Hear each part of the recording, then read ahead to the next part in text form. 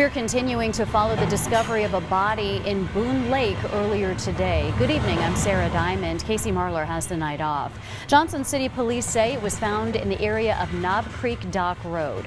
It was later identified to be the body of missing Johnson City man Mark Shoestring Nichols. A silver alert for Nichols was issued Sunday, March 31st. He had last been seen March 27th. News Channel 11's Jayana Scurry has been following this story all day. Jayana, can you give us a timeline of what happened here? Yes, Sarah. Captain of the Criminal Investigative Division, Mike Adams, was at the scene and told us before the positive ID came in that that was Mark Nichols. The investigation is not over.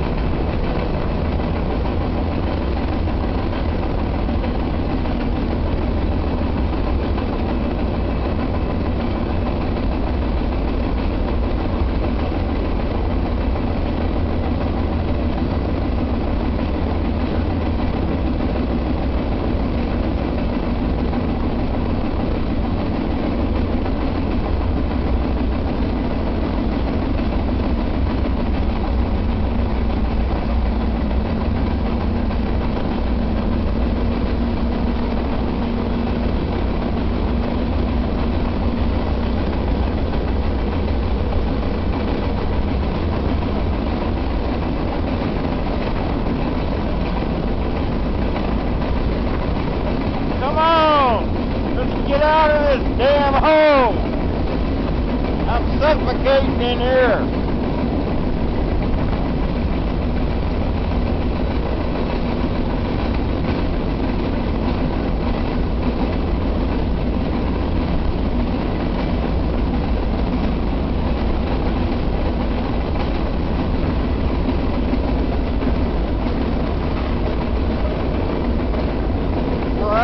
Going underneath the Continental Divide right now.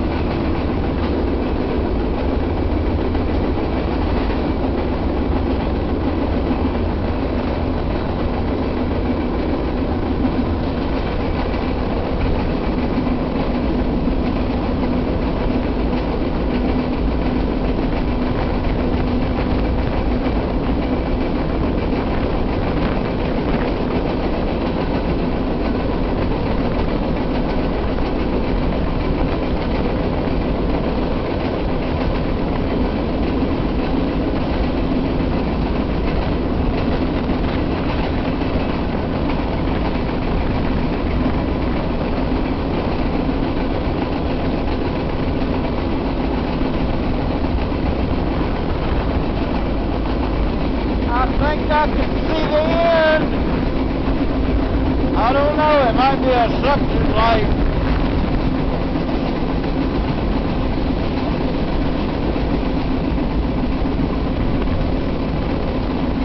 Come on, let's get out of this hole, motherfucker!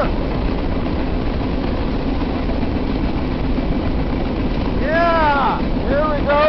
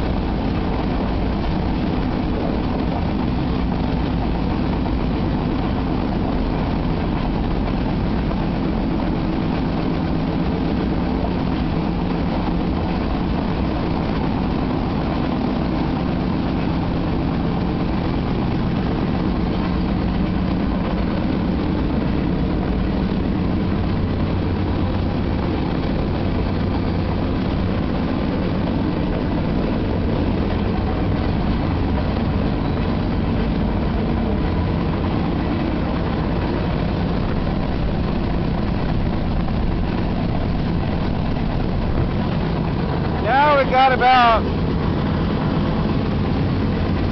40, maybe 30 miles to Whitefish. And we'll cruise change in Whitefish, Montana, and I'll get off.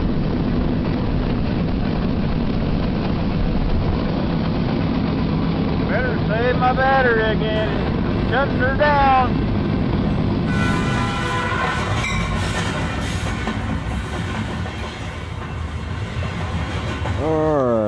Good evening, everybody.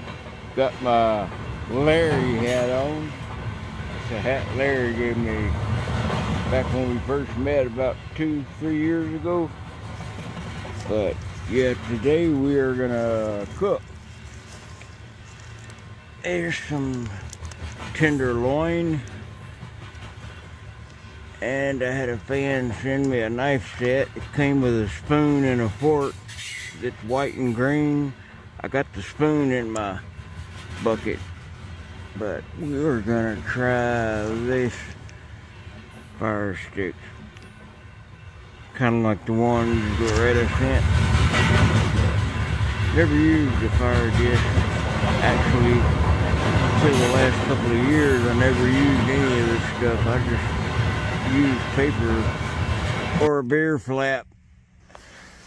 But I kind of slimmed down. I converted over to my summer pack. Since I'm not carrying that much weight, I kind of condensed everything down where it'd be a lot lighter. So let me get a fire going. I've already got it set up to burn. I just need to get the ignition started, and there's where the train will stop. There's the tracks. I'll try to get it going and get that smoke down before a train goes by. Alright, yeah, these they just pull out like this, and I just break them. Let's see how they do. I'm gonna take some of this paper over here and just see how good this stuff is.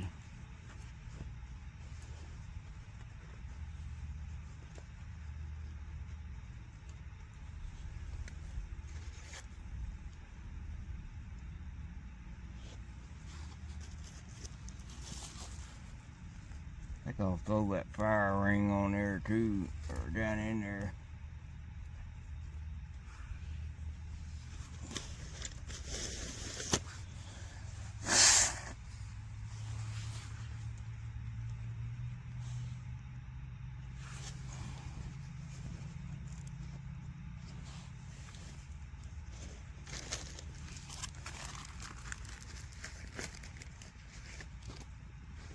I don't think these things are working too well. Well, maybe. Yeah, it's getting going there.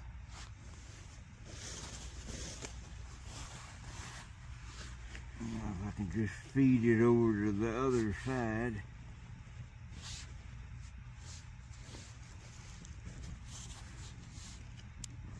Get a shave and a haircut while I'm at it.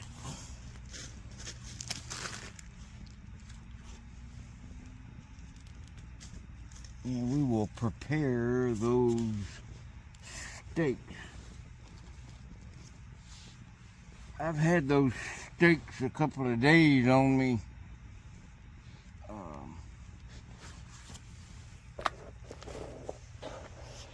If you ever go to a store, spend about $4 on one of these. See how it's lined with silver, and it's padded too. It's like bubble wrap, and it'll keep foods cold, ice cream frozen. I mean, it is well worth it. And I got some good Irish butter, so we'll let that kind of warm up in the sun, so it'll melt easy when we wrap it in the foil. Well, I had to come out of that coat. Yeah. Getting going good now, so we'll prepare them steaks.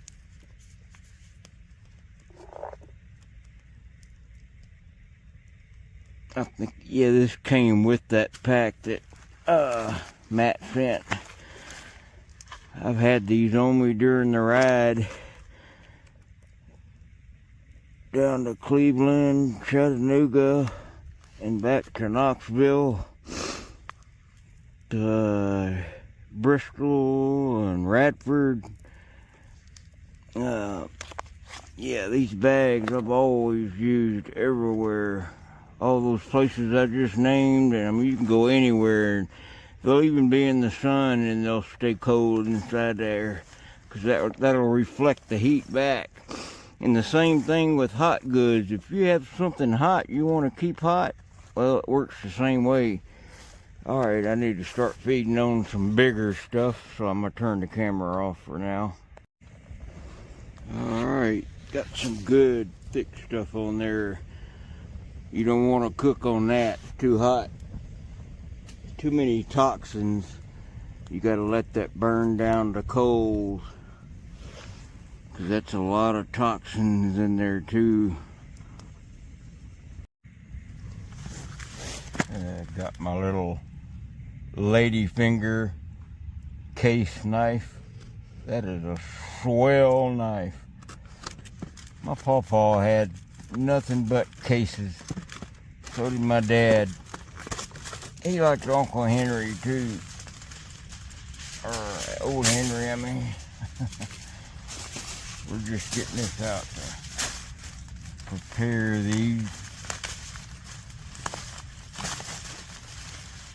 Thanks to Matt for Christmas. And I give a shout out to a guy named Rusty. Rusty's Barbecue in Lampasas, Texas. He sent, last few days ago, I got a letter in the mail from him. He sent me $20 walking around money and one of his business cards, and so I texted him when I got the phone number and thanked him from the bottom of my heart.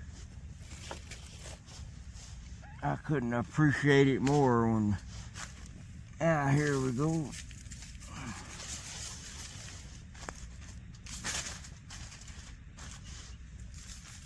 I can't believe they're still a little frozen.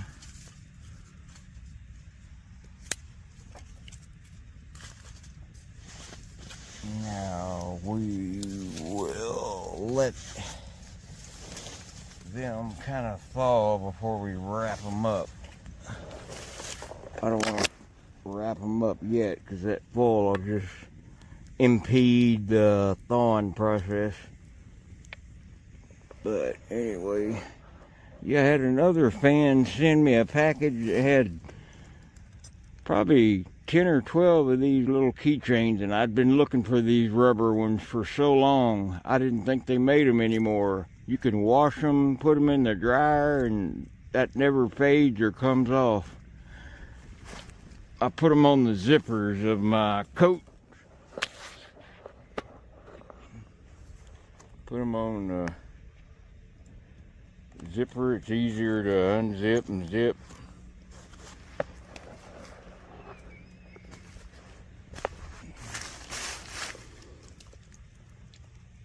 Yep, you just pull right up. Here's, I think I may have shared this before, but if you got a Carhartt or a coat with a metal zipper and you're having issues with that zipping, take you some chapstick. Take the lid off the chapstick and rub that chapstick all the way up both sides of the chain, all the way to the front, top and bottom. That will zip like butter. But anyway, we're getting some coals slowly going. That's some good wood. It's not burning too fast. It's not green to where it's not burning. It's just right. Not giving off any smoke, which is good, but it depends on how you build your fire too. You got to keep your logs, your sticks separated so that air can flow through. Because if you got too much wood touching, it's going to give off smoke, and that's going to draw attention.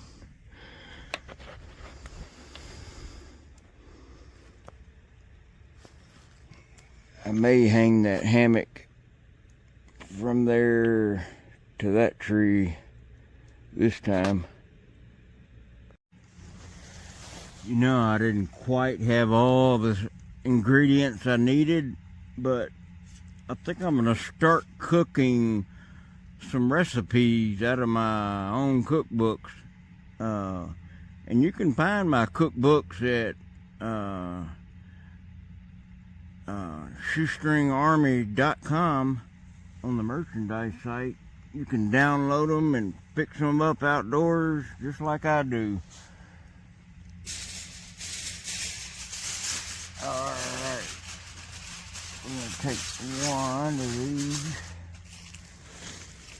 I'm going to take that Irish cream butter.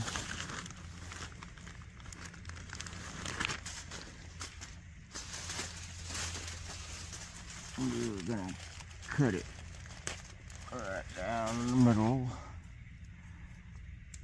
The Irish butter just melts so much easier, and it just soaks into the meat or pork or whatever you're cooking so much easier, and the taste is just out of this world.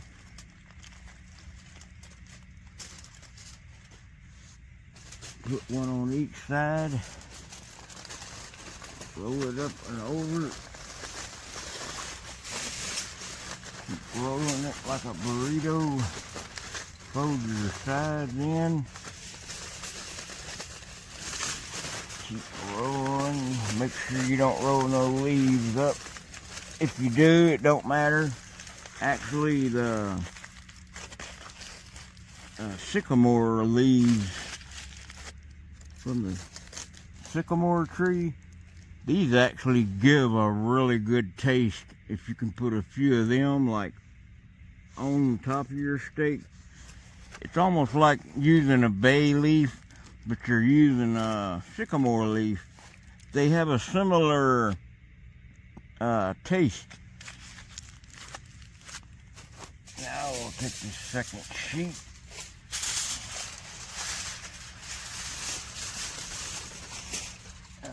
So many vines. Take this last piece of butter here. The only downfall about Irish butter is that it melts at a lot warmer temperature than regular homogenized milk butter.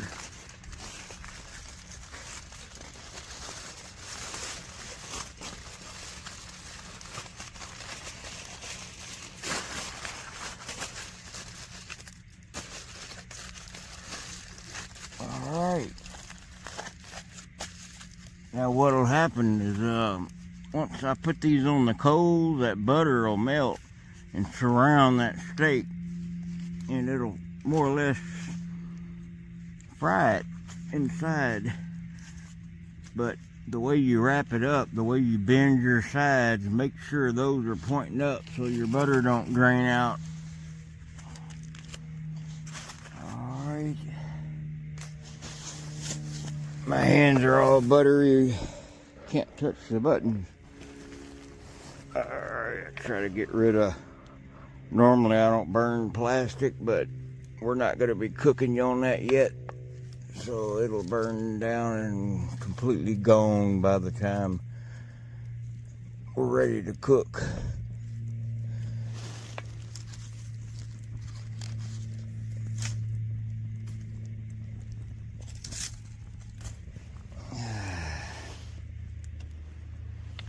Take a look around. We'll police the area. I remember when I was in the Army, we'd go on bivouac, and I always had the job, it seemed, of policing the area. They always left 2 guys of each company in charge of watching the bivouac. Everybody left their gear under the tent. Everybody'd go out and do their exercises. There were 64 of us in Charlie Company. Oh, here's some good kindling. Yeah, at Fort Dix, I was Alpha Company, 4th Brigade, 39th Infantry. Then I went on to Fort Rucker, Alabama for my AIT. My MOS was 67 Victor, helicopter mechanic. And it wasn't anything like really big, you know. I sure didn't get to fly them or fly in them, but sure repaired a lot of seats, a lot of cosmetic work, patching seats, checking hydraulic levels, make sure the mother keys are not worn down too much. But anyway, that was another life ago. Doing like a 4-year-old. Mark, don't wipe your nose on your sleeve. I can remember my granny always saying that. Mark, stop putting your hands in your mouth. Stop rubbing your nose on your sleeve. You're gonna get a disease. Of course, Granny was born in 1920. She lived to be 92 years old. And on my dad's side, his mom lived to be 97, I believe it is. But back on my mom's side of the family, my grandmother's mom, we all called her Mom, even though she was my great-grandmother. She lived to be exactly 100 years old.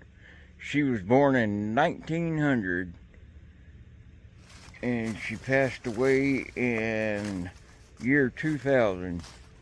Isn't that something? And then my pawpaw, on my mom's side, my mom's dad was born in 1915, right there during World War I. So Granny and Pawpaw both went through the Great Depression. So Granny was always one of them that if there was ever a war break out, like when Desert Storm broke out and the Iraqi war, she was like, we better go out and buy a bunch of toilet paper and water and tin foil. But, you know, back then they didn't have mass production like they do now. I mean, good Lord, they make it by the billions and billions of tons. You ever see videos on how they make aluminum foil? It's amazing on how big of a roll that stuff comes off of. And these box cars, the ones that haul rolls of paper, them things are, oh gosh, I'd say 8 foot in circumference all the way around and maybe 12 foot high. Just rolled up paper. You could probably roll it out and it'd be 2 miles long. And Georgia Pacific, my brother Ross worked for them for about 18 years, I believe. And they'd get box cars in, they'd have to load with Georgia Pacific paper. They make everything from toilet paper to tissue paper to writing paper to envelopes. They made everything there at that St. Francisville Port Hudson plant. They're off of Highway 61 and north of Baton Rouge. They still live in St. Francisville. St. Francisville is about 18 miles south of Angola, the Louisiana State Penitentiary. Every now and then, when I'd go visit for a few days, you'd hear about somebody escaped. There's a manhunt going on, helicopters flying over. So I thought, man, that's pretty often they escape in Angola.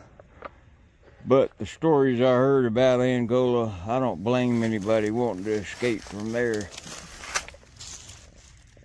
Here's some more cedar. Hey, I hear something. Y'all hear a train? Maybe it's just my imagination wanting it to be.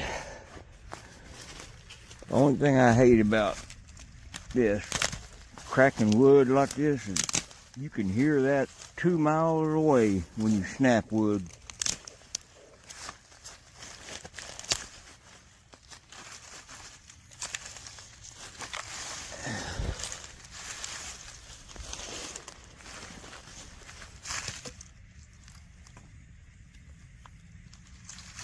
And when people hear that, they know exactly what it is.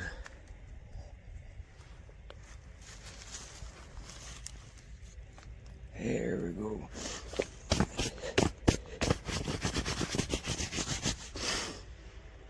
There is a house over there about, quarter mile, so I guess I should hold my voice down. Just in case this is their land. I didn't bring a certain item on this trip, but anyway, yeah, that's giving off quite a bit of smoke there. I don't like that. But if you're ever out riding around and you start getting bad body odor, stand in front of a fire. Get that smoke on you. I was right.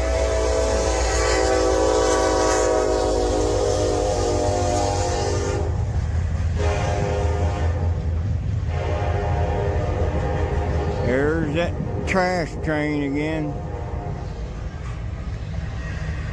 Well, that train come up out of nowhere. I knew I could feel the rumble more than I could hear it.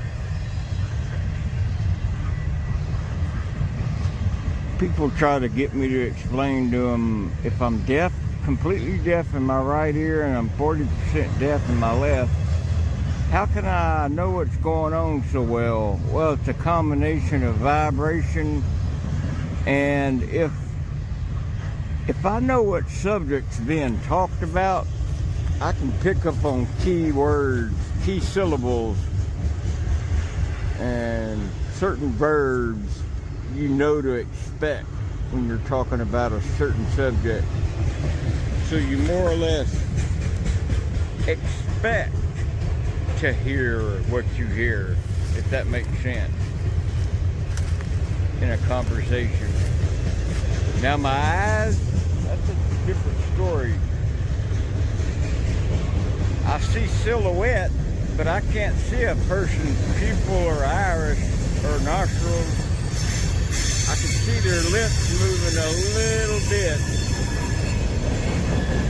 Now he's got regular junk on the back, and there's them cars they were talking about.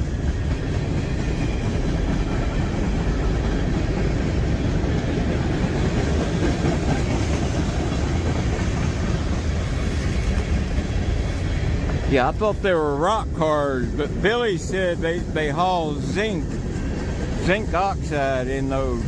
There's a Cadillac.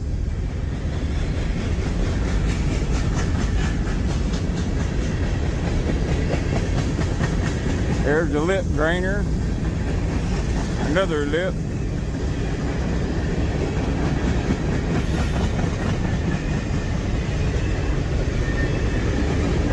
I could tell all that's empty. The ground not even shaking.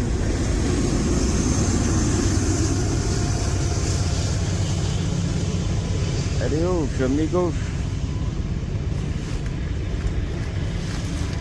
Alright. I just hope you didn't see the smoke.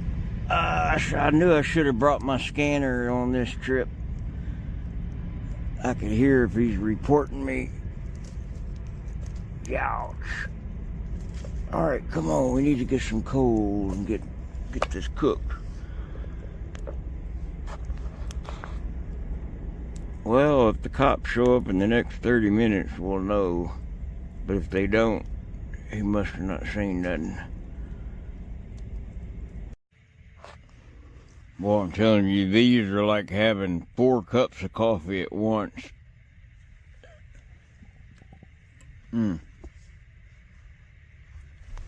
Yeah, I want to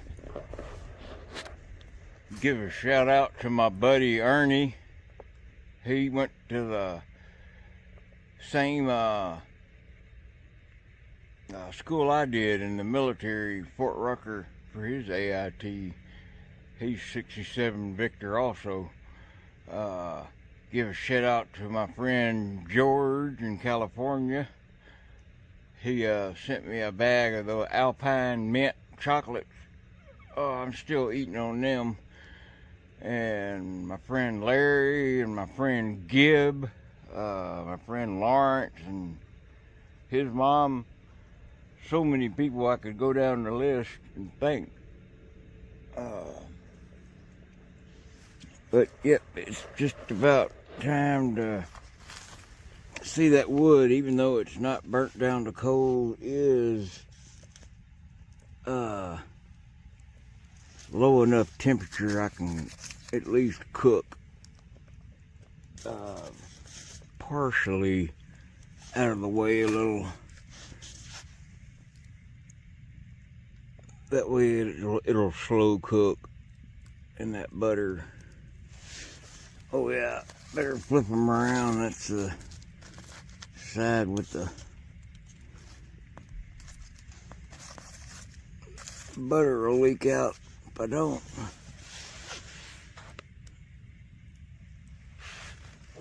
Alright.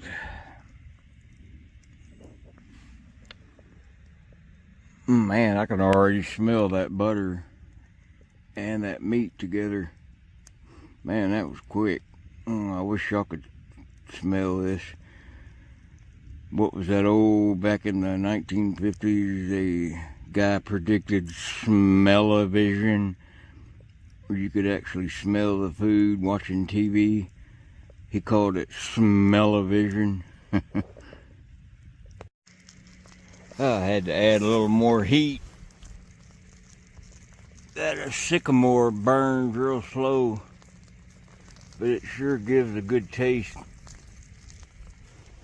Oh, by the way, Jerry wanted me to mention that he's going to turn colored shoestring shirts back on. So you can choose, I think, 26 or 27 different colored shoestring, Hobo Shoestring shirts. And I think they're the cotton beefy tees. I'm not that sure. He's in charge of all the merchandise and the mailing and the design and stuff like that, and I just approve it. But anyway, just thought I'd mention colored shirts. You can order any color you want now. He's gonna turn them back on as soon as this video airs. Anyway, I can't wait till them steaks are done.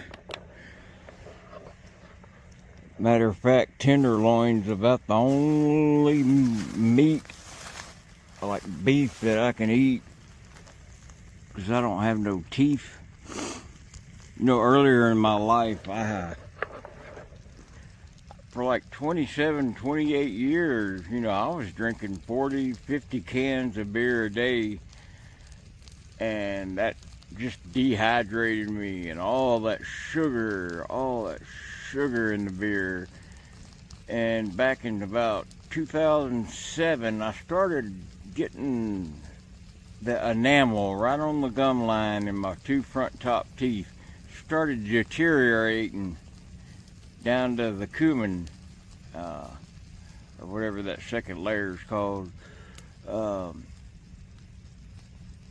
Then it spread to the canine teeth and just worked its way back. But then it started working its way down, the enamel coming off. Then my teeth kind of turned a white color, like an oxidized, really nasty color.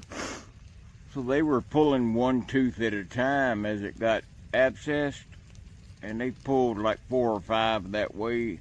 And finally, in late 2007, it just got, my teeth got so bad, they just went ahead and just took all my teeth out. So I wouldn't have to keep going in like every 4 months and having one taken out. Because it was like a domino effect. Once one tooth goes bad, if you don't take care of it, it just falls downhill. But anyway, I have been sober now, going on nearly 9 years now, 8.5 years. I've seen a couple of comments on 3 videos back when I got off that train that went into emergency. Well, I'd been riding all night and my whole face was frozen, your lips are frozen, you can't, you're talking like this. Plus, I had like 4 hours sleep in 2-day time period. So that's why I was sluggish talking. So, plus all the walking and carrying the gear, anybody would talk that way. But anyway, enough of that subject. Give y'all another panoramic. We'll go up here and see what's going on. Yeah, if I'm gonna be at a camp for any particular amount of time, I'll go in and out of my camp at a different spot each time. That way you don't leave a trail. If you start leaving a trail, people will notice. You know how people are, they gotta investigate. Let's see if we see anybody walking down this way. Walk this way, talk this way. I don't see anybody at Massengill. That's an odd name for a road. La la la la la la. Obladi, oblada.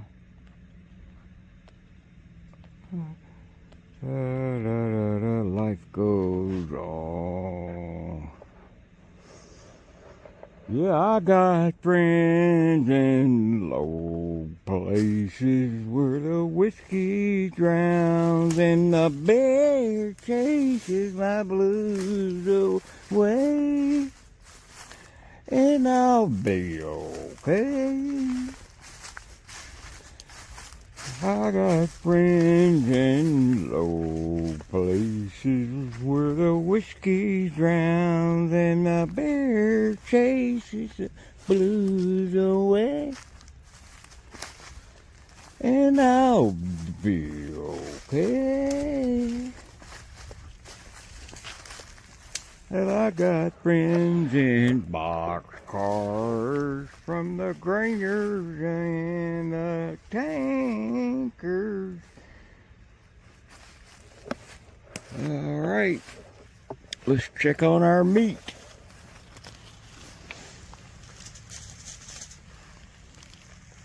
Yeah, I really appreciate these sets. I had a nice fan send me a set. I got the spoon in my bag, in my bucket. It's white and green like this, real sturdy. Light, light, light. Easy to clean up. I take them everywhere with me. And I've tried just about every single kind of camping cookware, but I'm not even sure the brand of it. But I really enjoy having them. Now this one's one I got at Walmart. You can get a spoon, knife, and fork for like $1.19. But if you get them like in boiling water, stirring noodles, they get real soft and start bending. You don't want that. But them green and white knives don't do that. I wish y'all could smell that meat. Come on, we need a train to stop. Alright, time to move some heat around a little. There's our one tenderloin, and there's our second one. Them coals are perfect now. Now we'll just rake all the stuff from the outer edges inward. See how it's not even smoking now. Wish it would have been this way when that train went by, but it's been about 40 minutes. Nobody's been down here, so he either didn't see it, that train engineer, or he just didn't mind. He didn't care. 'Cause anybody on the railroad that sees somebody with a backpack and smoke and a campfire, they're gonna suspect it's either me or a handful of others. I'll give a shout out to the yard buzzards. Yeah, we're hopefully one day meet up, take a ride together, make a video together. Thing is, it's hard enough riding with just one person. You know, I have taken people out who've never ridden before, and I've ridden with people who've ridden for years. And the thing is, there's no place. I mean, you barely have enough room on a grainer for yourself. So where's your partner gonna go when you're hiding in the hole or around the corner? And if you're going into a yard, you just can't get on top of the train. They're sure enough gonna see you. I've never done it, but I've heard of people riding tankers. They crawl up that ladder on the side of the tank car all the way to the top where that lid is, and there's like a cage around it, you know, where you can hold on, railing, and they call that riding the crow's nest. So I mean, I've been almost desperate enough, like last week in Hagerstown. I was so desperate, I was about ready to ride the crow's nest, you know, during the dark. Now, I have climbed up on top of a lumber car before. It was loaded with lumber, 2x4s. I climbed all the way on top and just sat up there, hair blowing in the wind, going along Highway 90 from San Antonio all the way to Houston. And I remember a couple of people, this was back in the early 90s, a couple of people seen me up there on Highway 90, and they slowed their car down, and the first lady rolled down her back window. She was sitting in the back and held a camera out and took a picture of me. And a couple other people took my picture. Then one time from Shreveport to Monroe, back when that was Mid-South, back in the 90s, it was a railroad called Mid-South. And that line between Shreveport and Monroe, that took about 6 hours, 7 to 8 hours to ride to Monroe. You'd do about 20, 25 miles an hour if you're lucky. That old bolted rail, clickety-clack. Well, anyway, they had a flatbed and they had a backhoe chained down to it. And that's what I rode, and it was open. So I opened the door and sat in the seat of that backhoe, shut the door, and a couple of people seen me in there and waved at me, and I waved back at them. I've ridden a couple of military trains before. You can't get in them. I tried getting in a tank. They were hauling tanks and Humvees and different transport vehicles. But I did ride in between a couple of tanks. Then I rode in the front seat of a transportation truck. They had a bunch of duffel bags and stuff in back. But the windows were rolled down and it was unlocked. And I only rode from Baton Rouge down to New Orleans. And that was the only military train I ever seen on that line, on that Kansas City Southern, KCS, from Baton Rouge to New Orleans. And that's the only place on the railroad I've ever seen them use pea gravel instead of using ballast rock, big different size chunk rock that big around. They use little pea gravel. That stuff is so hard to walk in. It's like walking in dry sand. It's like wearing high heels on the beach. You ain't going nowhere. I mean, it takes a lot of energy to walk in dry sand. So you can imagine walking in slippery pea gravel. The gravel is no bigger than a pencil eraser, if that. And that's what they use for ballast from Baton Rouge all the way down to New Orleans. Especially in the yard in Baton Rouge. That stuff is a nuisance.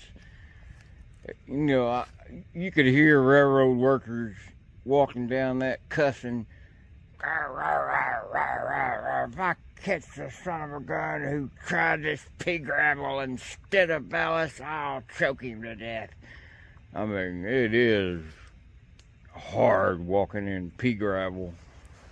But anyway, she's giving off a lot of smoke. I need to get a plane going to stop that. There we go.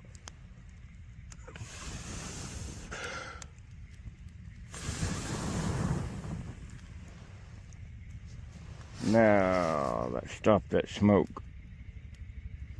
You can see that smoke is blowing right across the tracks too. I don't want that. Especially with that sun going down at that angle, it's shining through more smoke. There we go. Our meat's almost ready. Ya hanga haga. Hoochie hoochie hacha. Hacha hoochoo. Hinga haga. Hoo wiki hookie. Ushi dooshi. Yaka haka. Woo, hot. Come on, baby. Come on, baby. Let's cook up some good dinner here and then we'll move on down the tracks. What do you say about that? I don't know, but I've been told Eskimo toes are really cold. Oh. Alrighty, we are getting close to supper time now. Oops, oops, up.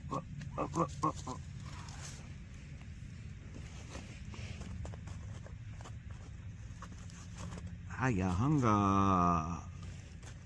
Hunger, hiya.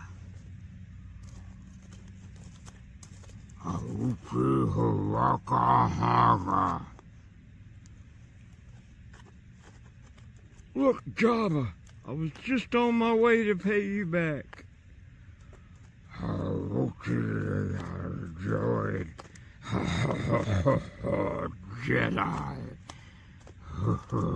Jedi. That'll be the last mistake you ever make.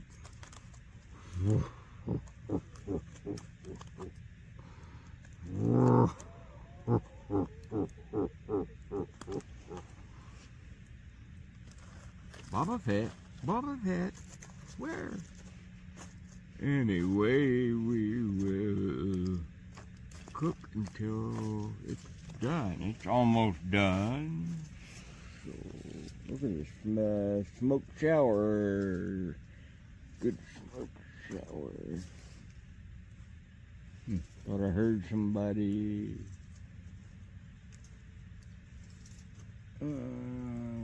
Almost done. Not quite, but getting close.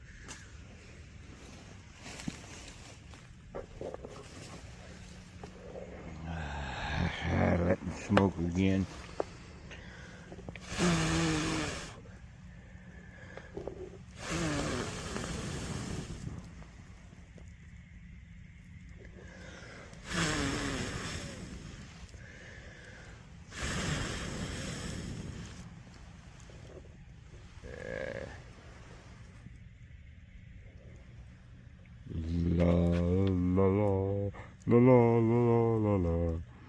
sun's going down.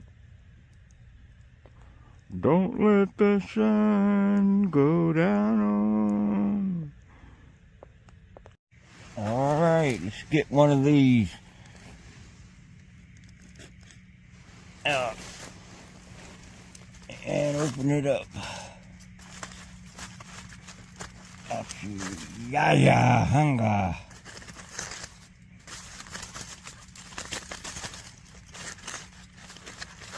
Uchi Grucci. Woo wee. La la hala.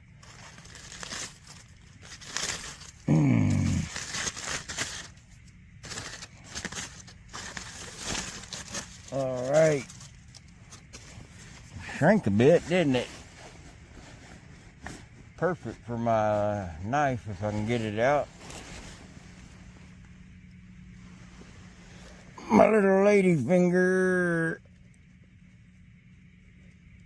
Boy, if I had a lady with a finger that big, man, should be. Oh, tender. Look at that.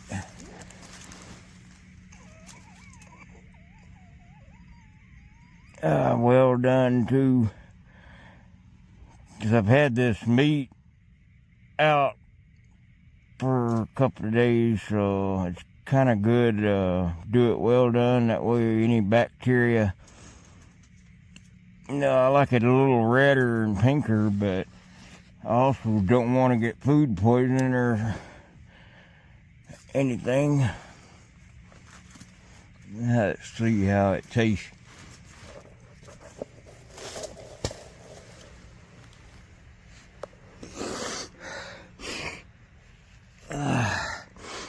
Let's see.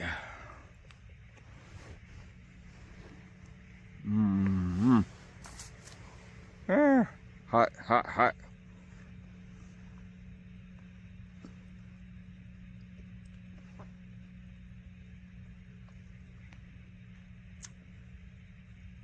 So tender though.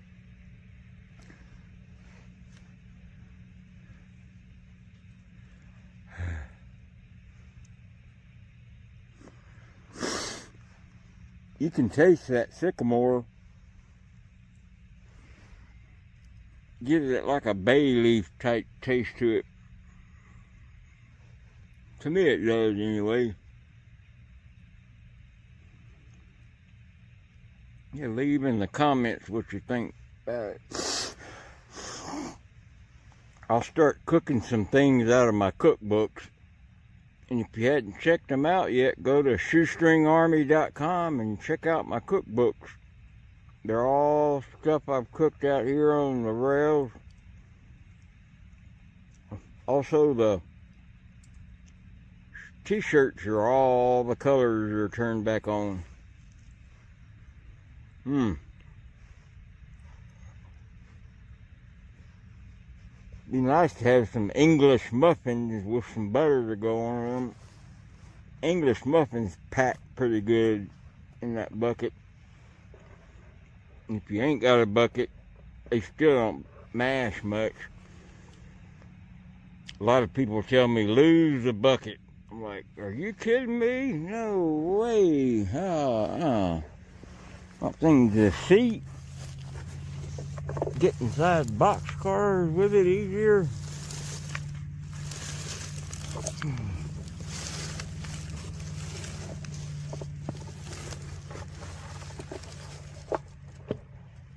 There it is. Took me forever to find that, but I got them side by side. I'm having that soft seat, and it turns too. Yeah, I got a dog leash I can clip. I got a hole cut right here. I clip that dog leash through there. When I get up in a boxcar, I stand on the bucket. It helps me get in the boxcar. Of course, keep the dog leash in your hand. That way you can pull your bucket up in the boxcar with you. Otherwise, you're gonna... There's no use in using it if you can't get to your bucket. Anyway, I'll get that other one out, wrap it in a bag, and eat it later tonight. Hope you guys enjoyed the cooking video. Anyway, I hope everybody had a nice Valentine's Day and got to spend good time with your loved ones. And if there's anybody out there watching who's sick, you know, I pray for your health and your happiness and your longevity. And I hope that my videos bring you a little more happiness into your life. Anyway, I'm going to sign out on the cooking part for now. And y'all have a good evening. I'm going to finish setting up camp. I've already looked above me. That's the main thing you do. I do see one branch just hanging by vines that's just ready to fall. But I'm going to set the hammock up over there. You always look upwards over you to make sure there ain't no rotten, dead branches and stuff that could fall on you. Because something over 6 inches in diameter falls from that height and hits you just right, you're gonna die. You don't want that. Nobody does. Like that branch there, if it fell and hit me in the head just right, it'd spear me. But I know the camera makes it look higher up, but it's probably 12 foot to the bottom of that stick there, so it wouldn't hit hard. Plus, it's probably light from being rotten. But anyway, let me get this cleaned up and put a little water on the fire and put it out.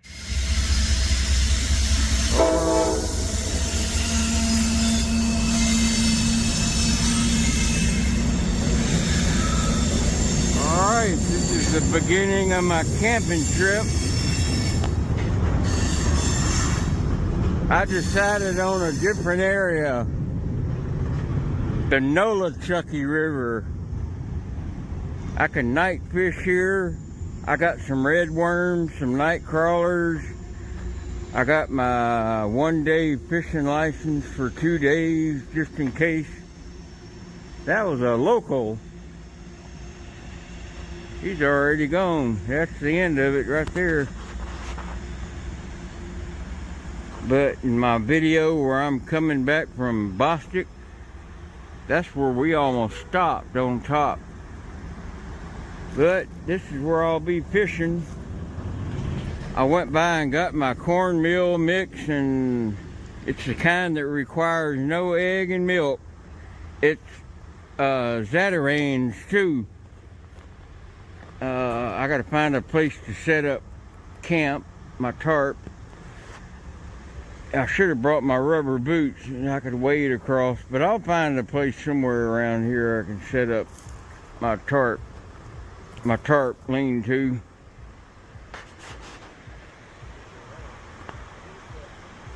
But anyway, this is the Nolichucky, and the Appalachian Trail is just right up there. Can't see it though. We might make it up there later. But got about an hour and a half of light, so I'm gonna get that shelter set up first. Then we shall begin the fishing and camping.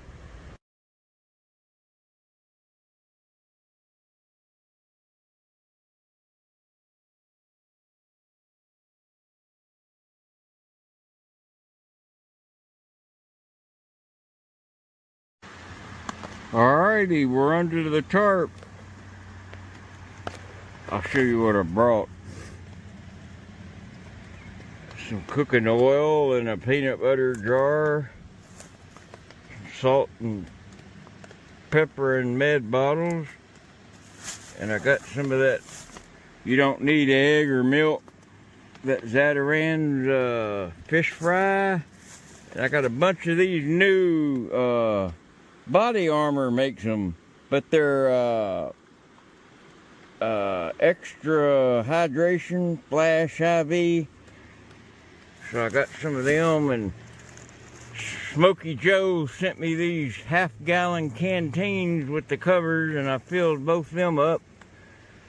Got my trout bag. I went ahead just in case and got me a 2 one-day fishing license just in case game warden comes up. There's my little tackle box and my fishing rod. We're fixing to go fishing, so I got my mat already rolled out and cleared, and got me a little wall built there in the roof. I got a rock on the end, that way the water will drain off down on that end. And I got my extra dry clothes, all long sleeve, and the CSX tracks are just right up by the Appalachian Trail, 100 yards from here, so I'll wear that if I gotta walk the tracks. Brought an extra gallon of water. I was gonna bring my water filtration system, but I accidentally cut a darn hole in it, opening the bag. Got my hatchet, and I had a friend send me that. It's a shower. You hang it up in a tree and it holds, I think, 3 gallons, but it's black. So the sun heats it up in like 45 minutes to 90 degrees, and it's got a shower head on it. You could take a shower in it, but that's for cooking later. My skillet I brought, I couldn't find my cast iron one. And of course I brought my medicine bag and my flashlight and my winter hat. But let's go on out and take a look at the river. Yeah, it was raining pretty good. Try to keep some of this weight off this tarp. I don't like it sagging like that.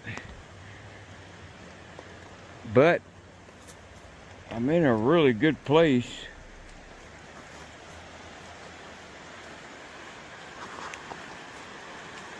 And that's going to be a good, excellent fishing spot right there, where the rapids stop and the fish going upstream can take a break.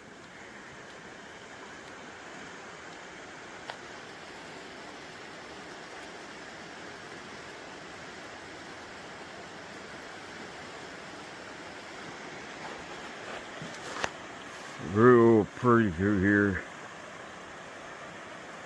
And the train bridge that we've just seen is just around the bend up there. That's CSX. But anyway, you can walk out.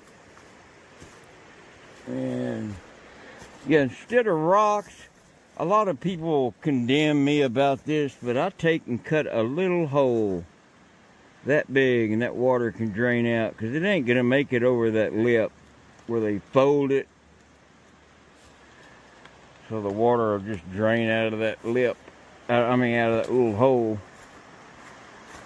But yeah, it's real sandy where I'm at too, so it'll be extra soft. I had to move a lot of rocks.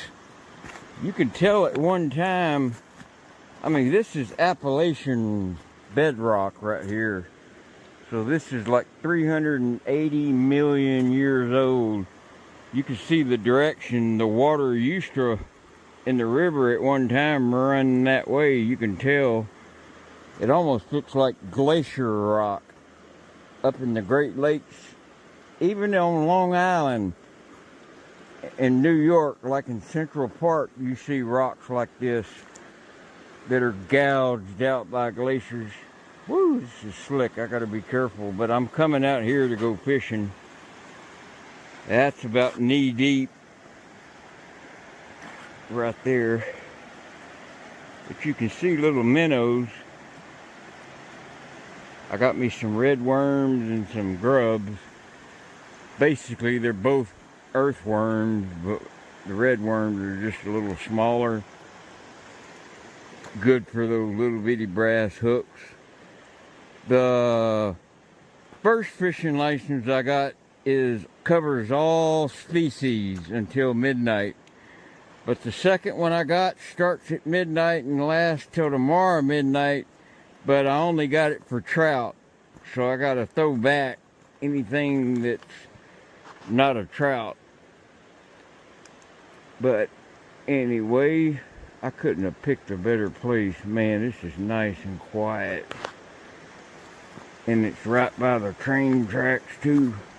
So let me get my fishing tackle out and throw a few casts and see if we can't catch some supper. Went ahead and stopped by a Mexican restaurant and got a couple of soft tacos just in case don't catch no fish. But let me get my fishing rod and reel out and bait the hook and get to fishing. I'm gonna use my tripod though, fishing. Alright, got the hook on. It took me a while to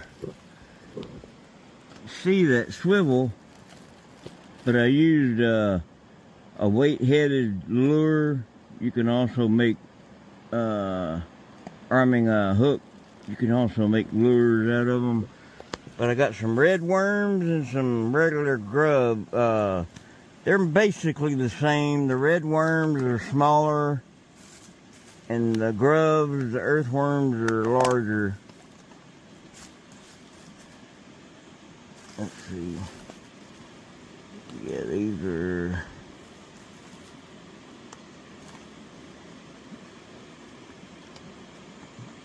Yeah, the red worms, and these are the grubs. I'll start out with the grubs. But anyway, let me get this all dressed out and decked up. I'm gonna fish without a cork. Yeah, I can't promise you anything. This rod and reel ain't been used in years. It's a South Bend rod, and it's a 1971 Abu Garcia Mitchell reel. There ain't nothing plastic about that. But let's get it out and cast out. Now again, I'm not promising nothing now.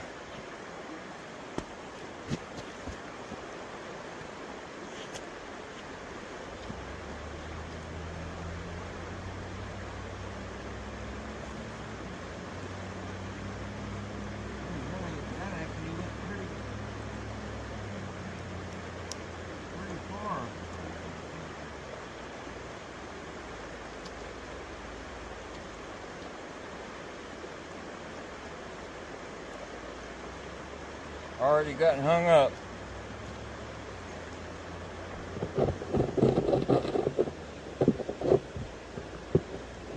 I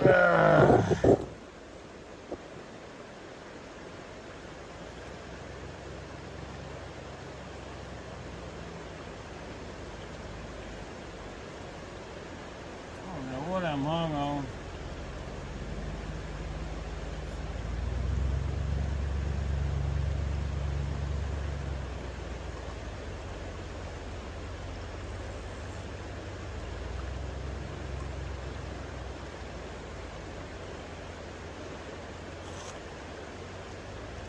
If I can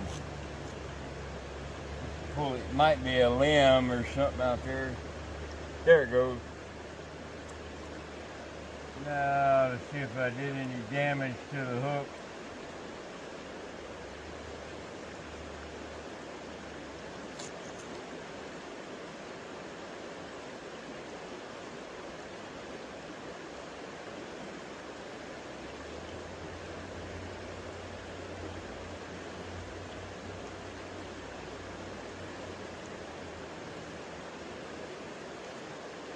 Well, it broke, and it's getting dark, so I'll have to fix it tomorrow. Well, that's going to be one fish that gets a free worm and a hook. But yeah, look at that. of Metro Garcia, Abu Garcia, and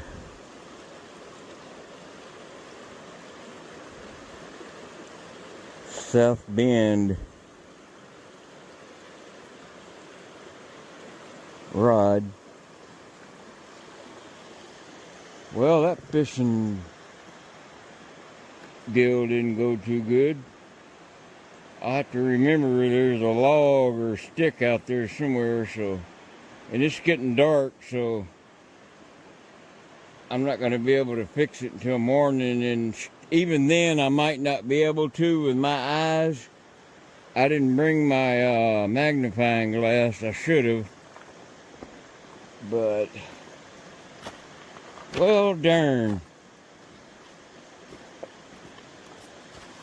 Yeah, there's a bunch of water bugs on top of the water skimming around. See them?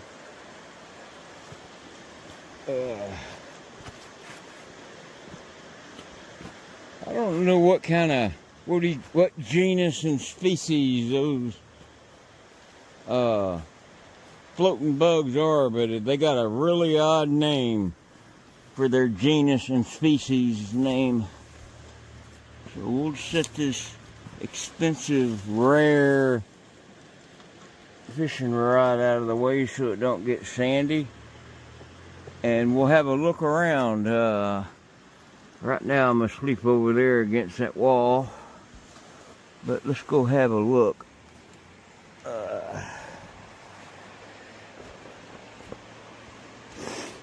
Kind of give you an idea of where I'm at. Man, I wish I could just live out here.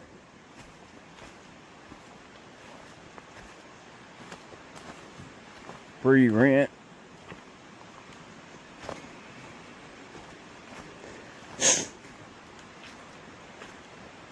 Yeah, I liked coming down here because you get Mother Nature's staircase. I'll show you what I mean here. See them roots? It's a natural staircase going up.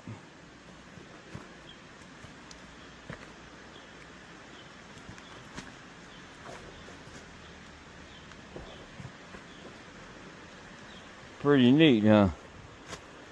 And you got another, and then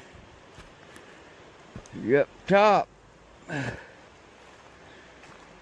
Now the Appalachian Trail is just right up, probably 100 yards. I don't want to leave my camp unattended because I got some pretty expensive stuff. Really rare stuff too. They're supposed to have some kind of apple festival going on in Irwin today. That's probably where all the traffic was. But, yep, this is my favorite time of day when it starts getting dark and you got to start getting prepared. This is what time I always start getting my flashlight out. I go ahead and get rolled out. That way when it gets pitch dark, you're not looking around for your flashlight in the dark. That's the #1 tip I try to give the new riders. Always make sure you get your flashlight out about 30 minutes before dark.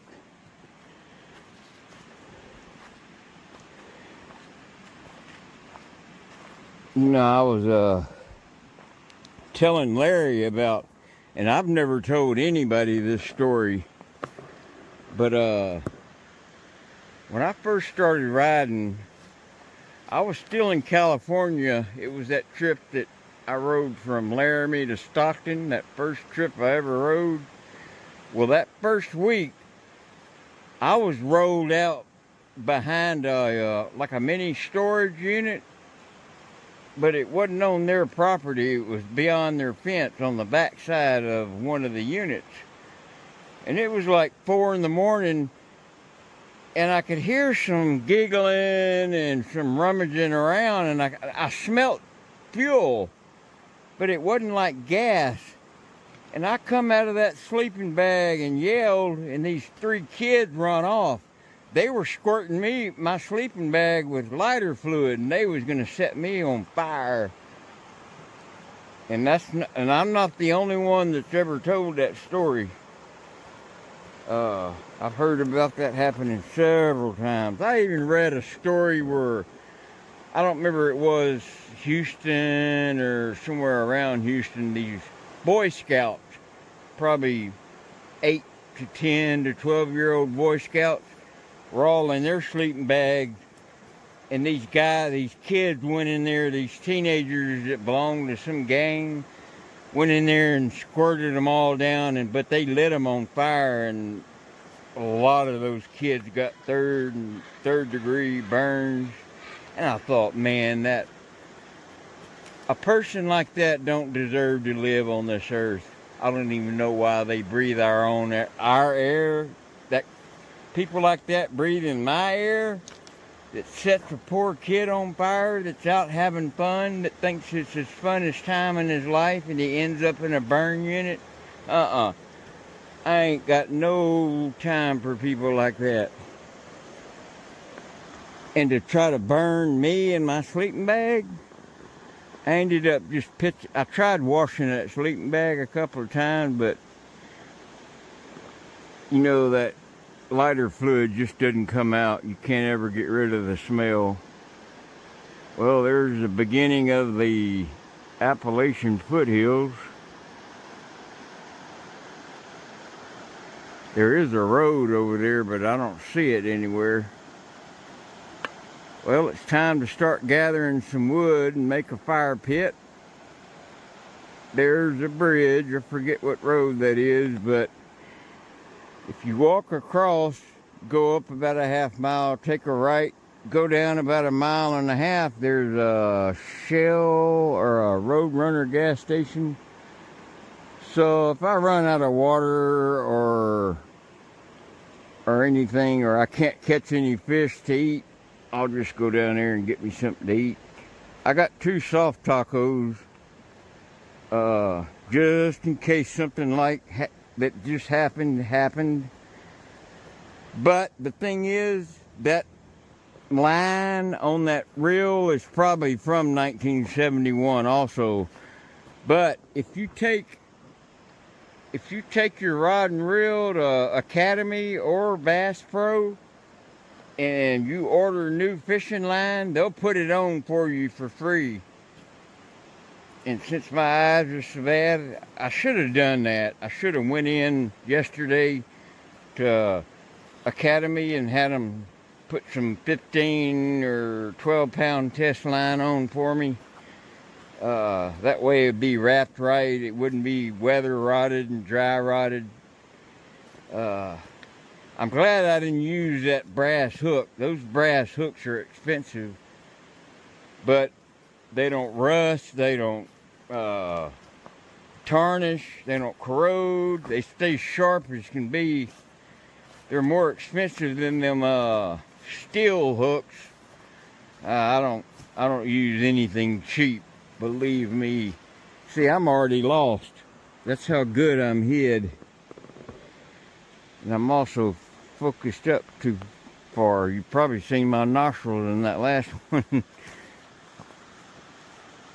But anyway, I hope it wasn't that way when I was telling that story about them Boy Scouts down in Texas.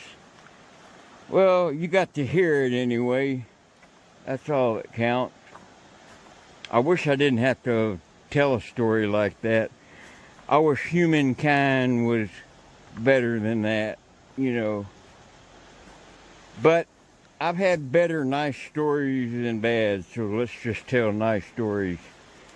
You know, during my travels, especially when I first started traveling, just when I thought, you know, it can't get any worse, I'm broke, I don't have a cent, not even 1 penny to my name, how am I going to get something to eat?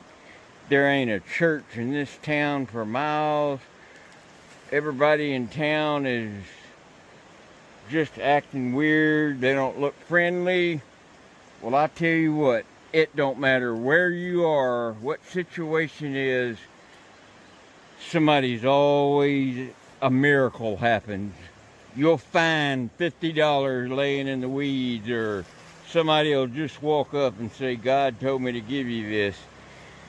And speaking of that, I want to thank everyone who's bought some merchandise from me, because every time you buy some merchandise, that helps me out immensely. It pays my bills, it pays the rent. And while I'm still going through all this medical stuff.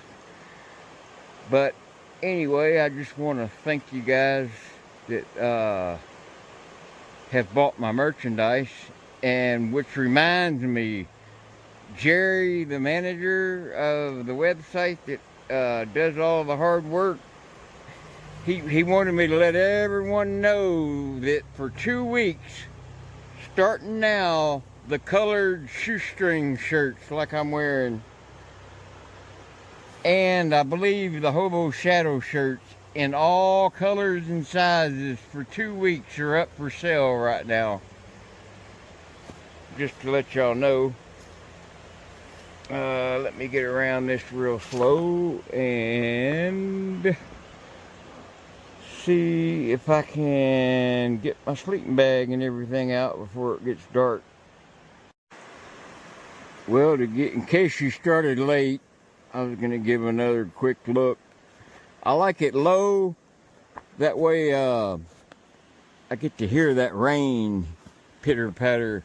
I put a wall on that side, and I use them. Well, them clips come in handy. They're about $6 or $8 each. But these smaller ones are like $6.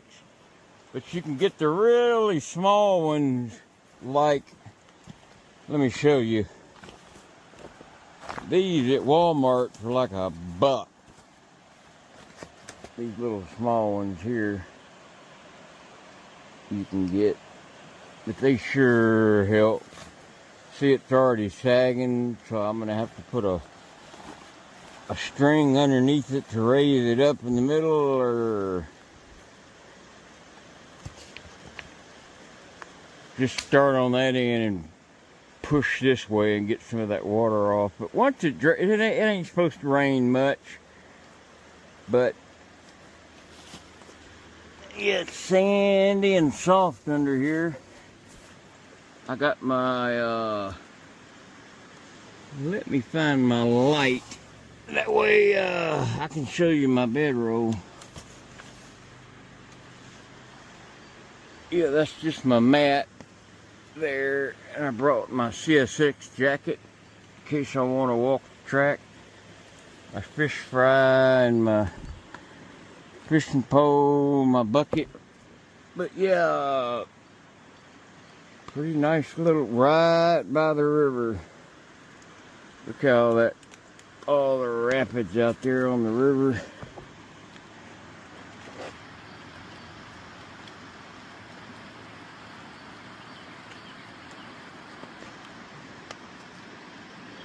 But anyway, yeah, that rain's starting to come again, but it's just light. It ain't gonna come up to this level where I'm at. It may go up a ½ inch, but that's all. Yeah, it started raining again, so it's the last of it. There's just one more line and that cold front moves through. Uh-oh, I tagged the tree. No, that's one of my shirts. It just happens to be the same color as the trunk.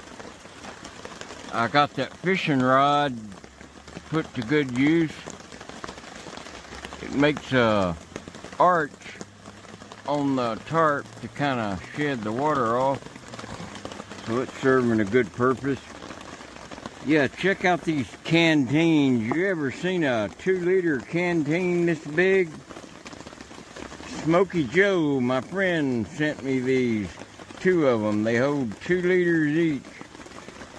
A whole gallon for both of them. And then a bucket. And I got a couple of hoses in the tarp. I did take this wall tarp and put up top over the top of it, and then I took my tarp that goes under my mat right here and put over the top, and it proved to be just too much weight just in tarp alone. So yeah, I got my axe over there chopped in the wood where I can grab it real quick if I need it, and my bear spray too.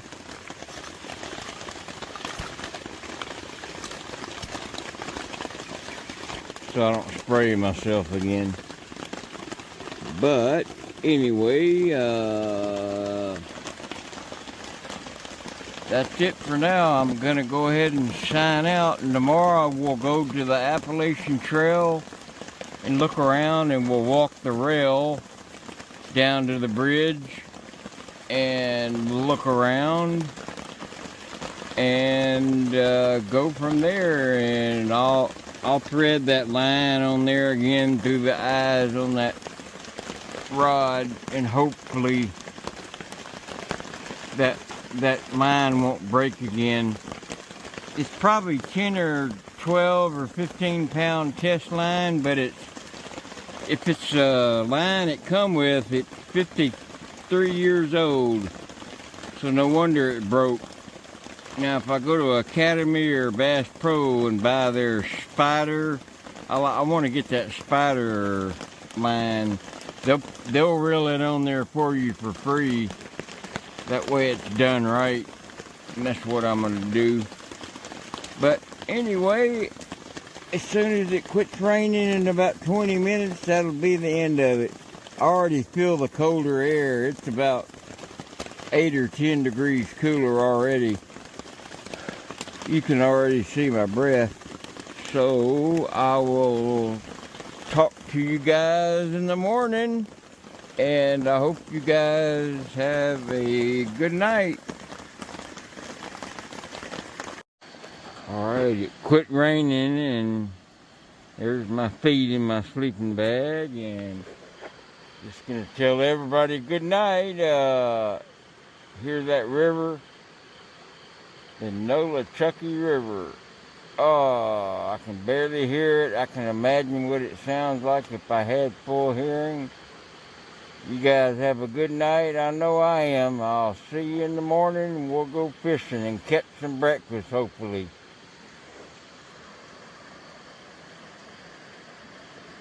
Hopefully that shirt will dry out by morning.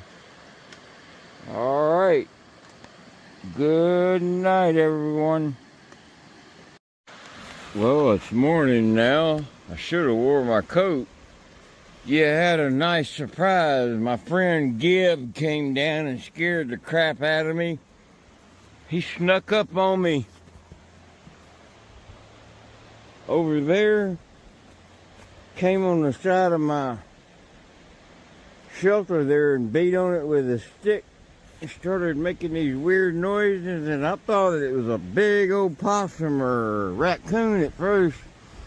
And then I thought, oh God, it's a crazy local. It's a crazy hillbilly beating on my tent. Where's my 9mm? Then he goes, hey, shoestring. I went, oh man, you're just fixing to get shot. But yeah, I should have wore my coat. No, I wouldn't have shot him. He already got my fishing pole out there fishing. Yeah, I got hung up on a log to your right yesterday, and it broke that old line. You using a floater? Okay, I think I see it. We always called them corks or bobbers. I like them real original corks. I'm gonna finish getting rolled up. Get this tore down. Well, there's my house for last night. It's finally all dried out. it served me good. See, that's another thing I should have thought of. That cold front coming through, and I did right. The north is that way, and that north wind was blocked by that wall over there I got. And that warm sun fixing to come over here. But you don't see the sun like you do because you're in the mountains. It's a good 11 o'clock before the sun gets over that mountain. Alright, I gotta get this all tore down and put away. Alright, now I'm gonna tear it down real time.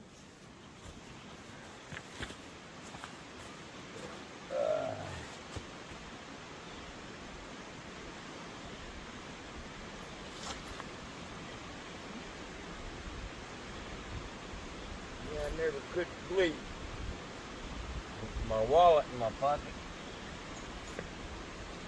This is me talking to myself over here.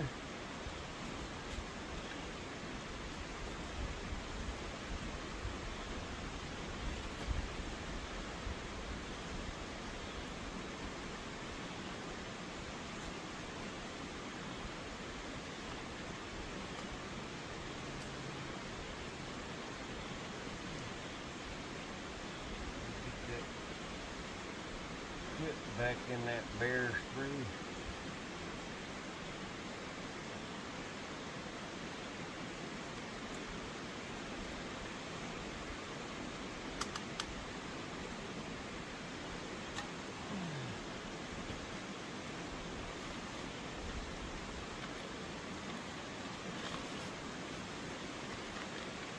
And a tackle box.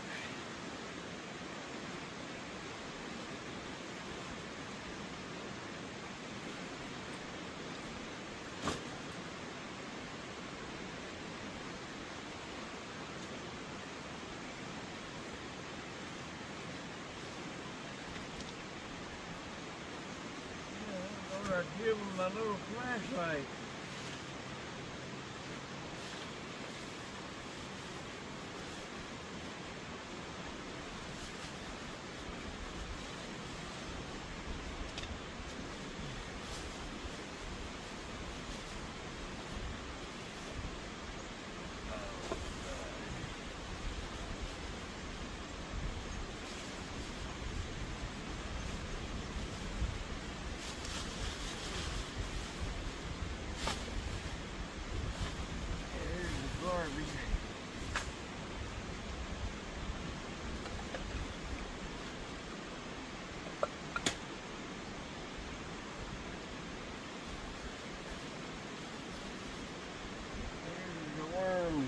Built.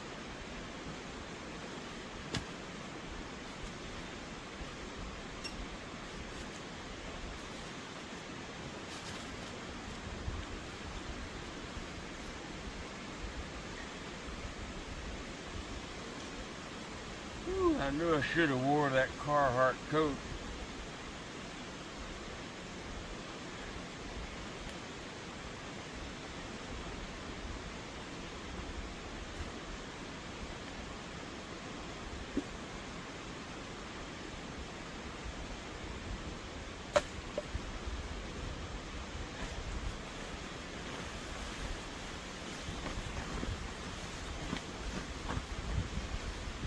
Brought that summer bag too. I should have brought that winter bag.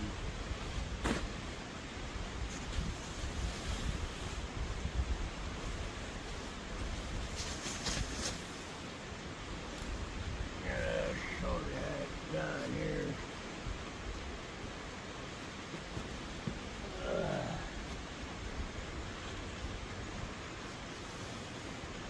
I know I'll find that light eventually.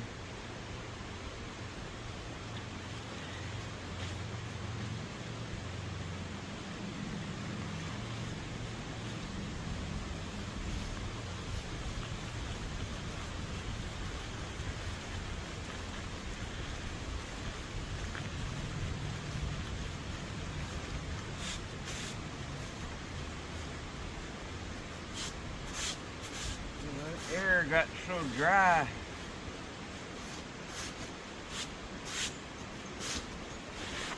Well, when you banged on the side of that tarp with that stick,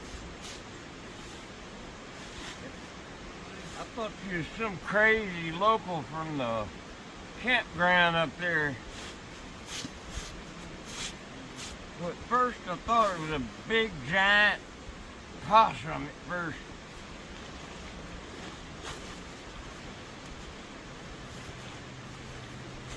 Wish I'd have had that on video.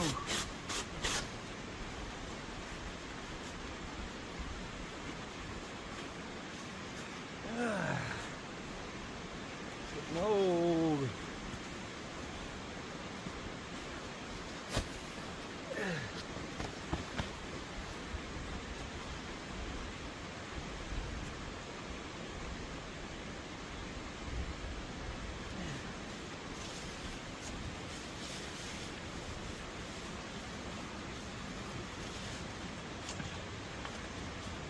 On that light.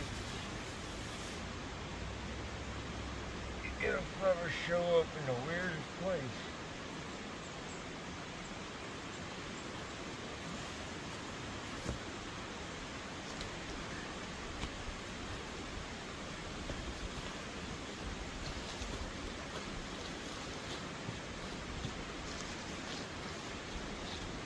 Yep.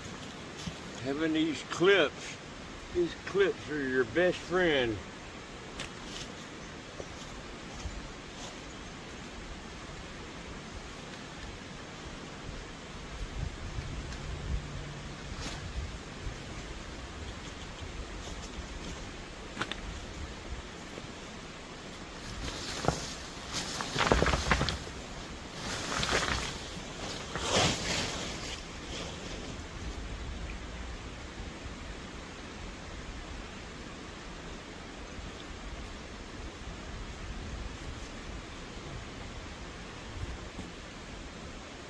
Bet you it's in my daggum bucket.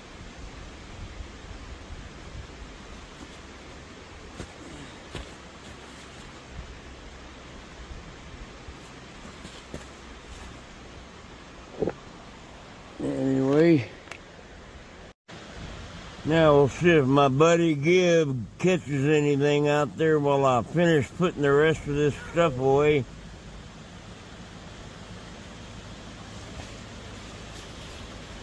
I think I may have put my knife in my... Yeah, there's my flashlight. Now I gotta find my knife.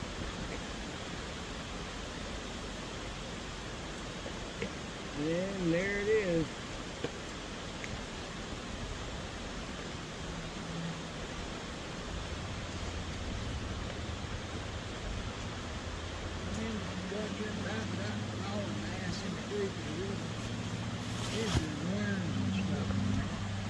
What's that? There's your worms in your pole. No bites? I got a couple of them out there. I saw the bobber go chong real down. Oh, you think it's trout then? Could be. Yeah, they bite pretty fast and It's hard. cold, you're not going to get fish to move. Well, they're cold water fish. You may have been trout. Yeah, that air got cold and they're probably way out in deep water now. They got wet.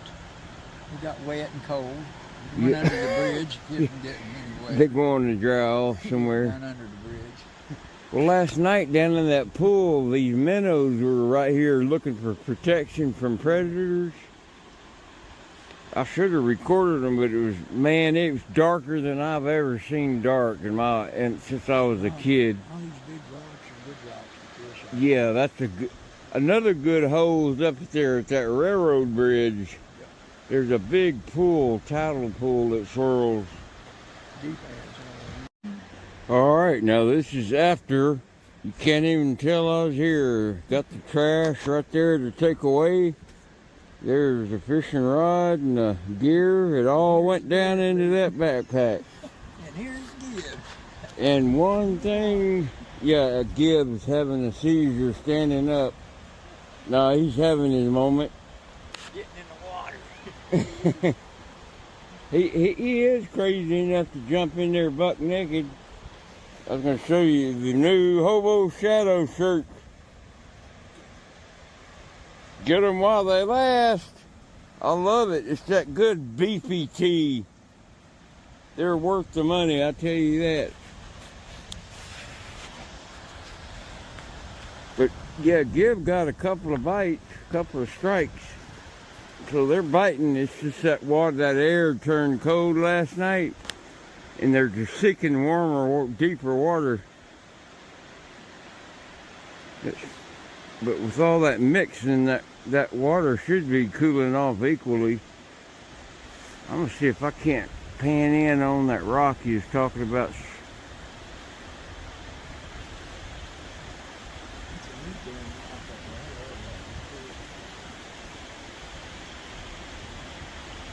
Yeah, I'd dangle my legs off the edge too, but there's no way I could do like you said, smoke a joint and then do it. Because I'm already a little tipsy. That's why I don't smoke this stuff. I feel like a robot. That's damn near what, 900 foot? Oh yeah. I call it a 3-second lapse. I know what I'm doing for 3 seconds, and then it takes me 3 seconds to remember what I'm doing, and then it goes. Every time I smoke weed, that happens to me. I hate it. I probably never will smoke it again. It's like I'm like a robot. And somebody said, "Oh, you need to try indica or the other one." I went to Denver, down to that 23th Street Mall, and no matter what kind of pot it is, it does me bad. Well, there's the Nola Chucky Doll River. Chucky did it, Mama. There's some of them tulip poplars. Biggest ever. I like how the sunshine goes through them leaves. Yeah, you can see this parasitic vine growing up. That's one heck of a parasitic vine. It just feeds off the nutrients of the tree till it chokes it out. But that's what it is. It's got these little dingleberries on it. That's that vine. If anybody can name it, looked it up. It's got a weird name I can't pronounce. It's got a weird genus and species name to it. But yeah, that's some kind of choker vine, and it's growing off a branch too, out of that root, out of that feeder. Yeah, that's what that is. Yeah, it's got these little berries on it. Well, you could get out on that rock and just fish all day. But we're fixing to go up on the railroad tracks.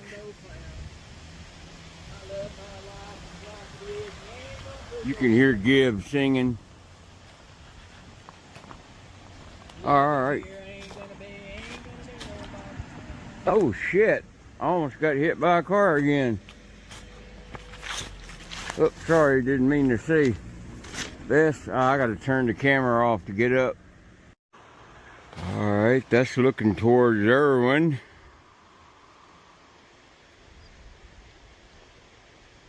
And here's the bridge we're going to.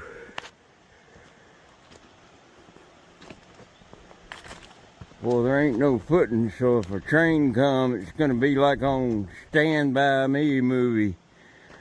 Train! Yeah, I guess you could crawl over along the side, and yeah, you could get down there, and I should have brought my darn marker. You know, on that trip, my last trip video from Bostic, we nearly stopped on this bridge. You might remember it. We were going like 1 mile an hour through here. Reminds me of Star Wars. Flying through that trench of the Death Star.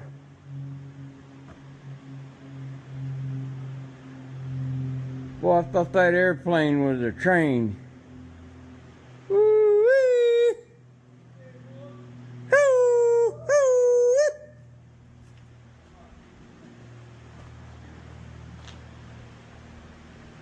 There he is. I came up that side. I climbed up the rock. If a train came, we'd have to jump down on that edge. I can't see what that says. I love somebody. I forgot my darn markers. Could have tagged that bridge. You could tell these are all new when the sun gets real hot. That creosote melts.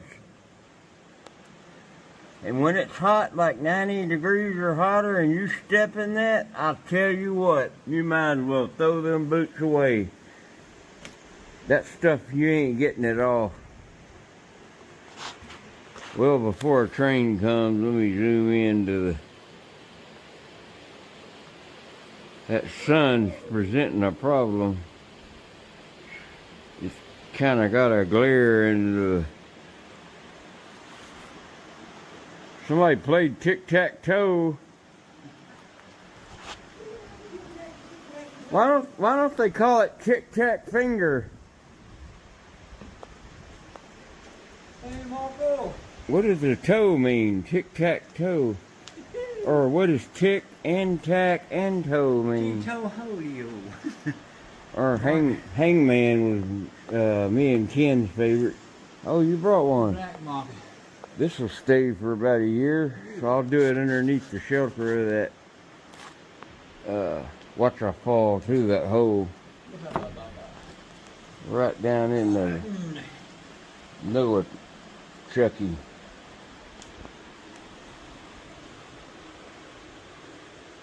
I'll spread out. That'll be less dangerous unless a train comes.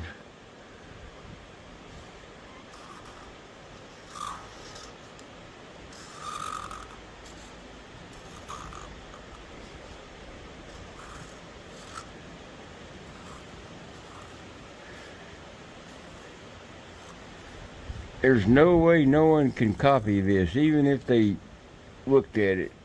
It's like a signature. There's always going to be something wrong with it if somebody tries to imitate it. It's a little crooked because my eyes are real bad this morning. Now go to the E. And back, down, and across. 1, 2, 3. 1, 2, 1, 2, 3. 1, 2, 1, 2, 3. 1, 2, 3. And since I'm going that way, we'll put the arrow that way. If I'm going the other way, I put it that way. So we'll just put the... What's today, the 8th? I'm just going to guess the date.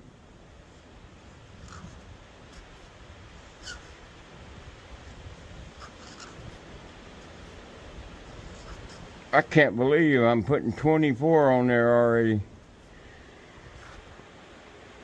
Woo! Now let me drop my camera in the river. It'd be bad. God, it would be bad. There you go. This thing's been used before. They moved it. See the track? Yeah, they had a derail. What them wheels run on that? Two sides over there. Yeah, it's supposed to help when in derail too. But Usually they put a center rail in there. Being notched 2 times. Like one over here. Yeah, that's where a train come off the track. But look at this side too, see? Where it's Yeah, that's the other centered. wheels, yeah. Centered the rail. It looked like two axles came off. Right here and right there. So you can barely see the shoestring. Sure Yeah, did. see, I'm just showing everybody on video where they had a derail. Toward The jump track. flange of the wheel here, and then you can see where it come off over there and rolled along the wood.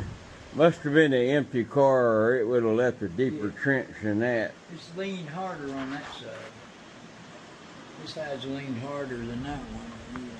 Yeah, it could have been leaning too. Well, the axles were off too to leave that big of a gap like that. I wonder how far before they knew it. Sometimes they go miles before that hose comes apart. From across the dang track. All the trucks. It stops right there about there. Right where it gets to the curve, it stops. Yeah, now that it's shady, I might be able to zoom all the way down and see the end. Oh, it curves, huh? Curves up on Oh, we doggy. Train! it. You gonna walk down there to the curve? All right. Well, I was gonna ask. I didn't know if you wanted Just to or walk not. down there. You can see over it. See that wall's lower down there. We can see over at the curve. See, I was gonna get up there and walk. No way to get up there. Nah, it ain't worth risking yourself to get there. Do a plop down in the water, I believe it'd break your damn leg, wouldn't you? Probably kill you. What's the weirdest story you've ever heard about on this river in this area? This one? Or scary story? A friend of mine, him and his girlfriend, and the girlfriend's little boy, probably maybe 15 years ago or maybe better. They were down there on the Lower Shaky River. The little boy got in the water and was swimming, and he got out a little too far and he couldn't swim, and he got caught in the current and the undertow got him, and he started pulling him. So Jim Bob jumped in to go save the little boy, and both of them wound up drowning. Oh man. The little boy and him trying to save the little boy. How old was he? He weren't very old. Jim Bob was in his 20s. Yeah, the river that shallow. He must have been 4 or 5. The boy wasn't very old either. Golly. Yeah, Oh, it the was one sad. that tried to rescue him. Copus, Jim Bob Copus. That's sad to lose 2 lives like Yeah. that. That's like a drunk driver. You have the person killed in the wreck, and then the guy that does it's at fault ends up going for life. Yeah, the dude that's drunk and has the wreck usually don't get hurt and kill Yeah. everybody else. Like the guy that hit Colby, Yeah. he's already out of jail. That car wreck you showed me, Yeah. man, that's a bad. Yeah, that happened to my friend in Canada. Alaska. He was Canada. driving back from Kentucky to Alaska. Yeah. Eric Wade. I'll give him a shout out. That's him, and that it's a wonder he survived. A drunk First Nations person ran over him head on, but he was way out in the middle of nowhere on the Alcan. Somebody's been across there's footprints. Hey, there's a Tracks. deer print, a deer human. Going and coming. That's a little footprint. That's One a going, woman. One coming. No, it's a big shoe. It's just halfway across. You see what I'm talking I about? like them shoes you got. I gotta get me. They look lighter as can be. They are. You can get them down there at Walmart. Are them 19 Skechers? Yeah, $19 a pair. Man, I gotta get, cause these ones I got at the house are What size you worn out. wear? I wear 13. You do? Yeah. That's what I wear. I thought you wore like an 8. I've never seen a person your height with such a huge foot. You know what that means, huh? Like on that movie Roxanne with Steve Martin. You know what they say about a man's nose? And that old lady's like, yeah, it means she realized it, Like and they're that all... joke Carl Childers said. One of them said it was cold. The other said it was deep. Yeah. She goes, I'll be dog. Happy dog. He actually cut a joke. Get it? Yeah, you get it. I like when he gives him that key to that garage, he just puts it in his top pocket. I don't put anything in my top pocket. I'll end up bending over and losing that. Yeah. There's a guy on YouTube that goes through the drive-thrus and plays them voices. Yeah. No one ever gets it though, these younger generation. You got any French fried taters in there for sale? They ain't got a sense of freaking humor. How much you want for them? Here we go. Then he goes to that Starbucks and says, you got a cappuccino? Man, you fall Yeah, down. we sell cappuccinos. It got coffee in it. You fall down. Coffee kind of makes me nervous. You freaking Oh, you gone. can see over, huh? Yeah, you gone for life. Just be careful. Woo! out there. Almost tripped Yeah, on that boat. that's a big hole. God, I'd wreck my sack or one. Be fractured for life. Oh, that's a field out there, ain't it? A garden or something. Hey, I thought somebody's riding on here. That's a lot of railroad riding. You know, all over this area, I see them vines. What are them vines? That's Kind of, kudzu. huh? Kudzu vines. What is it? Kudzu. Oh, okay. 'Cause man, they grow to the top of the tree. It's a invasive species that come from Asia. It's kudzu. God, man, it's gotta Ain't you kill mean? the tree eventually. I believe the only thing that'll eat it's a damn groundhog. I don't think anything else he likes it. I'll try to zoom in up there. Yeah, you'll have to spell the name of that. Kudzu. That way the viewers will know. Well, them deers live around here. They all know what it is. Boy, I'm gonna end up really making a good video when I go falling through this. Some people called it Tennessee toilet paper. Railroad tie. Because my butthole would land right on that if I did the splits. I'd get a massive splinter and a nice boil. Kudzu vine. These must be test bolts of some sort. Kind of like those date nails. You can tell. Hey, that's one heck of a carpenter bee. No, that's just another. See, you can see where that train's been going around the corner and shelling. See how it's wearing on the inside more than the outside? And there's that oil from that track oiler. That oil kind of helps cut down on that shelling, but it's lower on this point than it is that. And a long time ago, what they used to do is just flip the rail around. They'd take the whole thing and put this side on that side and just get another even wear on that other side of the rail. Train! I'm gonna flip the camera around and, 'cause I don't think I got that whole shirt in the first video. I think shoestring is just the top. But yeah, for 2 weeks, all the color shirts are on sale for 2 weeks straight special. The shoestring shirts and the shadow shirts are any color you want. 24 different colors, all sizes, for 2 weeks special. He ordered a certain amount and he thinks he's going to run out by then. That's why it's just going for 2 weeks. I'm going to walk a little further and then it all kind of looks the same. Somebody's wearing tennis shoes up here too. Them old boat shoes. Them ones that are, God, them are all close together. I walk about 3 or 4 apart here. Oh, we can walk out on that, huh? See, it's spelt right here. How you spell it? It's K-U-D-Z-U, kudzu. K-U-D-Z-U.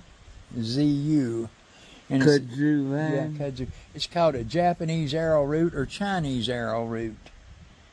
And it's an invasive weed. invasive species. Well, up in the mountains, you remember in that video, you see Here's it everywhere. Kudzu, the invasive vine. That what? Kudzu looks like innocent enough. It yet, not only starves out the nutrients, it starves the light out. Yet the invasive plant easily overtakes trees, abandoned homes, and telephone poles. Kudzu, I've heard of that. I thought it was a delicacy or something. You can eat it. I mean, it's edible. But I don't know. I've never eaten it, and I don't want to. Yeah, I was reading in these edible books, you can almost eat anything on earth.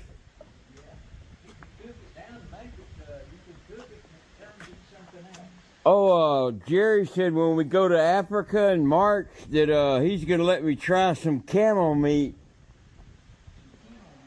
I'll try it. I'll eat camel. I'll eat donkey. No, I ain't eating no dog. Now, I've been hungry enough in Arkansas once. I would have ate a dog or a cat, or if somebody's hand would have got chopped off, I would have stuck it on a grill and fried it up. Where'd you go? Oh, I thought you fell through or something. I fell through, God. I'm out here on the back porch.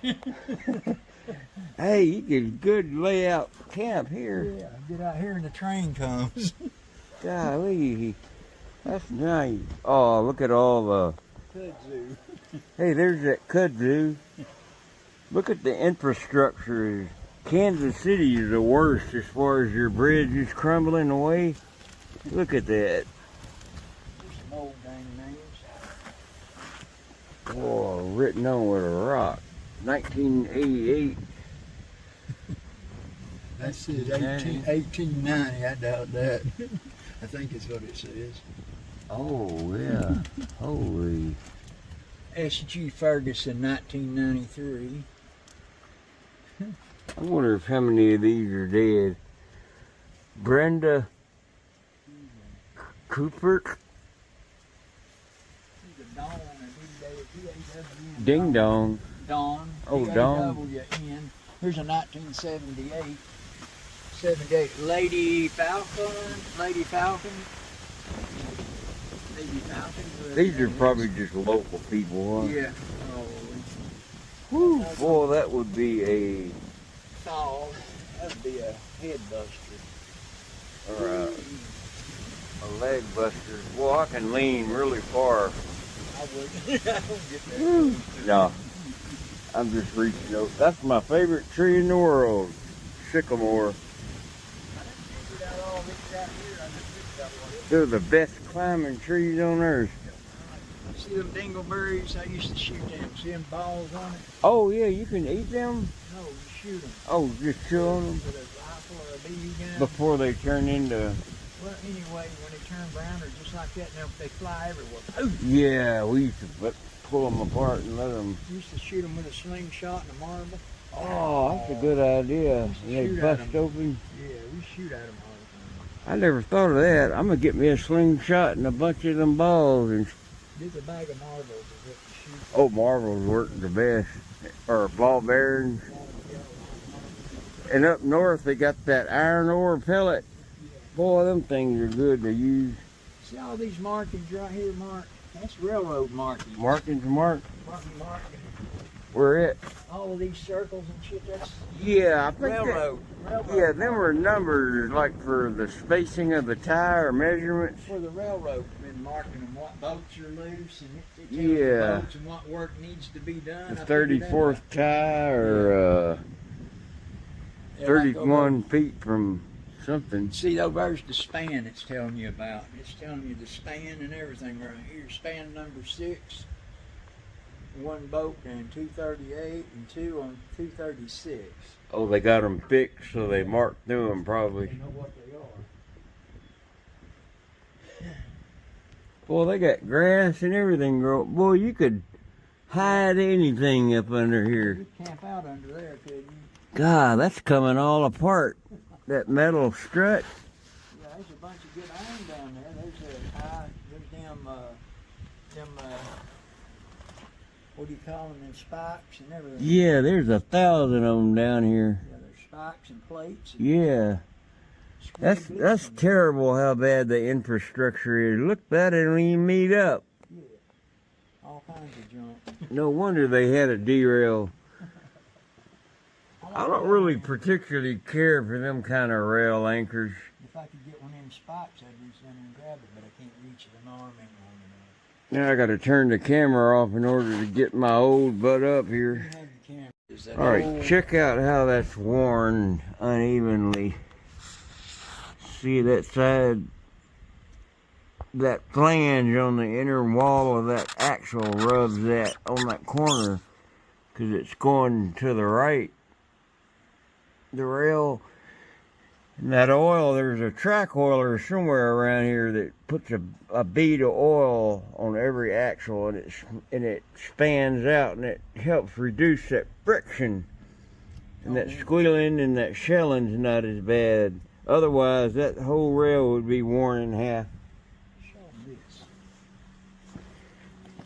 What you see? God, look at them all sticking up. Man, the railroad needs to know about that. Look at that. Might trip the train. I mean, they're all sticking up, coming out. Might trip the train over. Golly. Make the train stumble. You could pull them out by hand. Probably. Yep. I ain't gonna do it. Just gotta have all the... Probably kick them back down, but they're gonna wiggle back out. They'll work their way back out. God, look at that. That's ridiculous. Ridiculous, he said. Yeah, they'll blame me for the next derail. Yeah. Stumbling the train. I can't believe that. That's a...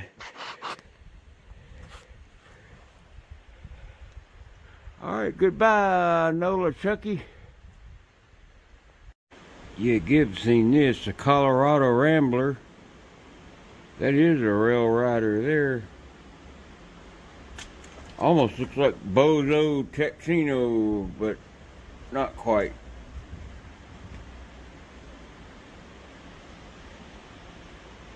It's got music notes from treble clefs up top. Not treble clefs, but clefs. It's almost like he tried to imitate the Beaumont Rambler. Uh-oh, I hear... Sit below us. Oh, God, it scared me. Look at the track right there. Do you see the track below the B and Rambler? Yeah, that's why I knew it was a rail rider. I knew it too. The crossing, too. He's got that crossing there on there, the numbers in it. Yeah, that was 05 of 22. Yep. 05, 22. Look at these railroad ties. You got a real skinny one Check this one out while you're and there. a real fat one. Another track rider. See the track? It might be the same guy. It's the same paint. The Rambler with the R and the track. The 22, and he's got the music note up there too. I kind of like that. That was easier to draw. CAXX. Clam. CAM. Was that CAM Cam? Or is it Creaker.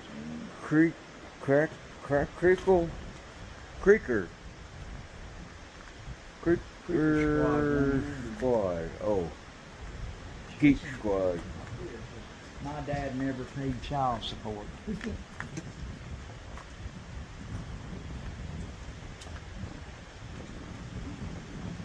God, how far do I gotta get? I'm gonna end up dying because some guy's dad didn't pay child support. Oh, I wouldn't fall that far, but far enough to end up back in the hospital.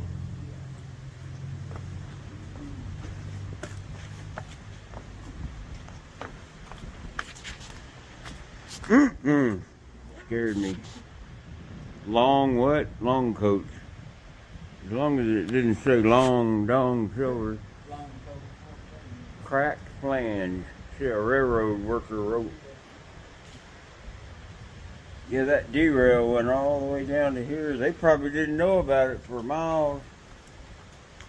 like it started right at the end of the bridge. But it had to have been an empty car because them gouges ain't that deep. You ought to see them when they're full. Man, it takes out a good 2 inches of that tie. Looked like it was something started right at the end of the bridge because them were all these ties back here. Hey, they using bolts instead of nails here. I guess some machines will put them in. There's a nail and a bolt. Right here's your Rambler too. He got the back of the sign. It probably says no trespassing. He got the back and the pink one there. The pink.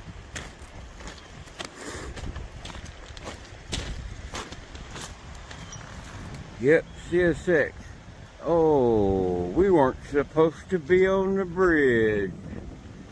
Oh, I wouldn't have gone on there if I'd known that. Hey, there's that Rambler guy again. R with the tracks. He must have walked a long way. And there's mile marker 10. Is it? That's how far it is. 14 until the Irwin yard. Well, you know how they had to blast through all that rock like that? That solid bedrock. Can you imagine back in the 1867? Look, that shows you how life will take over anywhere. There should be one of those on the other side of the river where they strung those lines. Boy, this stuff 380 million years old. Is that correct? Hey, Train! I hear a train. River where to get off here. Which way is it coming from? Sounds like that. All right, we'll get it.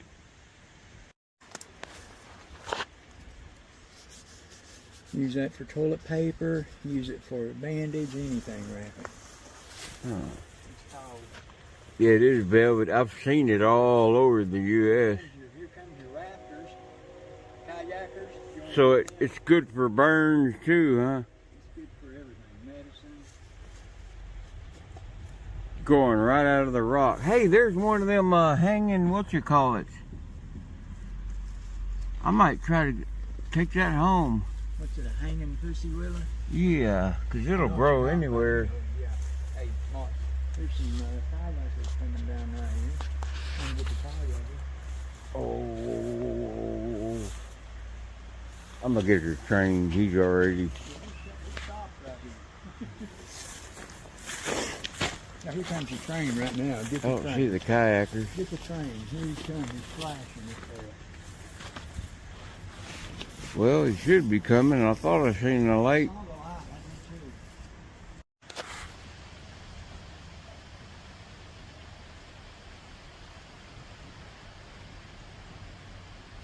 too. Boy, he's having a good time. Yeah. All right, here's a man. Coal train.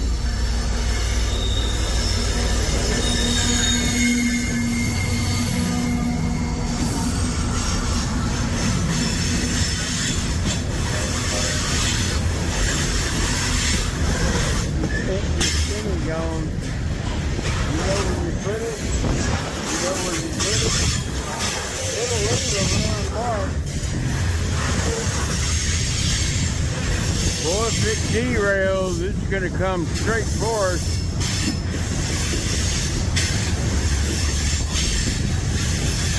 There's some yellow ones.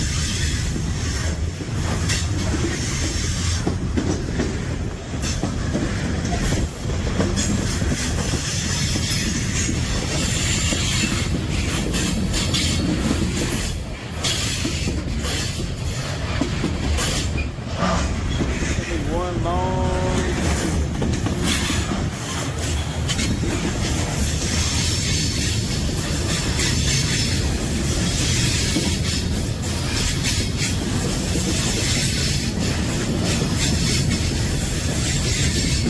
See the coal in them.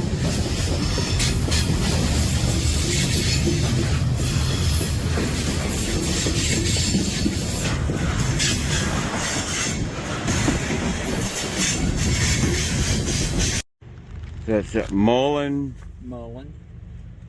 Yeah, I like how it's got that furry leaves on it. Yeah, I'm gonna find out what these are. They came out by the roots and they're so resilient, they'll grow anywhere. And I got a pot to plant them in. Ready to go, actually. Now here's 2 more mullein plants. I'll just keep the roots wet. Look right here. Boy, I hate these things. There's a mullein, and right up there's another mullein plant. Boy, I see a bunch of ragweed. Yeah, I see it now. Mullein.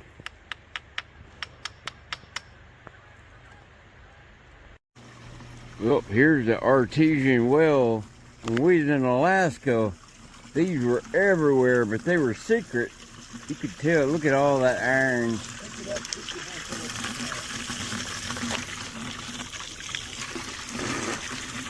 Oh God, it tastes like Arkansas water. That Arkansas water was so bad you couldn't even wash your dishes without them turning brown. It's full of iron. You get your daily allowance of iron. You know what it smells like? You ever smell fresh blood? Yeah, it does smell like blood. Your blood's full of iron. Yeah, makes sense. Makes sense? Yeah. Smells like blood. It's just missed the stickiness. Smells I like guess blood. that pipe goes on out to... Smells like blood. It does, like you cut your finger or something. Look at all that iron.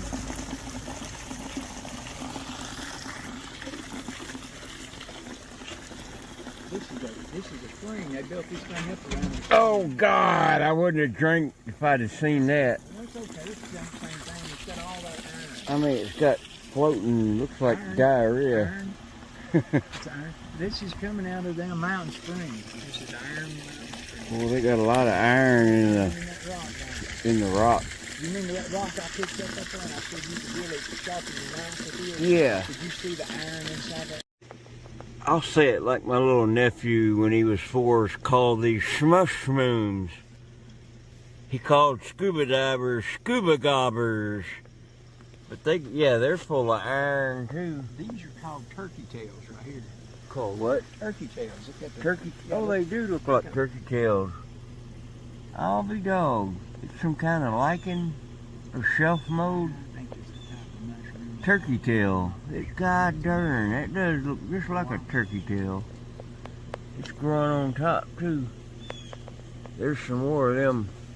I dare you to eat one of these. These are edible. These are a type of mushroom. Turkey tails. Yeah, ain't that neat? Those pretty. I ought to keep that. Turkey tail. Real turkey tails are edible too. No, I'm just kidding. But I don't know You what the wouldn't other get ones. much meat. I don't know what the other ones are called. Yeah, them might be Some kind of poison. edible. They're What's probably the an bottom edible look mushroom. like? They're an edible mushroom too. Yeah. You probably. I don't know. I wouldn't try it. That always freaks me out. Those I two. ugh, Those two, I don't mess with them. gives me the chills. But these are pretty. I like the color. Yeah. Look you right here. Let me Turkey show you. tail shelf mode. Let me show you a difference.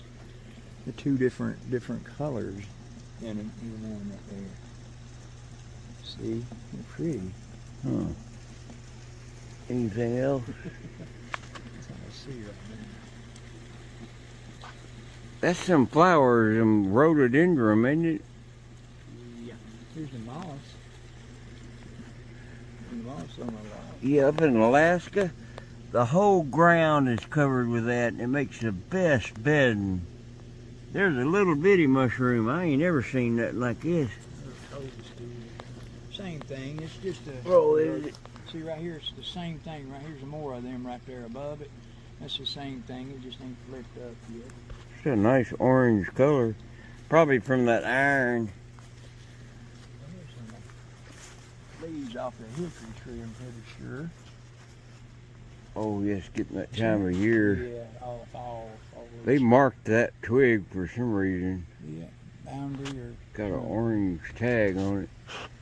Yeah, I think that's rhododendron. I'm not sure, but somebody will put in the comment. Got laurels and rhododendron and. If anybody can name what this tree is, wow. Them are umbrella. Oh, it's an umbrella tree. No, I don't know what. This thing is huge leaves. I'm not for sure what these are. And that's a complete different.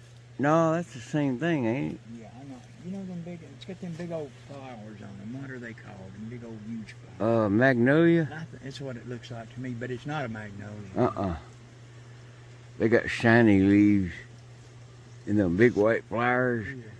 They grow all over Louisiana, Arkansas. Look at that big old leaf. Oh, yeah, leave in the comments if you know what kind of species and genus this is. You know what I mean? Yeah, it could be a umbrella magnolia. Let's see if it's got that little tit on the end. Yeah, that might be an umbrella magnolia. What do you think? I don't know. I don't know of a way to look it up. They ought to have an app that has different leaves and stuff, and you can look stuff up.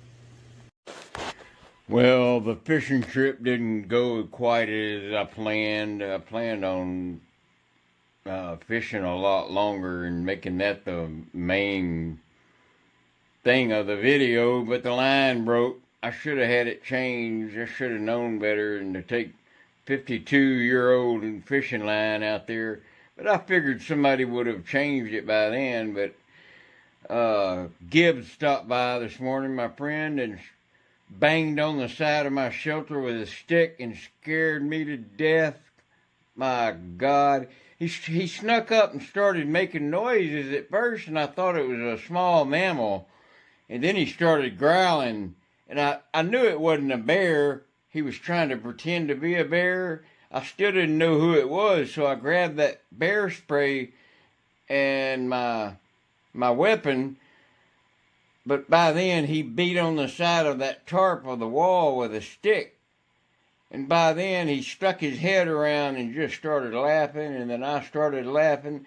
I said, dude, you were fixing to get bear sprayed and shot at the same time. And he about died laughing. So he went out and fished a little. He got a couple of strikes, but I ended up restringing that fishing pole, but it ended up breaking again. So it's the line. I'm going to get it redone at Academy. They sell that P-line, or I think it's called, and that other really strong stuff. So I'm going to get that put on my fishing reel and then do it. Sorry the video ended that way without a fish fry. I really am. I really wanted to cook some fish up. Man, that would have been nice. But y'all got to see a lot of stuff. I want to show you guys something, a tip. It's called Rit Dye. It's spelled capital R, capital I, capital T. Rit. And you can find it over in the sewing section, like where the material is at Walmart or most any store. You can order it on Amazon. But I always do black. And when your stuff starts fading due to UV rays or just being washed too much, or you accidentally bleach something, well, take a look at this. I used 4 bottles of it. You're only supposed to use 1, but the last time I used just 1 bottle, it wasn't that concentrated. So what I do, if you add salt, add you about a ½ pound of salt per wash load, per 4 bottles of Rit. And make sure it's on hot water as you can get it. You let it agitate enough to get mixed up, and then you stop it, and you let them soak. And you keep doing this, so like every 30 minutes, you let it agitate for about 30 seconds, 45 seconds, then you stop it and let it soak. And of course, you're gonna have to come back and reset the timer back. That way it don't go to spin. But keep doing that all day long. And those brown Carhartt pants I have, they're in here. So we'll get to see how they come out. I'll show you how they came out in the next video. Y'all know of those brown pants I wear all the time, them Carhartt pants? Well, they're gonna be black, I guarantee you that. And that shirt Loretta sent me, they had that train on it. I accidentally put a little too much bleach and it went from black to brown. So now it's gonna go back black. And I accidentally put a little too much bleach on my blue towels and they turned pink. I'm like, this white boy ain't gonna dry off on no pink towel. I don't want anything pink. So that towel's in there. So that towel will go from pink to black. And I put some shirts in there that were faded up top from UV rays. So I'll show you the after pictures. Anyway, I hope y'all enjoyed the video. And again, for 2 weeks, the colored shirts are on sale and a bunch of more merchandise. And every purchase you make really honestly does help me out a lot. And I do appreciate it. I can't wait to see how black these came out. It'll look like I got brand new pants and shirts when it comes out. Alright. You're fixing to see the after shots. Of course, it'll be 8 hours from now for me. But I'm going to push stop on the camera and then it'll immediately be 8 hours later on your video. Alright, look what that red dye did. This was Carhartt brown, tan. Now it's black. That was Carhartt tan. The light tan. That red dye turned it black. Looks a lot nicer now.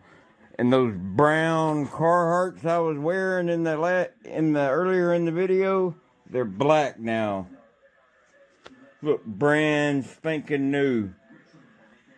And that shirt was really faded bad from the UV rays on the shoulders and being washed so much. But look, they look brand spanking new now, except for the ends, you can tell, you know, because they're kind of scraggly. And the towels that were pink are now gray and dark gray. And this was really bad faded. I got it back to life. It almost looks brand new except for the railroad crossing. You can kind of see it's worn, and all my caps came out really nice.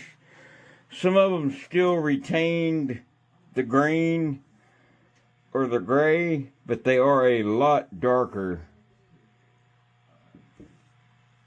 Now, some material just doesn't absorb that red dye, but yeah, you can see they look a lot nicer now. My cap collection. And my shoestring shirt. This was also in my video earlier on that tree trunk last night. Remember, it was Carhartt tan. Now look at it. It's almost like a forest green, but darker than that. So this is the shirt that I set against that tree last night when it got wet. Now look at what color it is and compare it to that one. I can't believe how well that Carhartt coat came out. I mean, that was Carhartt tan, brown. Yeah, and the buttocks even. I mean, it is all, I mean, they look brand spanking new now. That's what red dye does, and it's about almost $3 a bottle, but you can renew your clothes.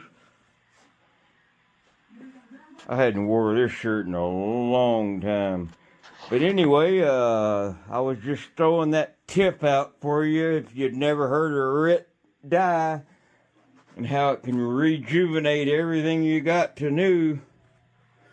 All right. I hope you guys enjoyed everything, and again, I I appreciate you purchasing the gear, and I appreciate you watching my videos, and I really appreciate all the nice comments. So you guys have a blessed weekend and a great next week.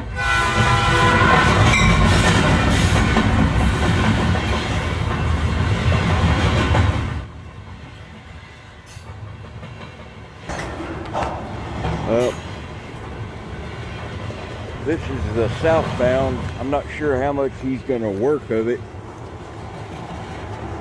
I'm gonna have to get over there on the main line and find the ass end piece of this with the Freddy on it. But he's got 4 units on the front. He's got some of them green Procore cars up there. So he's gonna go south.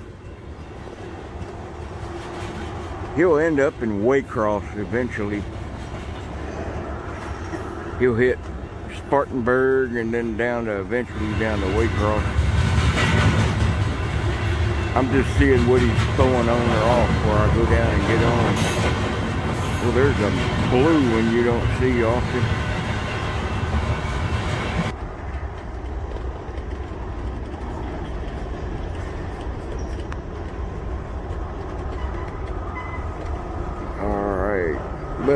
Let's move down to the ass end. Well, went down to the end of the train, and there's nothing but tank cars all the way. I'm gonna see what he's doing with this one. This one's got extra big round holes to get in. It's a good ride right here.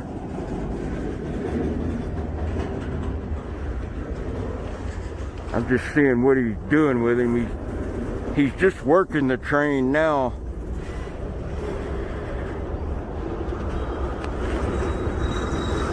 I think he grabbed the tail end.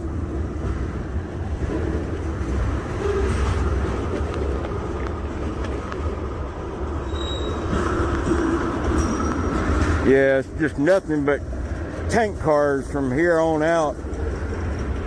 I hope he ain't going on. I don't think he could have got a track order that quick. A track warrant and then be gone, so.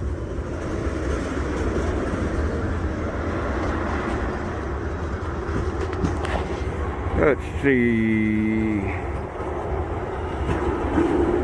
Oh, he added some hoppers on the end.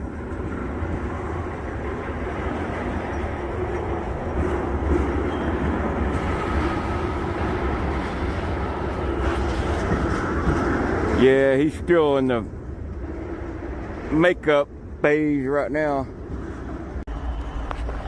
Let's see if I can see if there's a crew on here. I think they took the crew off.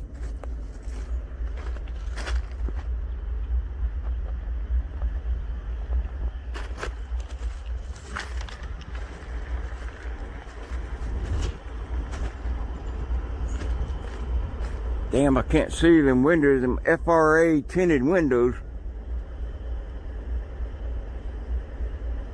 Yeah, there ain't no crew. I'm waving. Oh, no, there ain't. Good, now I can walk down. I got time enough to walk down and choose a car. All right, trying to find a car. I'm about mid-train now.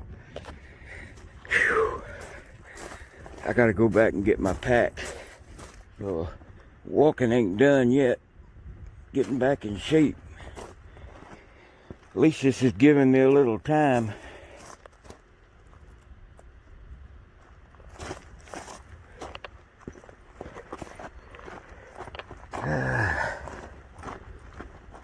Yeah, he's loaded. I can tell that boxcar is.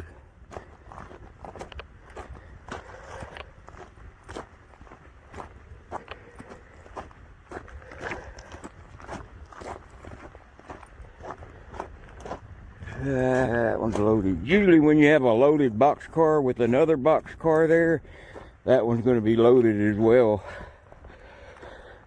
I was trying to lighten my pack. Shit, everything I was going through I needed. There ain't no way to lighten a pack. Alright, found my ride. Turn the right way. It's a dark color grainer, that's good, and there ain't no piercing eyes.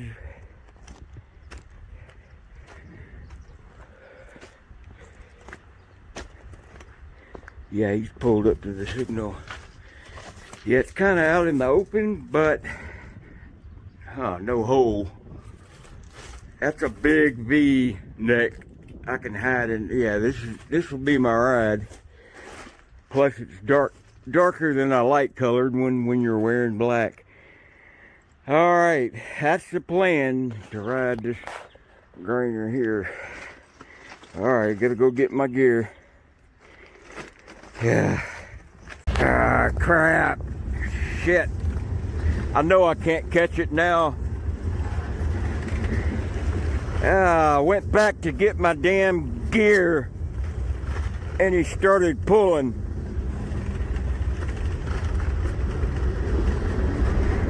Well, hell, there's always another train. See, I would have had to walk all this. Dang. If I'd have got down here 20 minutes earlier, I could hear him airing up, but there weren't no rides. There comes the ride I was gonna get on right there.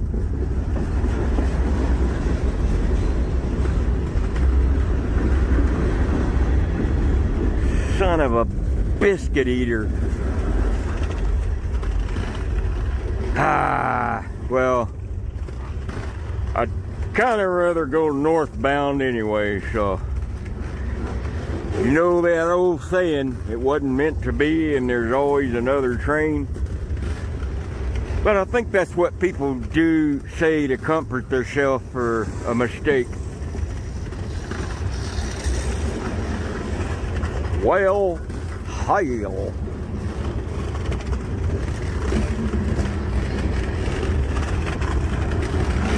There's a double barrel there. That would have been the only other ride on here.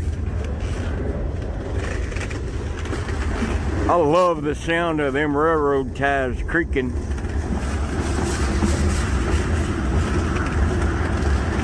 Hear that wood creaking under that steel.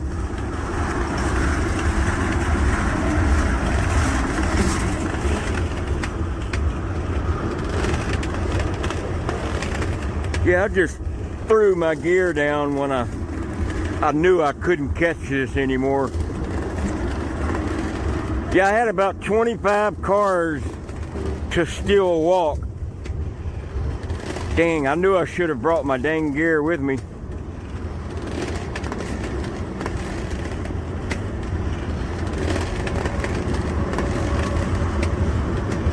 If I could throw a rock and hit that hose and put him into an emergency. Nah, I'm just kidding. Kidding big time. Well, it's 84 degrees right now. I'd kind of rather go north anyway. That's the excuse that's going to make me feel better about missing.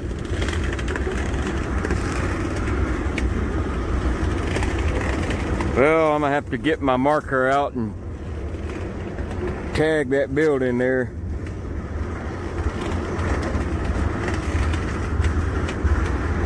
There's still 1 in 842,912 chances to 1 he'll stop.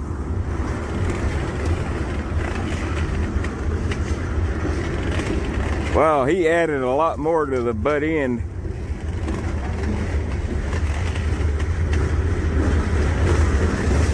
A dirty face in her right way.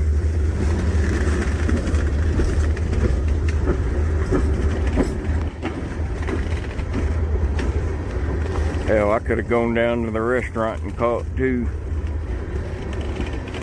Early bird gets the worm or maggot.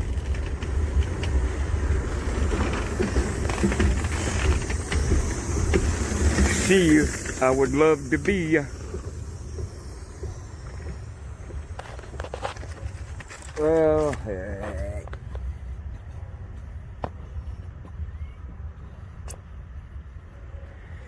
Ah, ba, ba, ba, la, la, la, la, la, la, la. Dun, dun, dun, dun, dun. Get my marker out. Yeah, I came down to one of my old camps. I've been down here before, mostly during the winter time.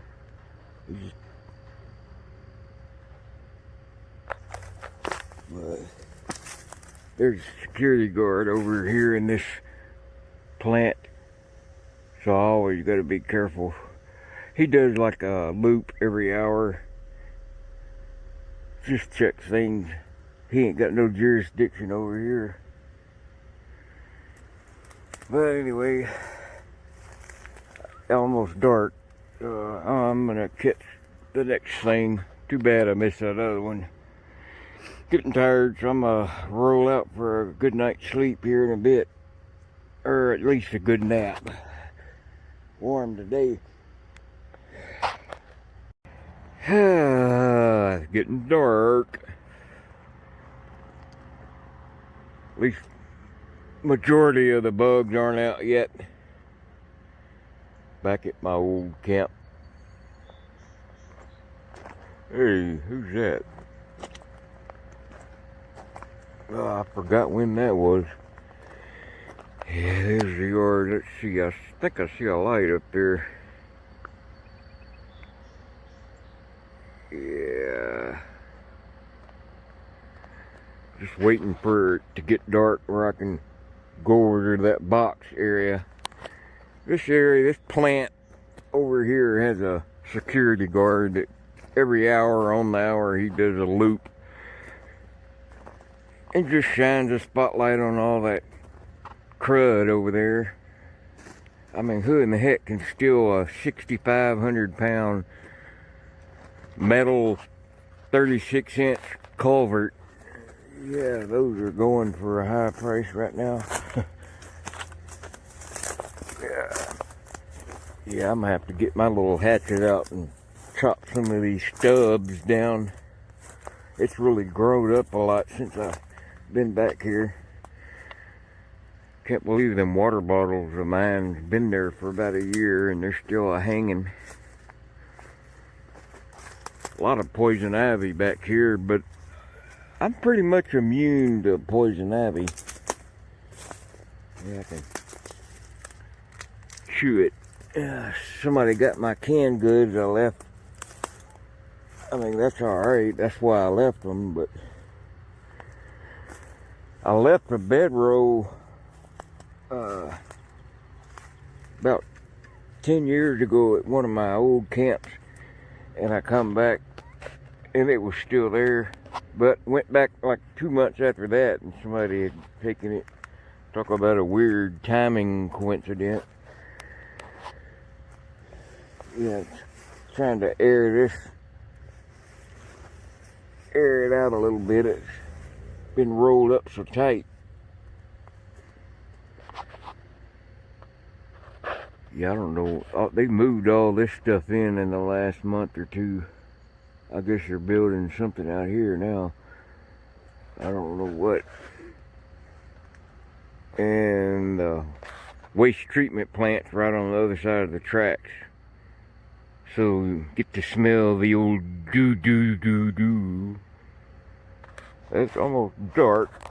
There's been some wood ants crawling around. I thought it was ticks at first, and I thought, it's still too early for ticks. There may be 1 or 2 mosquitoes every now and then. Them early birds get the blood cell. Anyway, yeah, poison ivy I was going to show you. Yeah, I believe that either that or oak. I can't really see the leaf from here. Yeah. I'm fixing to make a move over there. I just Don't like being crouched in this hole like this. All right, I made it. I made it on a northbound. Got my pack in the hole. I can roll out right there. Store my bucket on the other side. I'm gonna have to pick up me a little hand broom, a whisk broom again. Yeah, worker went by me, and I just went to the other side. Didn't want to bother him, scare him. But yeah, we'll be going to West Virginia, to Huntington, to Russell. All right, shoestring is on. Let's get going. Well, we're rolling. This is like the best, smoothest car I've ever ridden.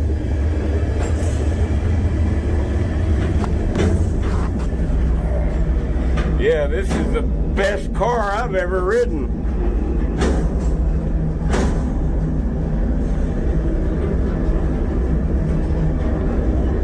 Hear how smooth that is? Oh, now I'm blind. It's not that dirty either.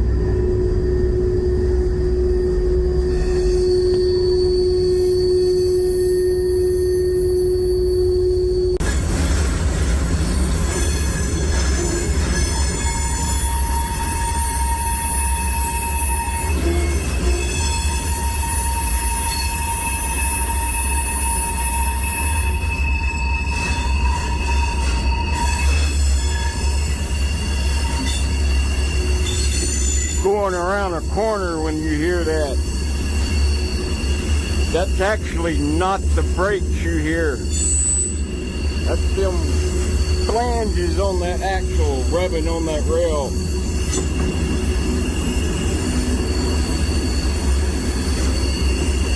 Get on the straightaway, that'll stop.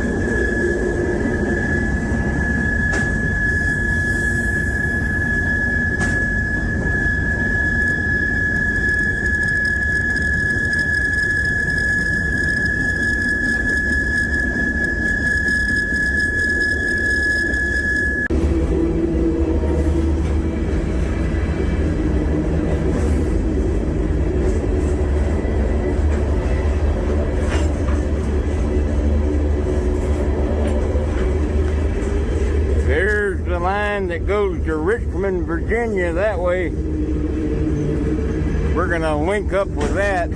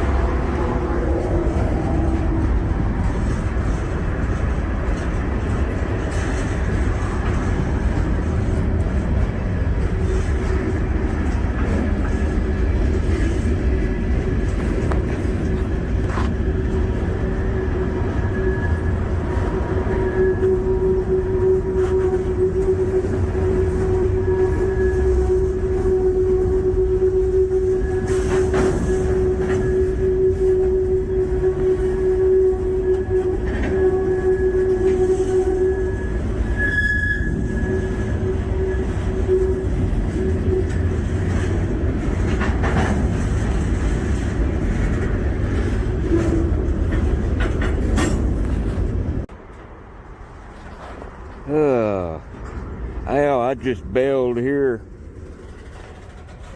Yeah,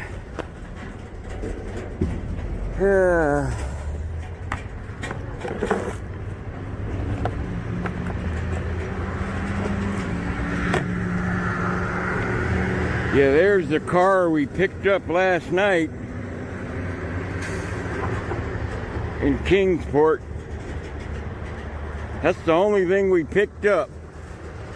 And they put it on the very end. The Freddy was on that grainer. He moved it back to the end of this car. Now I'm right outside Huntington, West Virginia. Now I gotta find some shade to get out of this coat. Alright. There's that car I was just on. Train, not the car. I found out where I'm at. So I am going to find Wi-Fi. I think I got enough to put a video together.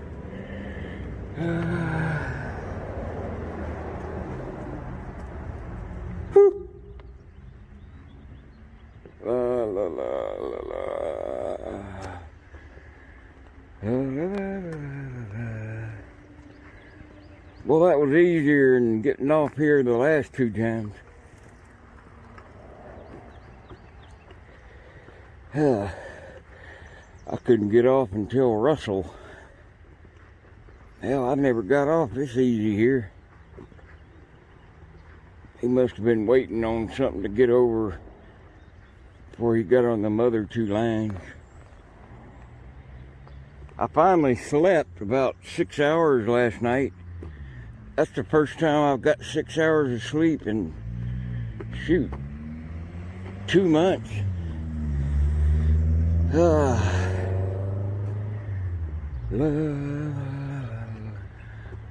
Why do we gotta stop here?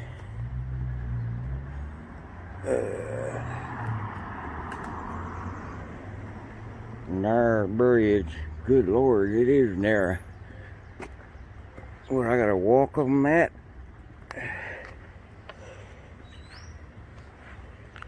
How do you get across? Oh.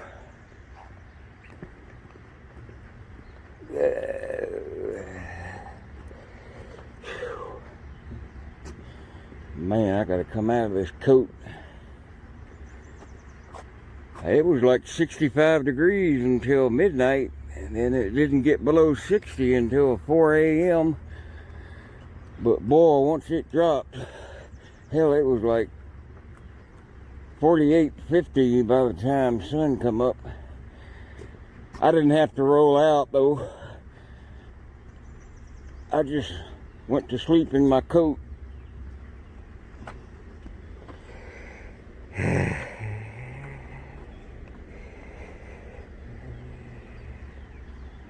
Yeah, this Huntington was hit really hard with the pills and heroin, and I mean, there was so much bad stuff coming through here. People were dying left and right.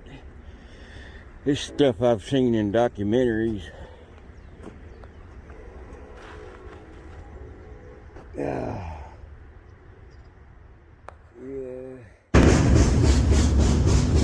Make sure to stay tuned. Stay tuned to the end.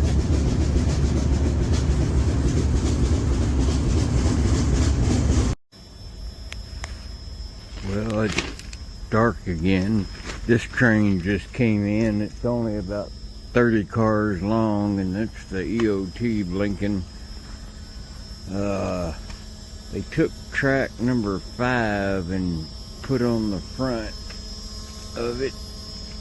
I gotta be careful.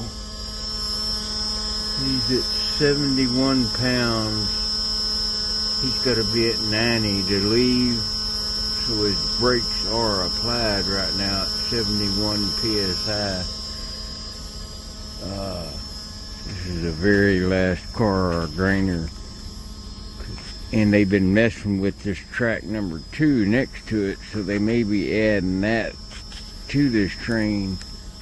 But when they usually add stuff in the yard, it goes to odd places like Lynchburg via Manassas and Front Royal. They'll take a left and go east at Front Royal, and then go south at Manassas to Lynchburg that way, and I don't trust it, so I may just let this one go back to camp, because I got an appointment coming up on Thursday, so I gotta be back. Good morning. Just got up, got rolled up. I bought some of that new Lotrimin powder that goes on your feet, and it really does cool your feet and help absorb some of that moisture. You can see where I got it all over the ground. So I slept right here last night. There's my morning wake up. I usually don't drink too, but everything dried out pretty quick. The air's dry here today, but all I gotta do is just walk out. This is the main line right here. This is that blinking light that I recorded last night, down about right there. But that train I ended up letting go, I just knew he was going on to Lynchburg. And there's the north end of the yard towards Harrisburg. And the south end where the crew change office is in Hagerstown here is right down at about the end of the cars on the right, but on the left side of the tracks is the yard office. And that overpass way down there is usually about where I get off when I'm heading northbound. Now, Save-A-Lot store and the mini mall is just right over here, but this is always where I come back and camp. But anyway, just thought I'd let everybody know, be heading south now. It's supposed to warm up into the low 60s today. Anyway, adios, amigos.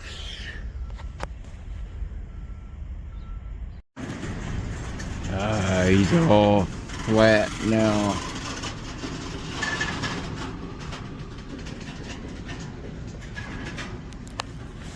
Nothing to ride. You're out in the open.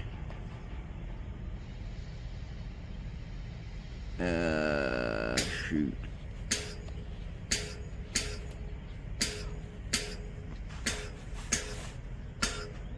See, he's letting the air out of that. You can hear it.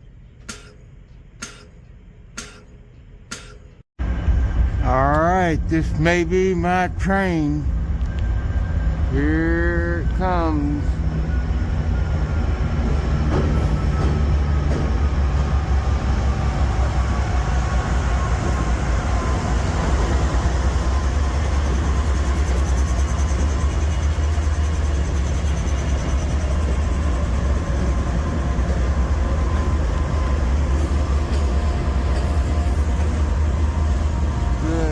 Junk train.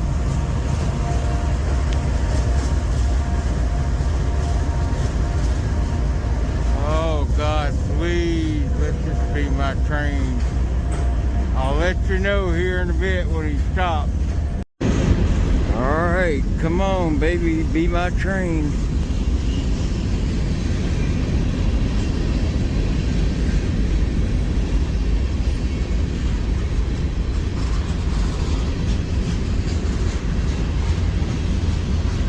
There's a good grainer.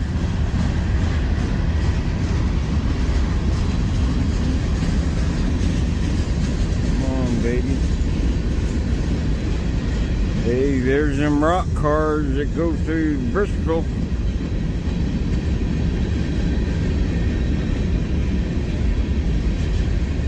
Come on, don't be the end of it. Can't ride them anyway. There's gotta be more on the end. Please be some grainers. Yeah, something different's coming. I don't want to have to walk all the way up front. Come on, baby, let this be it. I'll turn it off. Just gonna smash him. He's flat switching cars right now. He's got the engine down there just pushing in reverse. Then they'll decouple the cars down certain tracks. And they'll build up a train going a certain direction on different tracks. But you could tell that was them cushion couplers there. It's not such a big wham. There's a big spring in there that contracts and pulls out that kind of helps cushion. Now here comes some more stuff. He's flat switching it. See, it's freely flowing on its own.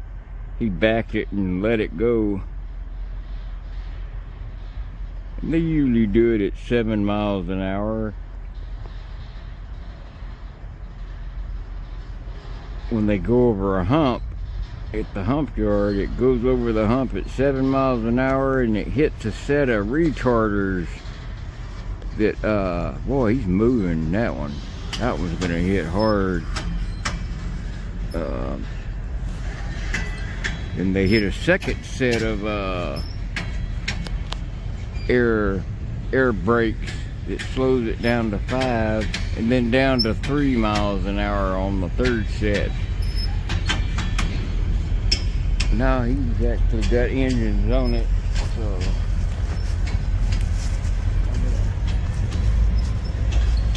get that kid out of the way.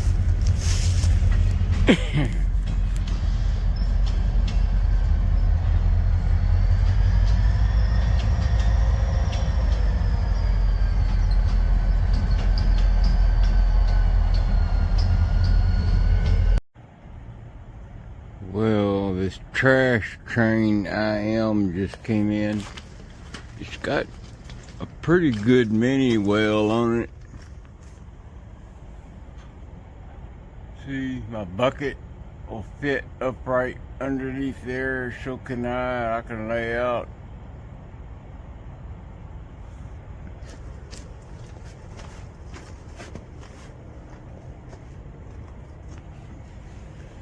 It gives you just enough room to lay down.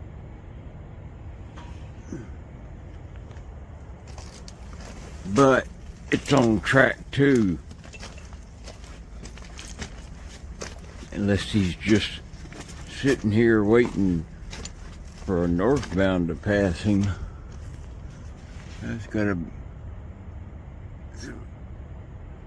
air assembly stuff in the way. So that other one was better. Good, because it's closer. See, there's no air assembly stuff, so you got a little more room. But I was asleep when this came in, so I didn't see how many engines are up front. The crew change office is just right up there, about 40 car lengths.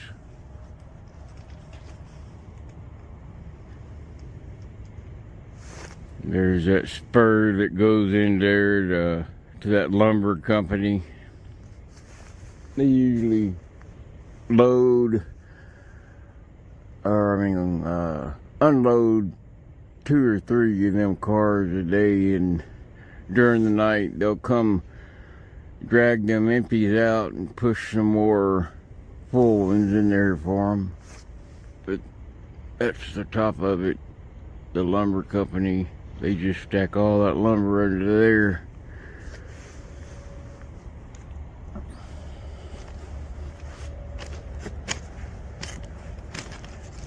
Yeah, I just got rolled up, took my morning meds.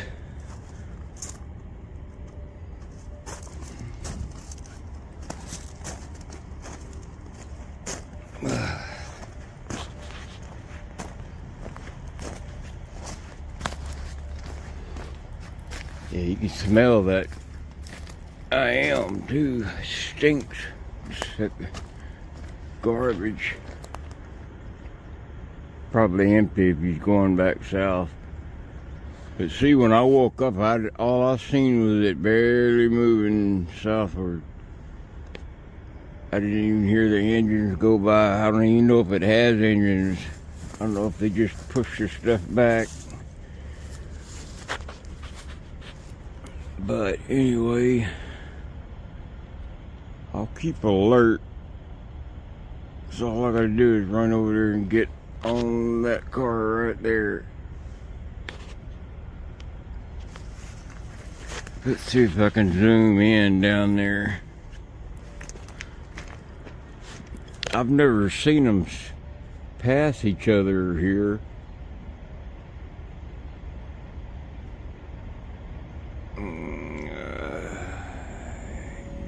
Yeah, I can't really. Yeah, that may be engines up front.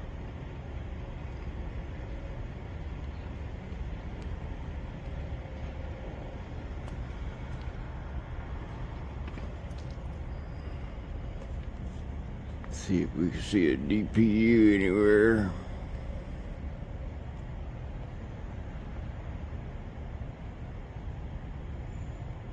Not really. But all the cars are the same. I'm thinking about, well, not quite. Got the ribs on those.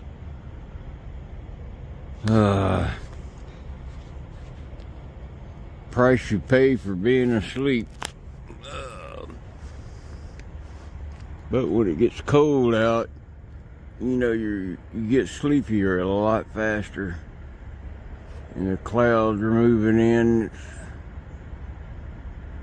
not frosting or dewying anymore. So, and there's going to be rain tomorrow. Then Sunday it's supposed to be sunny. And then really raining Monday.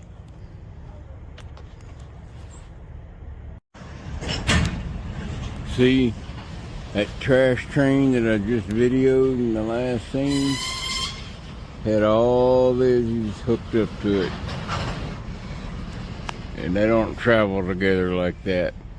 So, I'm glad I didn't get on. See, that's what yard tracks are for switching and getting trains to go other directions. So what that'll do, they'll take that piece. Let's see if I can still see it. That trash train piece up there. It looks like an IM.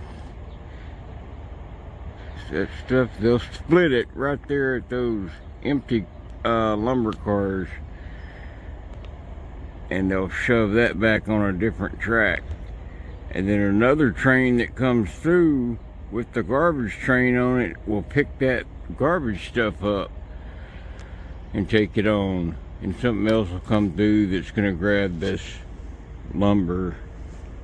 And that tank car right there is usually, that'll be associated with that lumber, like some sort of chemical that's used in processing lumber, benzene, or, you know, some kind of kerosene or something.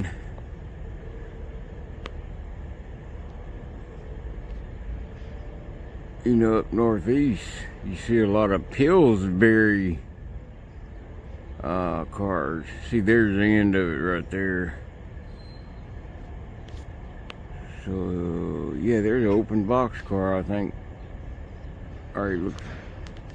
Nah, I thought it was open. That kind of looks like a Cadillac grainer, but it's not.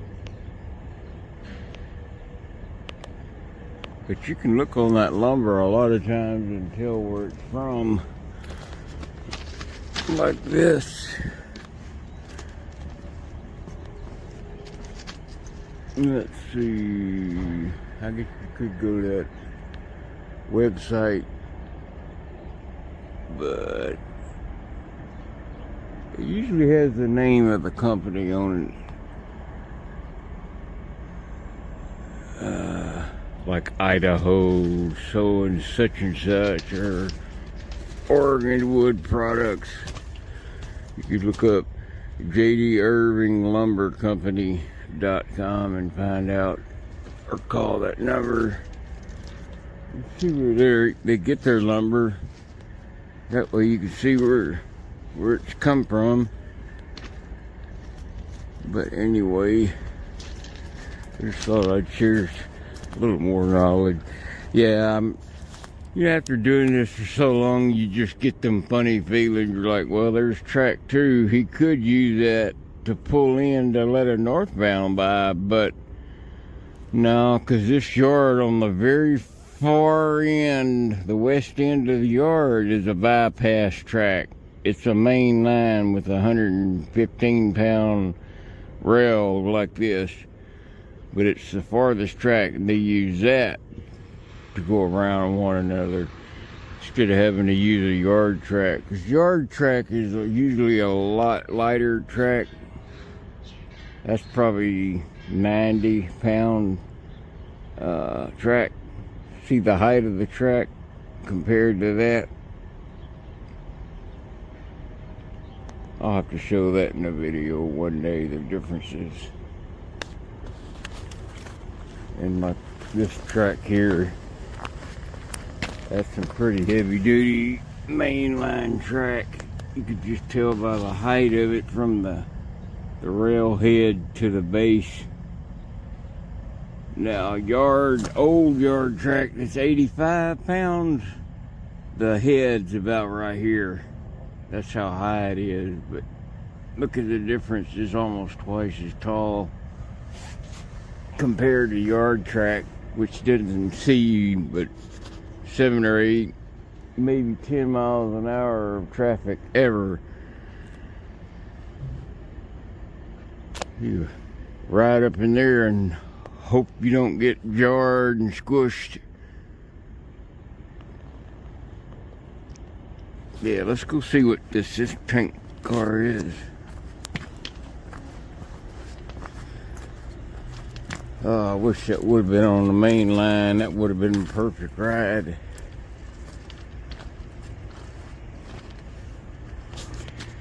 Let's see if we can't get a name. A lot of times it'll say the name of the chemical on the car, but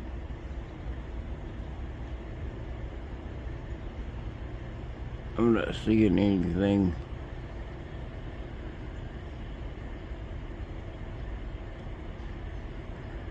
But usually anything that's in a white type tank car is a chemical or a solvent, and anything that's in a black tank car is usually like fossil fuel type commodity, like oil or hexamexa fluoro, whatever the heck it's called.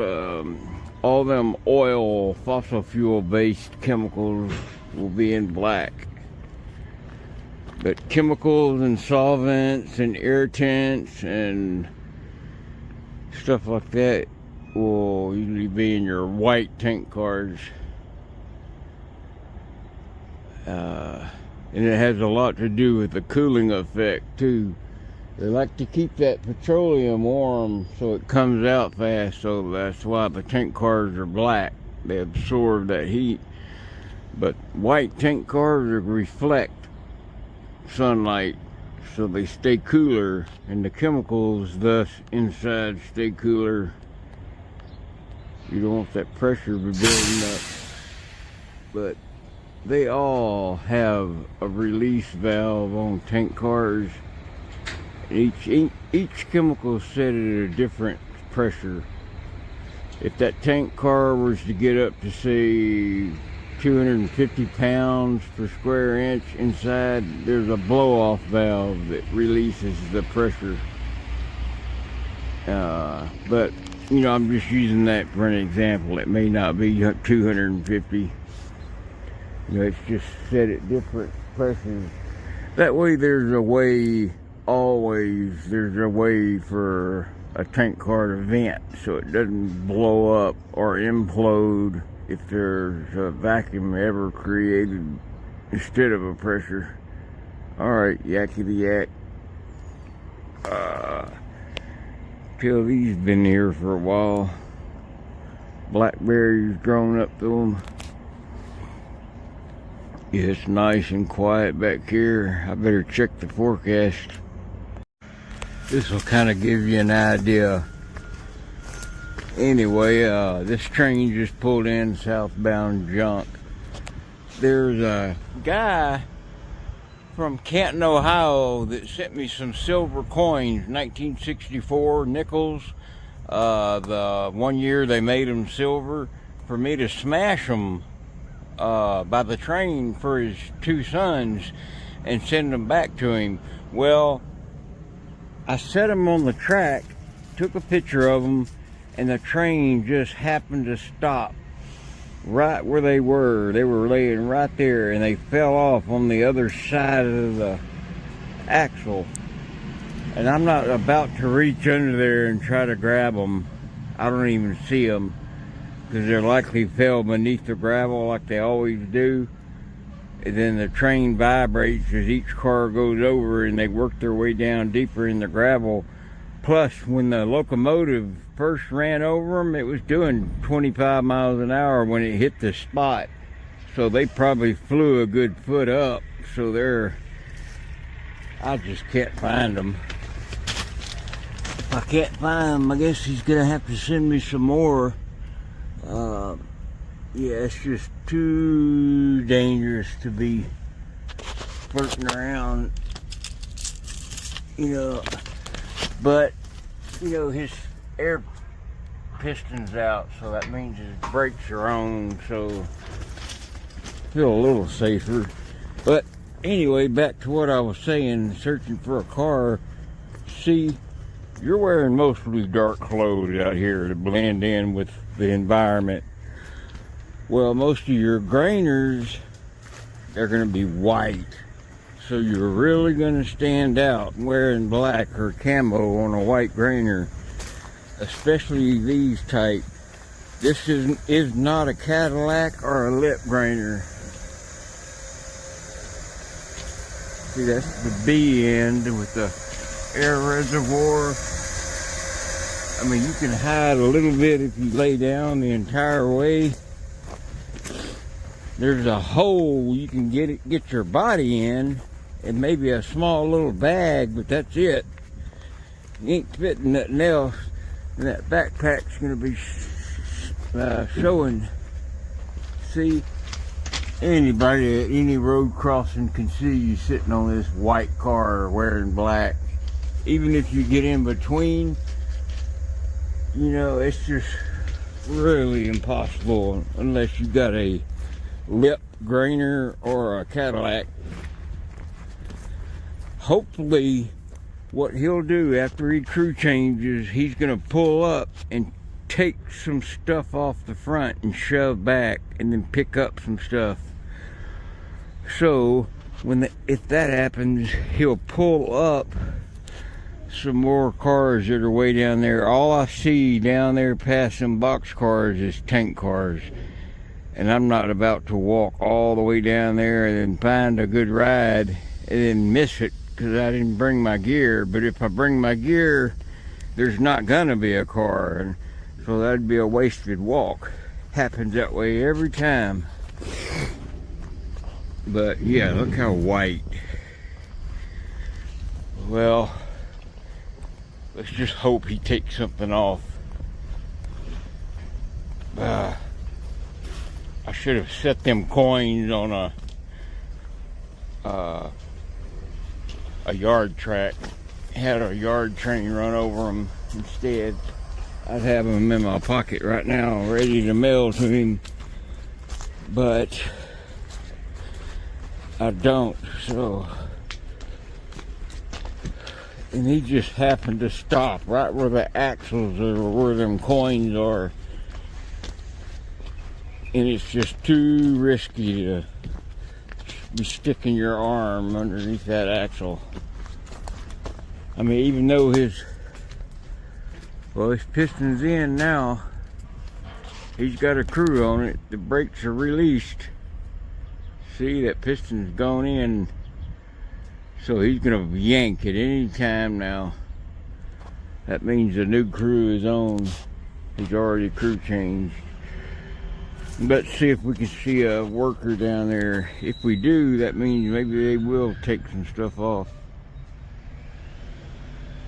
I can't really tell.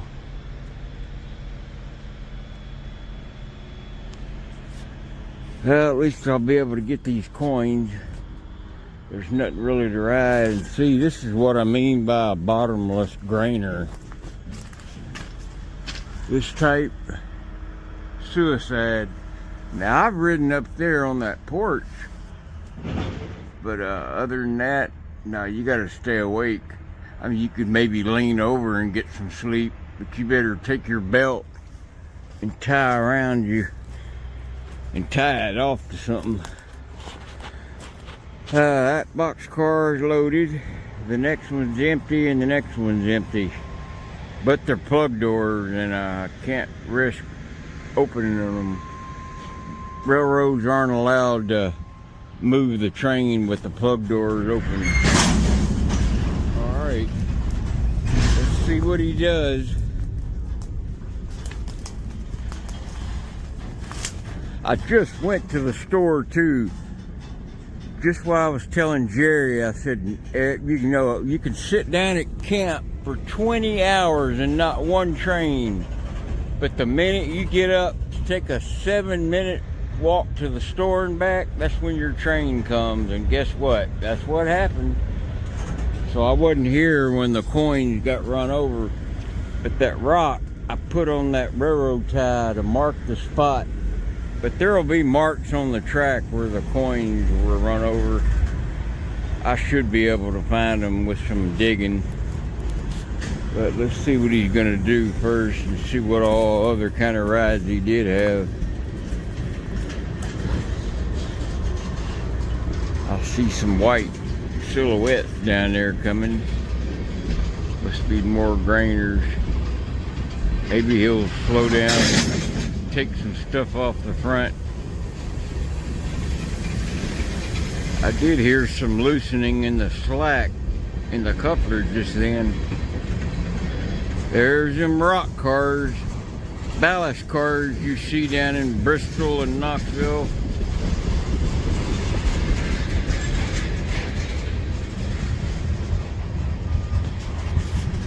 Alright, I'll turn my camera off till I look for them coins. There's the lip grainer. Man, it really wasn't that far back. That would have been the perfect ride right there. But as far back as it was, I don't think I would have made it. Come on, baby, stop and take some stuff off.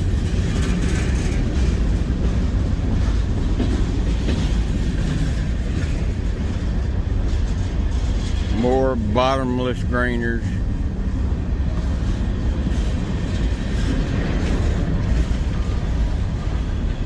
They're all empty too.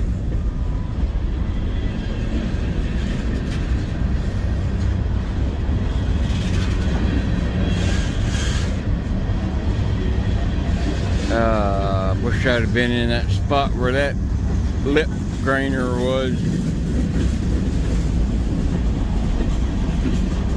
Watch there be a open boxcar. I'm gonna be mad. Because right here is about where the overpass was. There's another lip grainer. See how you can hide a lot better. Oh, that's it. Darn it. See, perfect black grainer.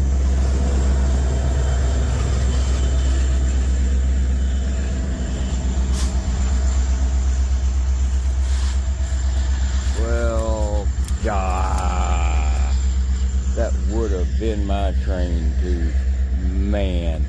But I had these coins to get. Now let's see. There's one of them.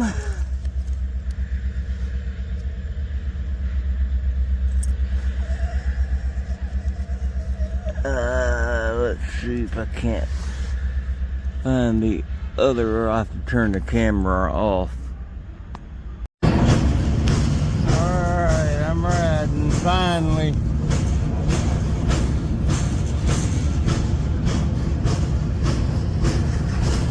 Hope to make it past the yard office anyway. There's the yard office.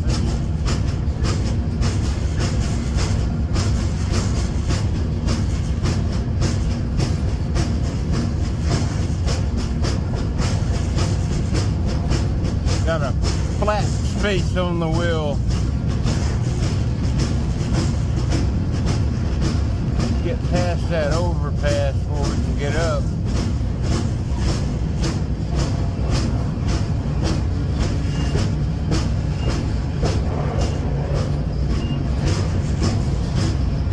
Well, I hope this is going to Roanoke and not to Manassas.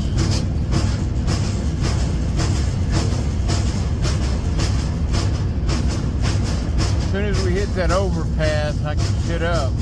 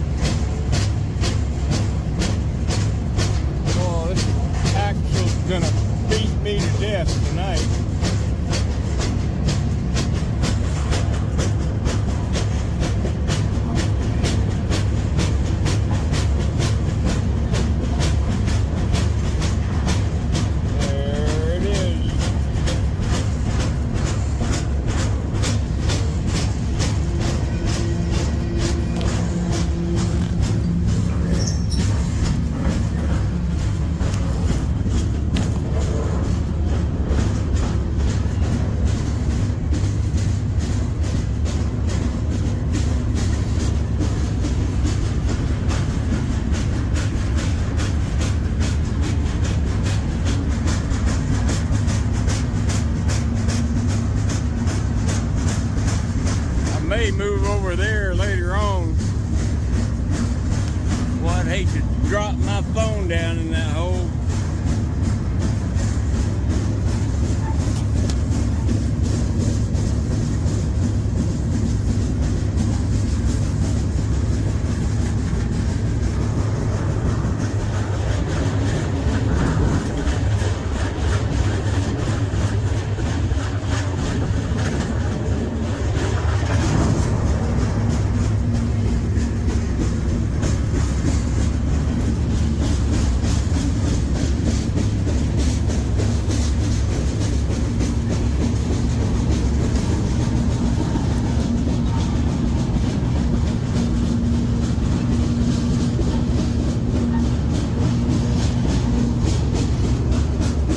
It'll be dark when we get to Roanoke. Perfect timing.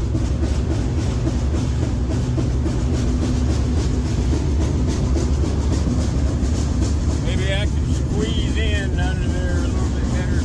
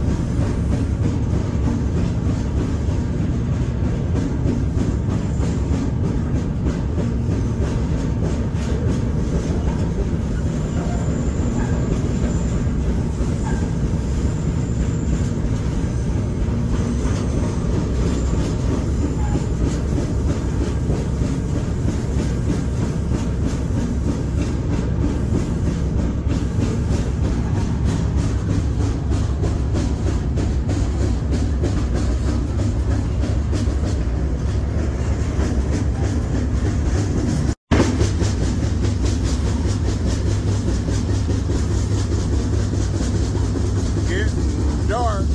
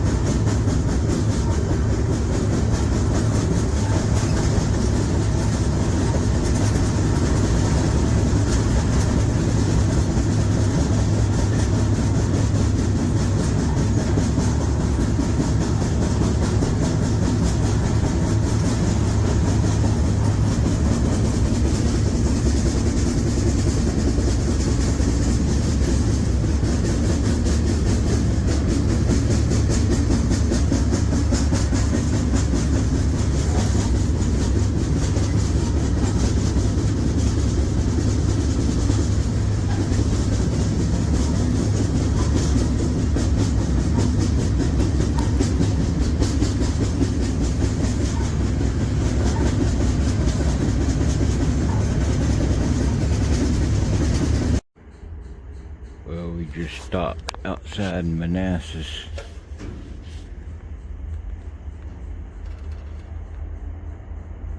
There's a big junction that goes into Washington, D.C. about 30 miles from here. 25 miles, Washington, D.C. We're trying to get on that line to go south. So it's probably occupied right now, so we gotta stop. Just now getting dark, thank God. Well, I'm gonna try and get off in Lynchburg anyway. Then catch something over to Roanoke and then down to Bristol.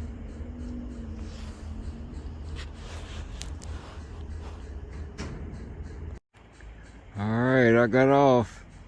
That's my container well train I was on right there. I got off in Lynchburg. Well, I didn't think we were going to stop, and it just started to rain too.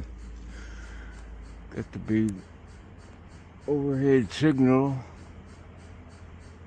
right there above us, and an overpass right there for the rain. So we stopped at the perfect place. You can see the reflectors. Well, I made it into Fairbanks this morning. I made it in about 7 a.m. this morning with no problems. There goes the Anchorage bound man.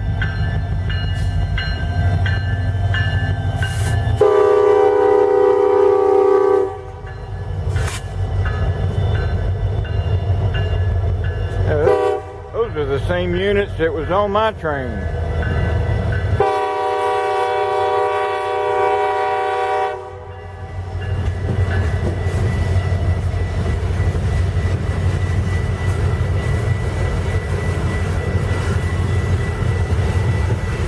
I made $106 today walking my sign and having it set next to my backpack up at the store. Made $87 and only 2 licks at the store before the manager came out and politely asked me to leave. At first he goes, so you having financial problems? And he was already digging in his pocket, and he just happened to look down and see my bananas that I bought. And he goes, oh, I see you already got some food then. All right, that should tie you over. And I said, tie me over until when? Until I'm 93? I just told him I'd leave. And the rest of the money, that $19 or whatever, I made walking back here to the track. I mean, I am dead. I walked about 7.5 miles a day with all that crap on my back. Toting a bucket in one hand and a 9 billion gallon water bottle in the other hand. That's what it felt like when I got back anyway. Well, I sure hope that engineer or conductor doesn't tattletale on me to the bull, because I am on railroad property here. The yard is about a half mile that way.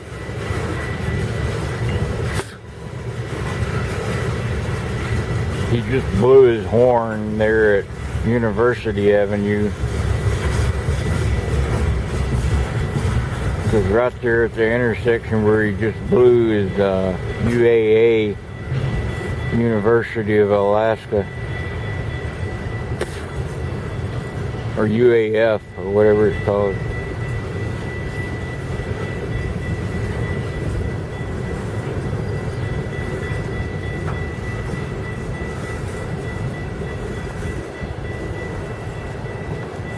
Man, had I known he was going to have them grainers on the back. God, he still might be backing up to pick up a piece. Yeah, the thing is, if he backs up and sees that I ain't here, he's going to know I got on.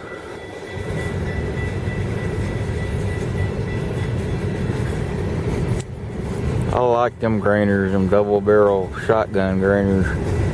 Like a 5 by 2.5 foot section to roll that in. Get inside one of them holes.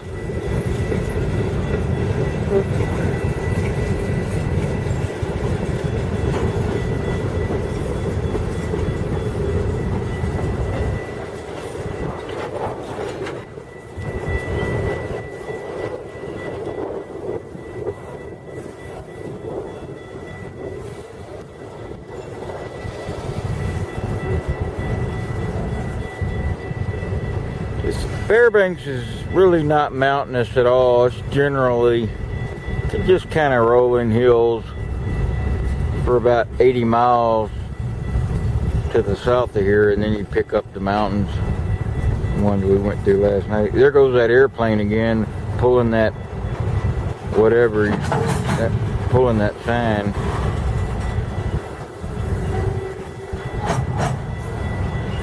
I don't know what it says on it. Might be just an American flag.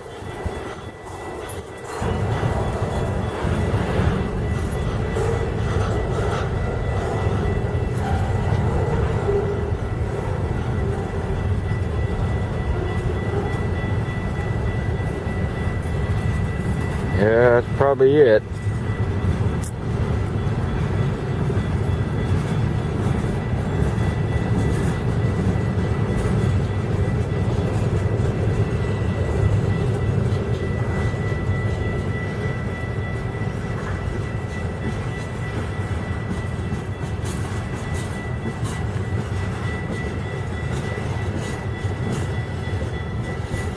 Well, that right there is about as fast as I'll catch on the fly anymore, and that's without any gear.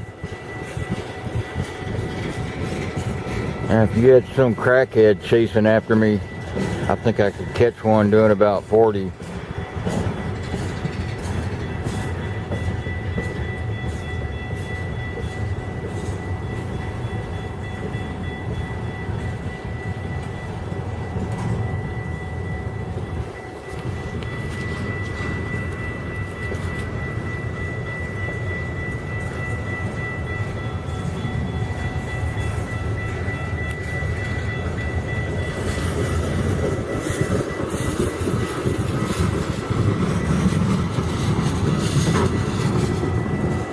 Yeah, and some lady pulled over also and gave me 4 half-inch or half-foot subs.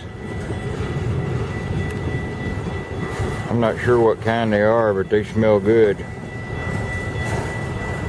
Then another guy at the store gave me a 6-inch sub from the deli.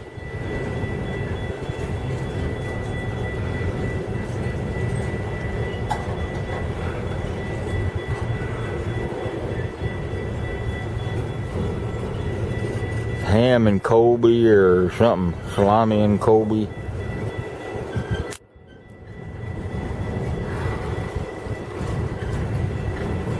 Man, if I'd have known this thing was there, I thought the train for Anchorage already left today. It usually leaves here about 2 p.m. and it's about 6 p.m. now.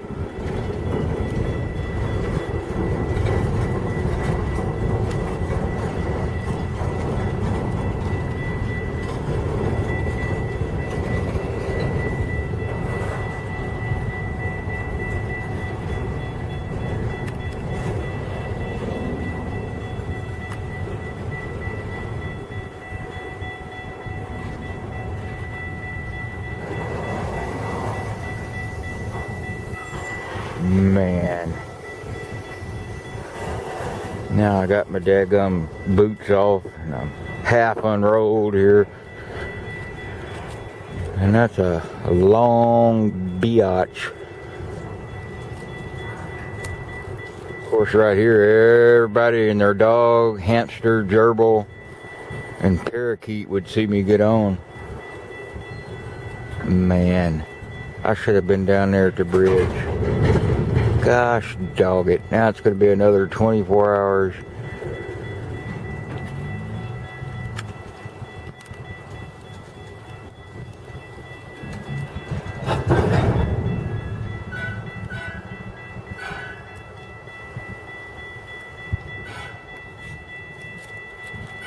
I record how bad my face looks. Starting to get a boil on my nose.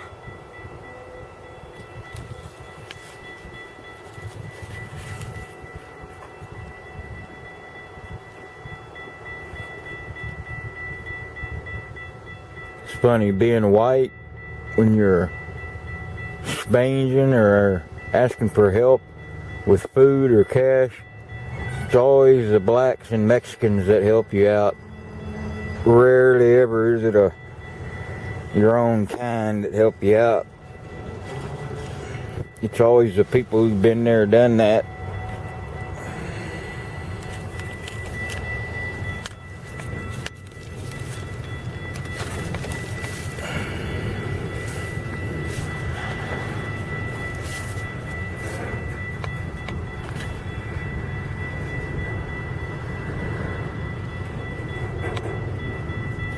I heard something about a passenger train derailment that killed 24 on the radio, NPR radio just now, but I didn't hear where it was and when, so it's fresh. It must have just happened. I don't know if it was Amtrak or Bangladesh or where it was. Now he's going back to get the Buddy in piece. Well, I'm on the second leg of my trip. Still waiting on a train.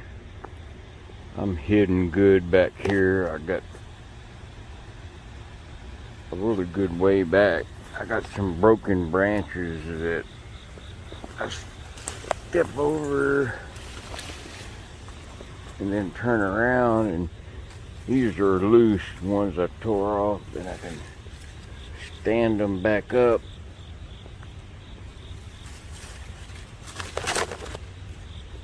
Now, it looks like there's no trail back here, especially from way out there. But it's a nice little cubby hole back here. You could lay down right there or whatever. Kind of downhill that way.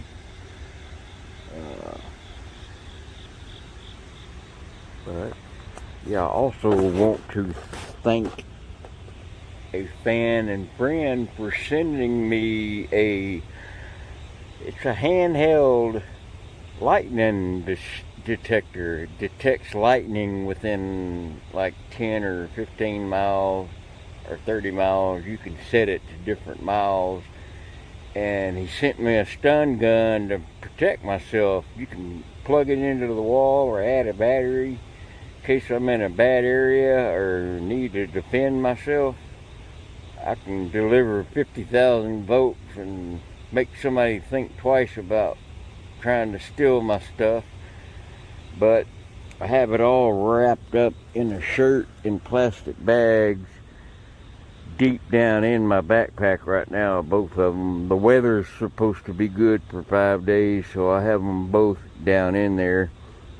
And there's also a handheld weather device that tells your barometric pressure, your temperature, your elevation, and all that. And you can set it to metric, like to Celsius or Fahrenheit. Pretty neat little gadget. If I get it out, I'll have to demonstrate them to you. But anyway, it's just about 10 minutes after 7 a.m. I got this phone video setting where it's a lot more clear. I couldn't find 4K for some reason, so the guy set it to 8K. It's just going to take forever to upload it, and it's going to take up a lot of room, but I got a pretty big SD card, so, and I'll make the videos a little shorter and see how that does at first. But anyway, for now, the second leg, I made about 200 miles. It's now morning. The mosquitoes didn't eat me up too bad, but I got that Coleman, it's like 70% deep. I tried the 70% instead of the 100%. Every time I sprayed that 100% on, it felt like I had sunburn. It was that strong. But this other stuff, you just spray on your clothes, not your skin, and it's enough to ward off. And I spray it on my pack, keep ticks and stuff off my pack too, and my bucket. But anyway, just thought I'd say good morning and update everybody. Waiting on my train right now. Alright, this very well may be my train finally coming in. It was due in about 2 a.m., but he's got to drop 65 cars and pick up 45. Yep, that's him.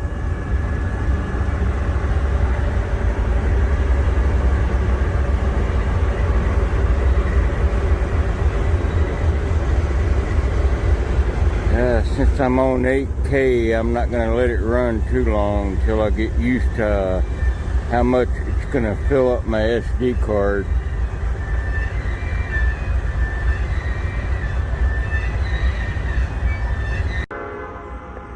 Alright, we're going to be looking at my new mat I got.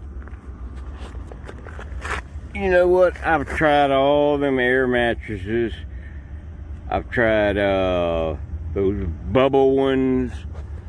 I've tried the ones that fold up into a rectangle, and now those look ridiculous on the back of your pack. Look like you're part RoboCop, part Hobo flop. So you go into any Army surplus store and you can get these between 10 and 15 bucks. Sometimes you can talk them down to $5 if they're kind of ripped a little. But all they are is military green foam. Now if you get 2 of them, of course you got to double that size. And then I always wrap my tarp up on the outside of it. I lay my tarp down first and then my mat, and then I roll it up. That way at night when I roll out, my tarp's already first. There goes southbound right there.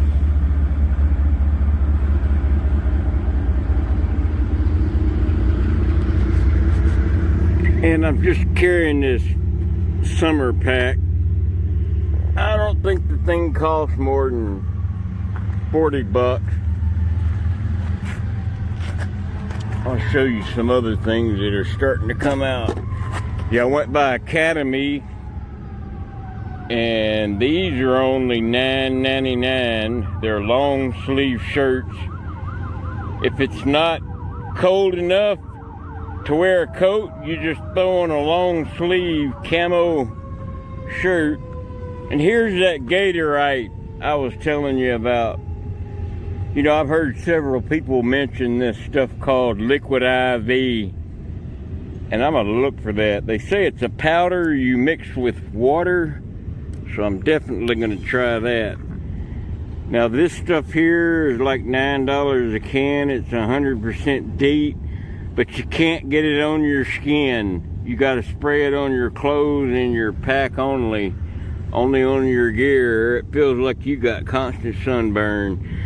But it runs out really quick. You only get to use it twice. So what I opt for is the 40% DEET. It's not harsh enough. It's not too bad on the environment. But we're not talking about the environment here. We're just talking about survival. And these cost a little extra, but I got a Sam's card, so you can get them for like 90 cents a piece instead of $3 like at the store. So it pays off to get a Sam's card if you go into a town and you know somebody you can leave your groceries with. But yeah, always make sure you get them room temperature. Anything, any kind of drink or anything, that way it doesn't sweat and get everything you got wet. Now here's another thing, it's pretty new. Not the pure leaf, but the subtle sweet. You can, oh, I didn't realize it was peach until I looked through the camera lens. Never tried that one, but the subtle, it's barely hint of sugar. It's just enough to satisfy you. And I got these on that Sam's card, and these are about $1.10 a piece. Average out to be. And in my double tape bottom water bottle and single taped up top. You know, you go to Walgreens. Walgreens has the best water bottles for train hopping. They got the good handles on them. But lately, they've been getting shorter and shorter and shorter and shorter. It's getting to where it's almost ridiculous. If they get any shorter, I'm going to have to go to one of those ones you just hold like this. It's got a tab, you can hold it. Those are about the only 2 water bottles for train riding. Because you're not going to sit there and hold a 99-cent bottle like a milk jug. It just bends and breaks and stuff after a while. But anyway, that's as far as the new stuff. And I put all my battery banks inside here. I had a good fan friend send me these little army pouches. And I put my wires and my electrical boxes in here. Blocks, I mean, the blocks and the wires in there and the power banks in there. I got 2 of them, so I got 4 battery banks, some baby wipes. Make sure you always carry baby wipes. And as far as gloves, I swear this is no joke. The best pair of gloves I ever found were these cheap $2 garden cotton gloves. Now, if it gets below 20 degrees, of course, they're not going to work.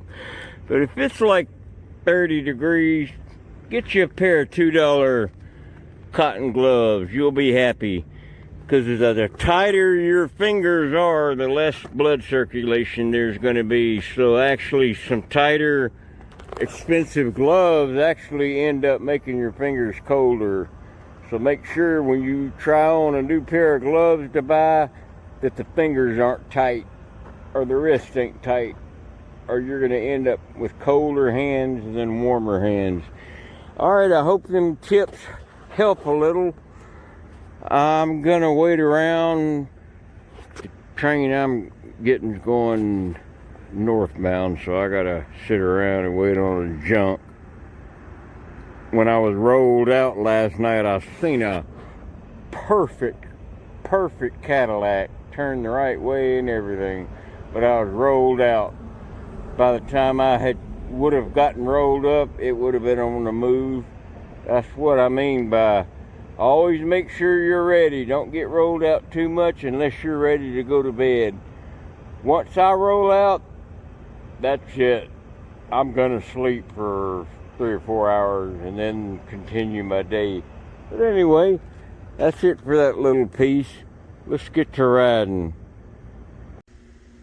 Alright, those first 2 scenes of this video were in 8K.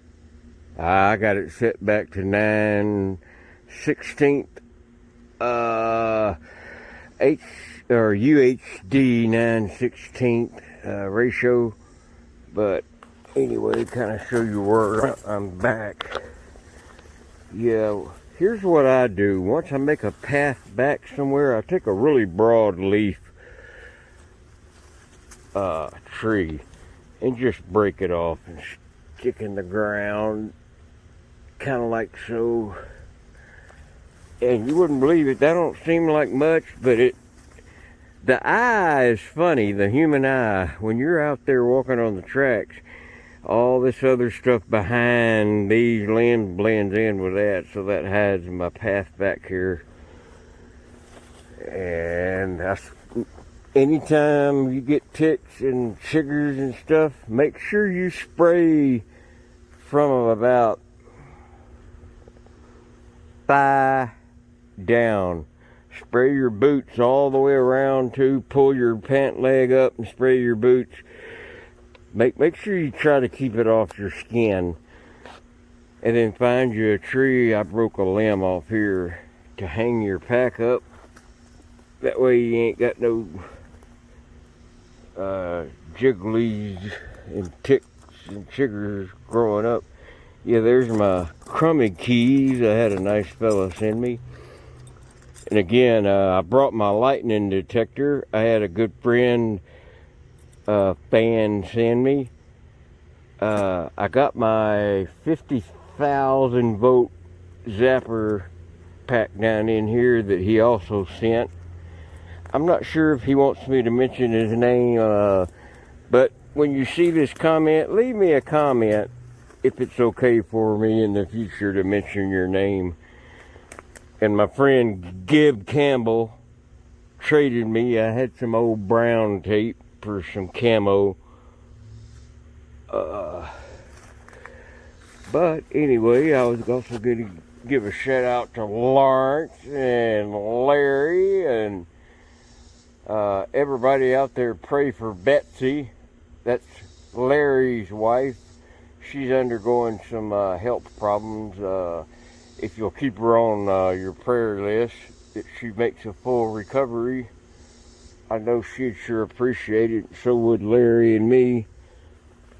And it don't matter about the bucket. Ticks really can't climb stuff like this, but I mean, what are they going to do anyway? Now I got 3 layers of protection. I got from about 4 inches down, I got 4 layers of duct tape. And then 2 layers on up, and then 1 layer of regular brown tape. That keeps water holes from springing a leak in your bottle. Alright, sitting here waiting on my train. Yeah, let me give you a little tour of what happened yesterday. Let me get my tripod set up. Alright, so yesterday I went to Bristol to catch out, and so I went to the Dollar General store there by Anderson. Anderson's an overpass that goes across the main line, and I got a couple of coffees and another gallon of fresh water, and it's started raining, so I've kind of sat under the eave of the bridge, the overpass, to stay dry. And a rookie cop, about 22, 21 years old, pulls up and he goes, "We can't have you sitting under the bridge. You'll go to jail for 6 months plus a $25,000 fine." I'm thinking, I didn't say a word, but I'm thinking, yeah, right, you're just trying to get rid of me because they don't want no more. They think I'm a local homeless person moving in.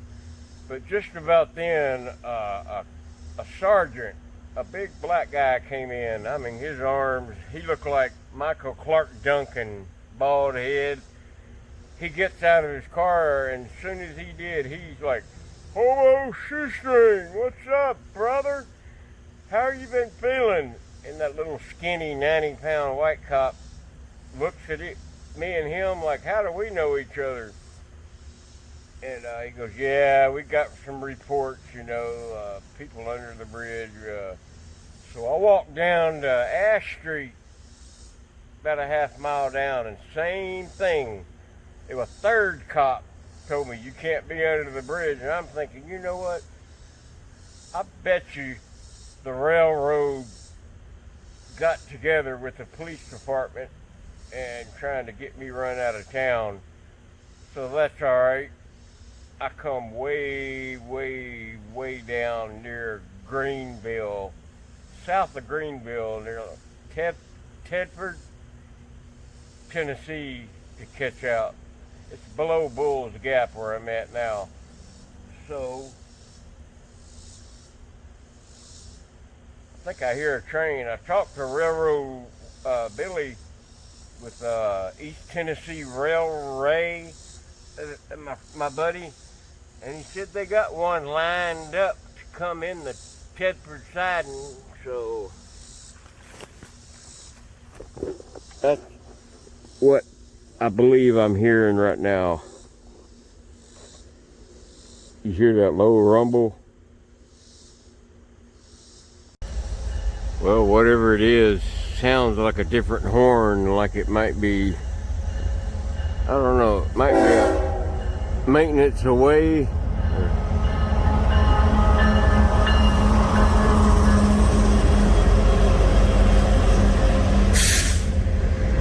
It's a local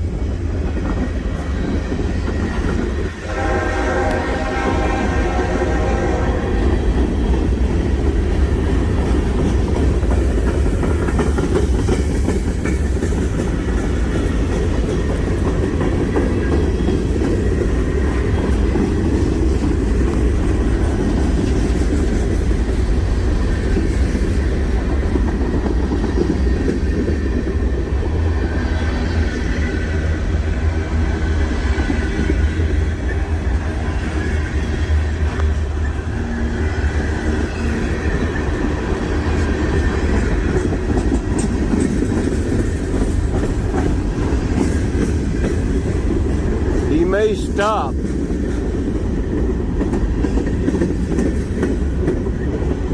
I think he is going to stop. Well, I hope there's an open boxcar.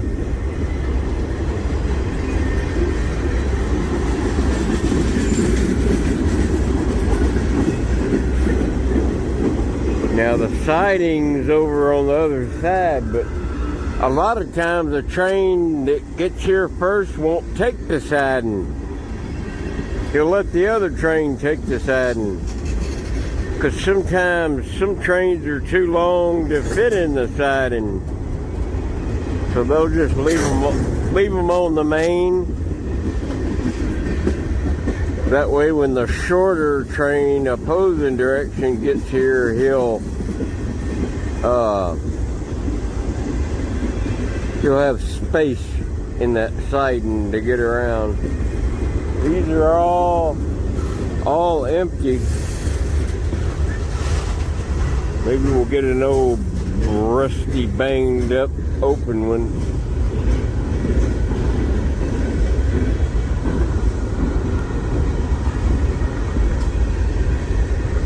I still say it's a Knoxville train. Unless he's got a DPU. That back engine was one of them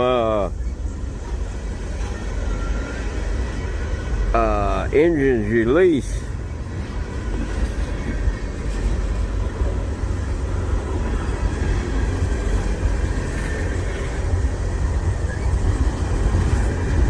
Come on, be a boxcar.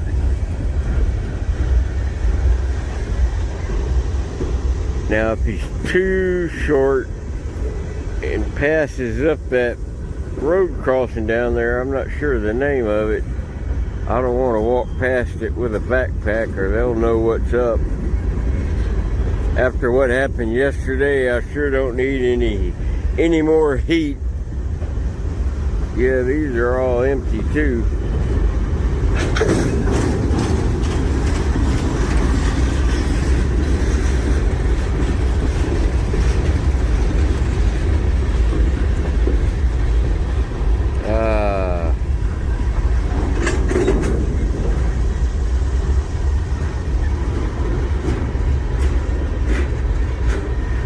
They're all plug door.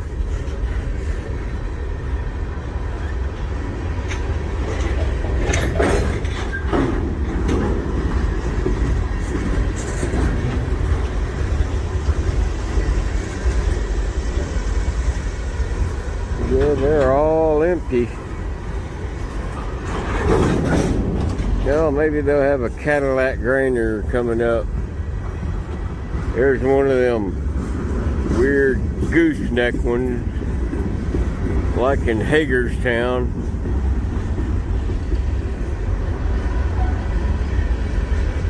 Nope, no Cadillac. Yeah, there is, right there. No, that's a half Cadillac. You can see through the side, but you can hide down under the lip.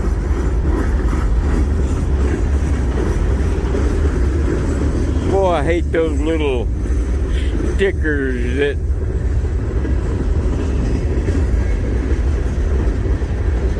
especially when they turn brown. God, you got to never get them off.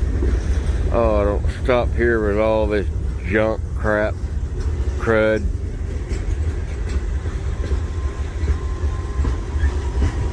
Come on, a little further, that way I don't have to walk so much. Because with my eyesight, I can see down about 5 cars or 4 and tell what they are.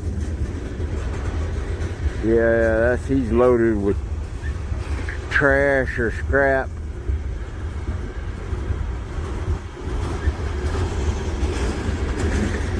That could be a Birmingham train. With all that scrap going to the automotive industry to be melted down and made into vehicles.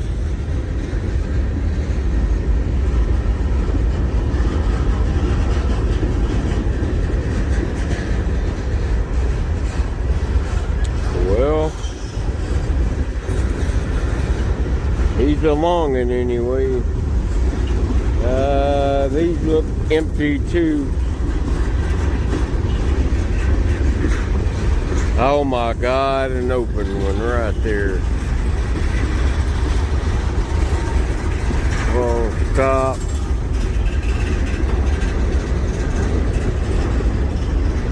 Oh, he's got cardboard in it too. Gosh, dog it.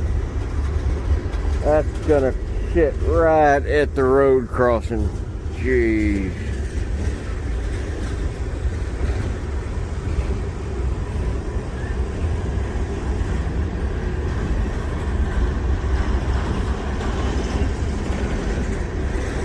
Oh, these are them filthy cars. Concrete soda ash. There's a DPU on the end, I think. That's it. Don't go chasing waterfall. I mean box cars. Because it looks like it's gonna... That box car is gonna be right up there. at that road crossing, and I'll get seen getting on. Yeah, why couldn't it been down 100 yards?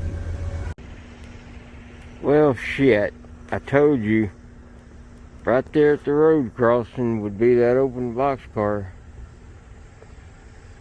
We got like a whole line of cars right behind me that would see me. God darn it, I wish it was nighttime.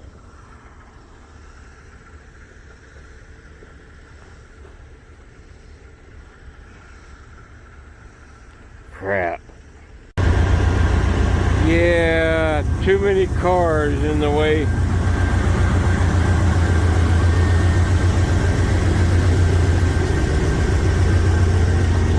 Maybe the one in the opposing lane will stop. He's still got the red light on the other end.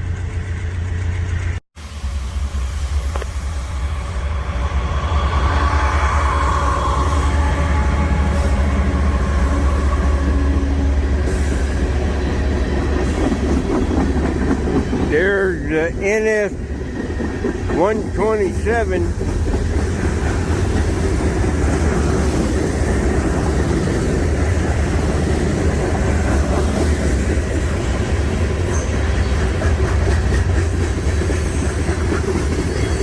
Yeah, there, that zinc there, Z-I-N-C, zinc.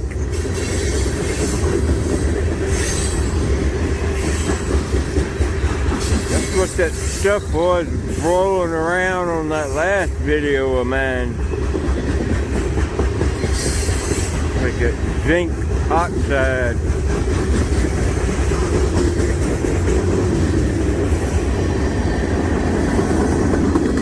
Glad the wind's blowing that way. Doesn't look like he's gonna stop.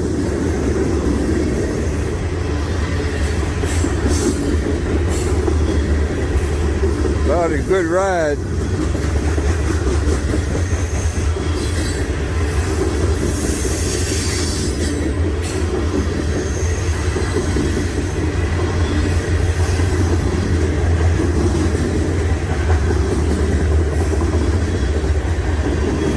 Half a Cadillac, a whole Cadillac.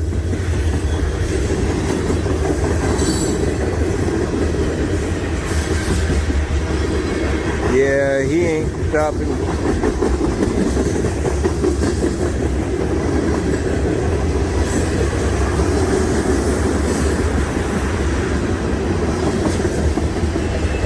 Then the auto rack.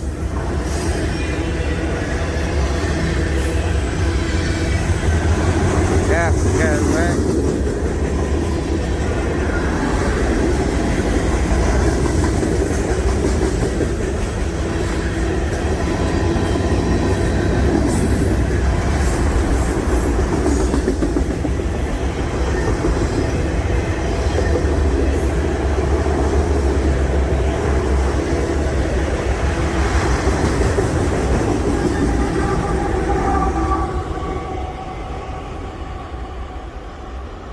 Yep, the NS 127.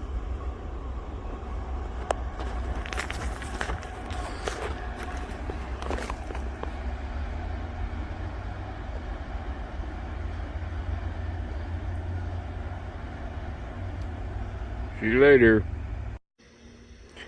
Well, I just got word the 14Z has just derailed 14 miles south of here.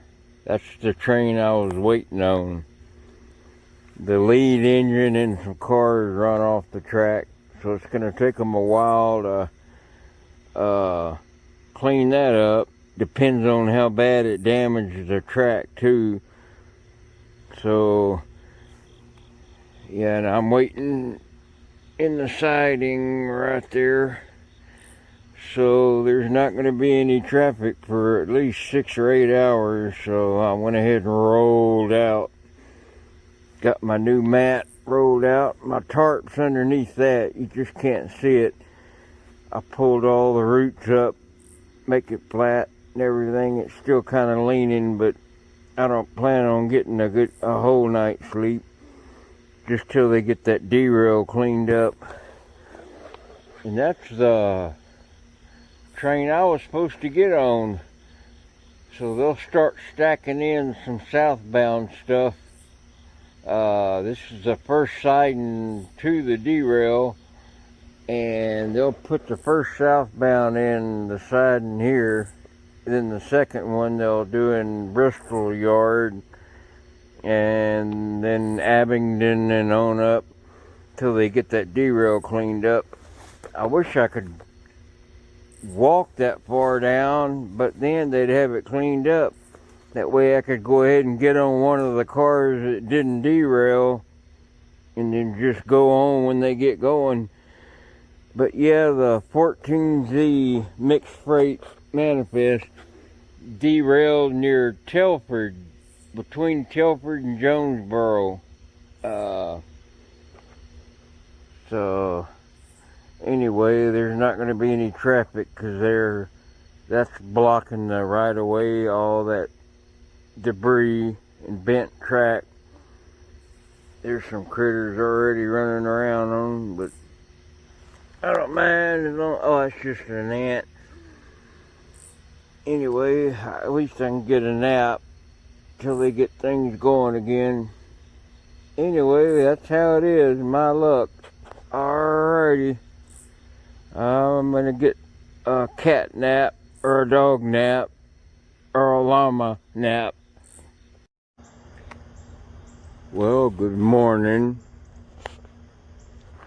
Well, sorry for no riding in this video. It just turns out that way sometimes, where you just don't get a chance, or it's pitch black and there ain't no house lights or any lights going by to give you any kind of detail of movement. But there was a derailment 14 miles south of here last night, so there's been no traffic at all. So I broke some sumac branches to kind of hide myself back here. There's just way too many mosquitoes, even with repellent, way back in there. And I even walked way down there and went in the woods, and way up there went in the woods, and the mosquitoes are worse than Alaska. So I just put my gear there in the corner and rolled out my mat. It wasn't cold enough to use my bedroll. I threw some sumac over there where no one could see in this way from that road. But when you're laying down, the sumac's higher than you are on both sides, so there's no way anybody could see me. So I just laid out right there. I just got rolled up, took my daily medications, and I noticed on the maps there is a Waffle House 2.2 miles from here. So I'm going to get hoofing and go have me some coffee. I don't know if I could build a fire. There's so many houses around. It's a lot of wooded area, but there's a lot of country folk out here that don't want smoke, no fire on their property. This ain't your typical jungle area where I'm at. You know, I could build a little bitty tiny squaw fire there, but you know, just to heat some water and make coffee. But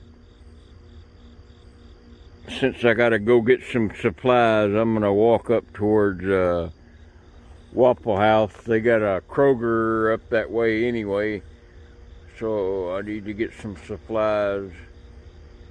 I don't know how bad that derailment is. I've been looking on Google to try and find out, but the 6 o'clock news, I really can't get it to come in. It's so far out where it's based that the news probably ain't got to them yet, or it's on the back page.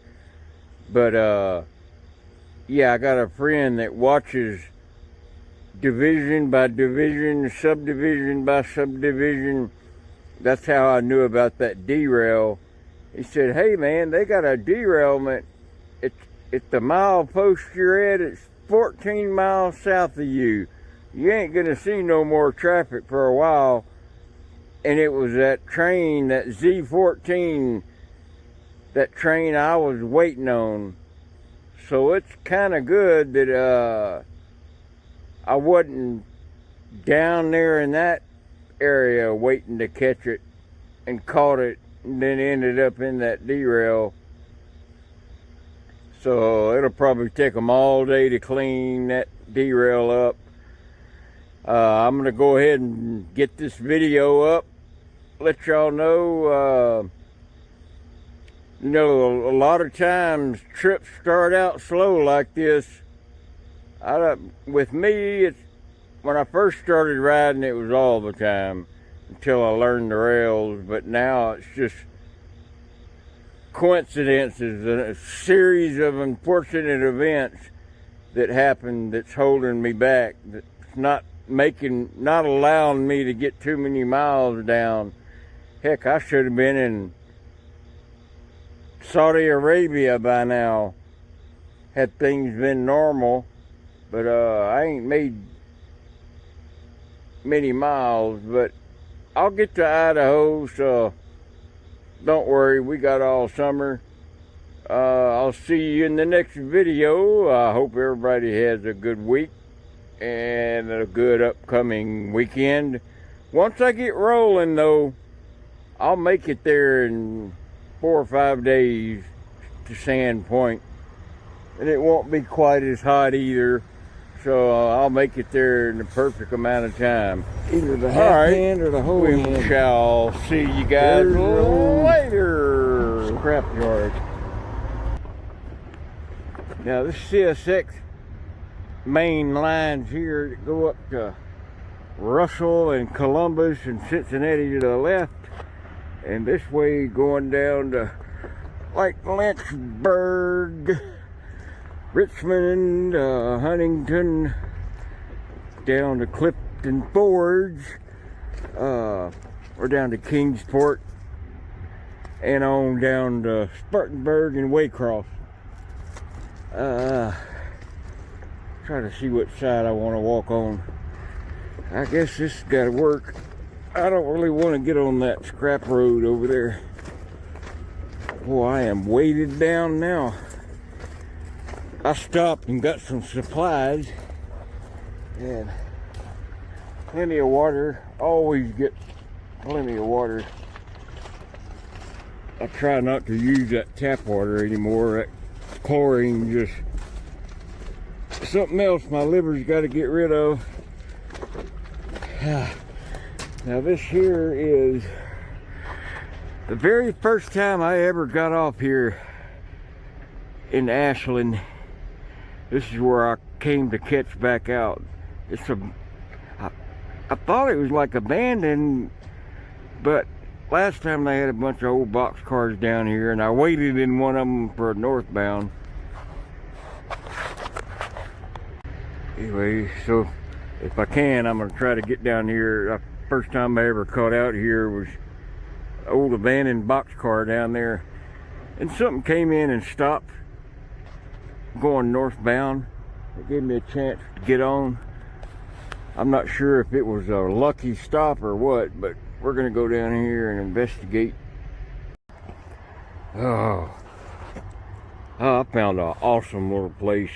It's got everything you could possibly want. Well, me, the way I'm at. Abandoned lines here. That old hog trough frog there.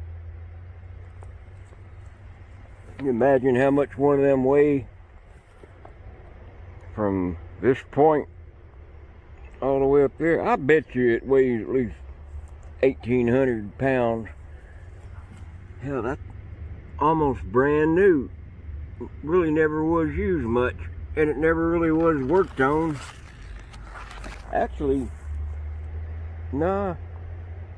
Yeah, they must have just laid it down and never really used it.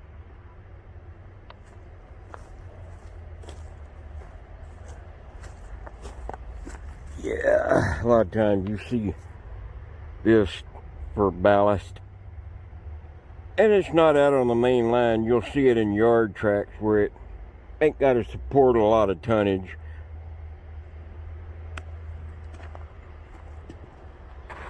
Yeah, it looks like they're going to be doing some track work. I think that's a bunch of railroad ties down there.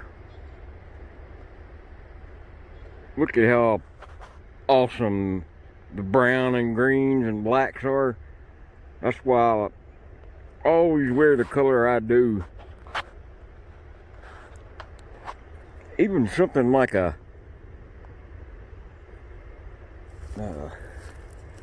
big patch on a t-shirt, like white or something that stands out, can give you away.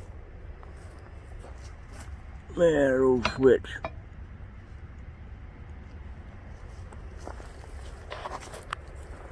Yeah, I don't know when they really use this yard. And them box cars that were down here that one time, they were all rusted over on the axles. So you could roll out right here and, man, you wouldn't see anybody for months. Especially with that flood wall there. No, ain't nobody coming in from that direction of the road. See, the highways on the, well, the street roads are over there, but and there's really not but a few entrances to cross the tracks and vehicles. During a flood, they just shut those right where that, in the first of this video, they'll shut that door over that, traps that water from getting in town, and what does leak through they can suck out. Oh, let's see. Yeah, I had to tag that.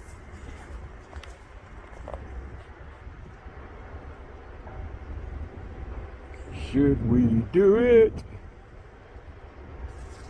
With all that rust on those rungs, you sure get a lot of grip. Man. Yeah, if I was back in my 30s, yeah, I'd drink me a case of beer and go up top and sleep. I used to go up on billboard signs and sleep up there, roll out.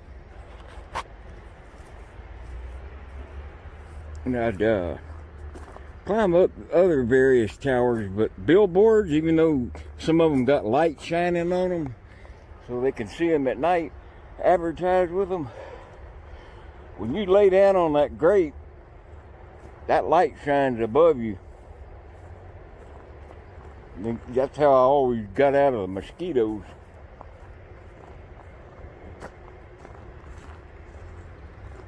Or where I hid after robbing a bank. Nah. I thought that was a big pile of railroad nails, but no, it's just a bunch of scrap cars, gondolas.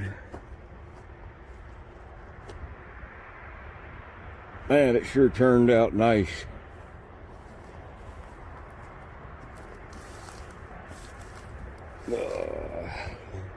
Yeah, this is the main, back to the main line. Yeah, it's going to Huntington, going east.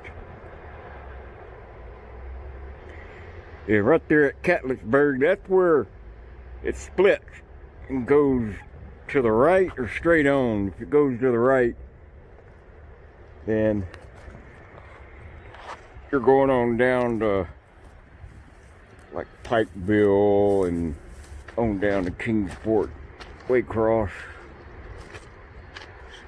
places like that. You go straight, you go to Richmond. Yeah, it sees a lot of traffic.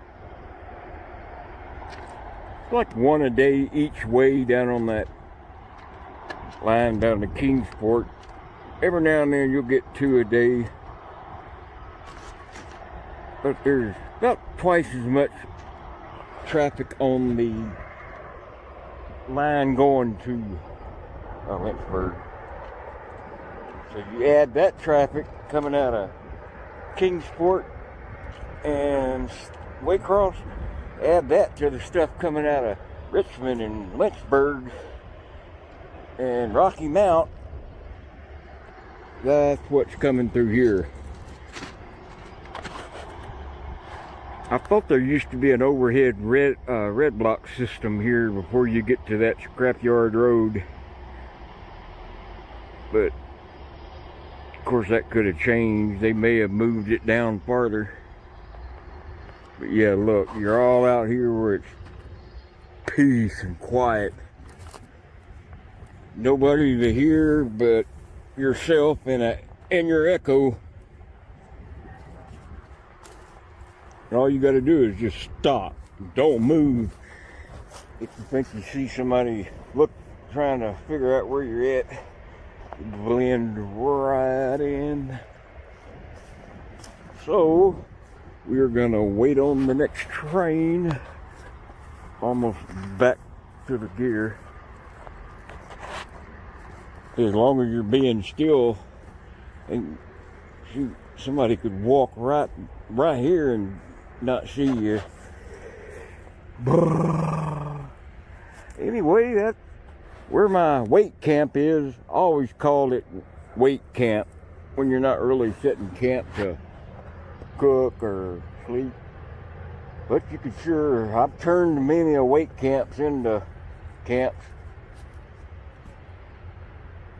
You end up sleeping there and then you start liking it. I'm like, that's why I'm back here now, because I've been out here before. I rarely ever catch a train where anybody else does. All right. Well, I had to move down a little bit. That sun come out. It's fixing to be all the way sunny now. Yeah, I moved into the shade of this gondola and tank. Yeah, I was just looking at something. Look at that abandoned rail. I mean, even if it wasn't abandoned, what is a giant 115 pound per yard rail doing down in here? Look how tall it is.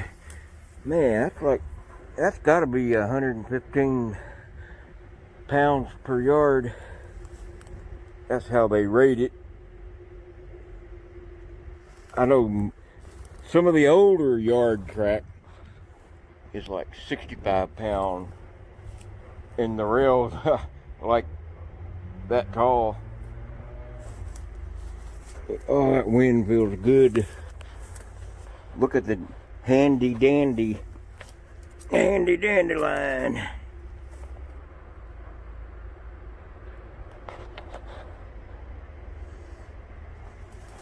I thought I seen some honeysuckle the other day. Me and Larry did. I'd never seen it on a tree before. I mean, it looked almost identical to honeysuckle blooms, but it was a tree. If anybody knows what that might be, leave in the comment, would you? Let's see. See, that's got my whole body weight with that. No. Of course, if I hold it with my bad hand and pull with my good, I'm about to push them buttons. I can't see what's in there.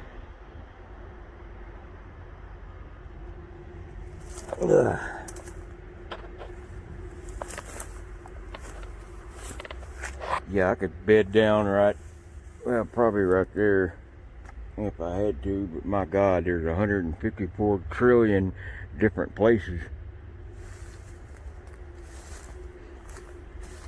That's one of them newer coal hoppers.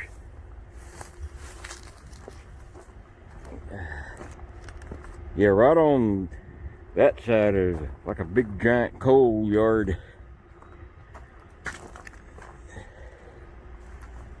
Yeah, let's see what the build date is on this one.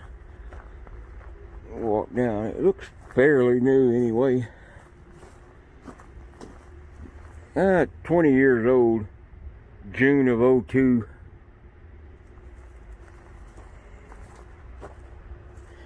Yep, everything's a blooming out.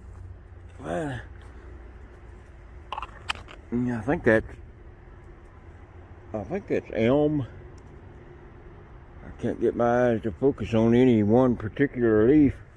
Really not bloomed out all the way. Hadn't been a train yet. I thought I heard something blowing, but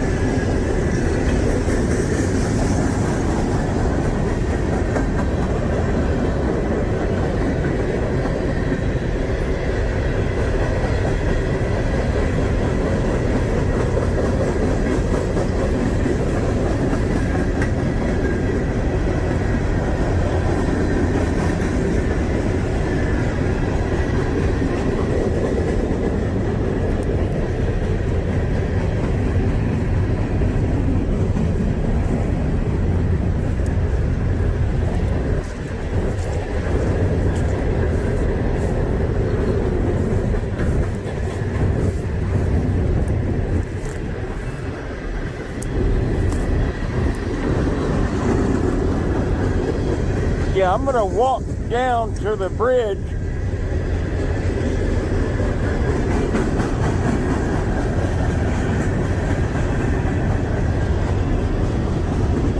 Oh, he's slowing down some. Yeah, I'm gonna walk down to the bridge that goes across the Ohio River.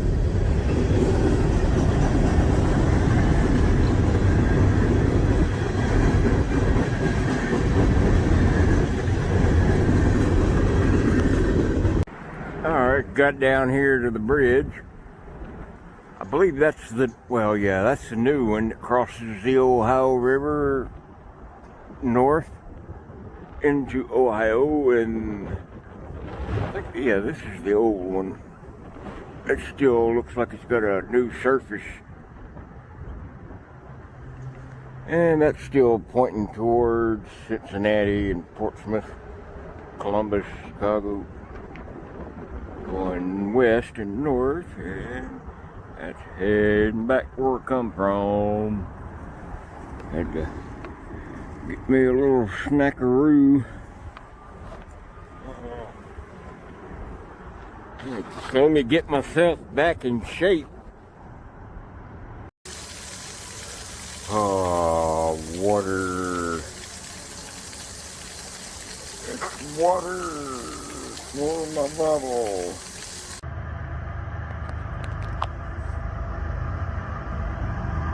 Hello there.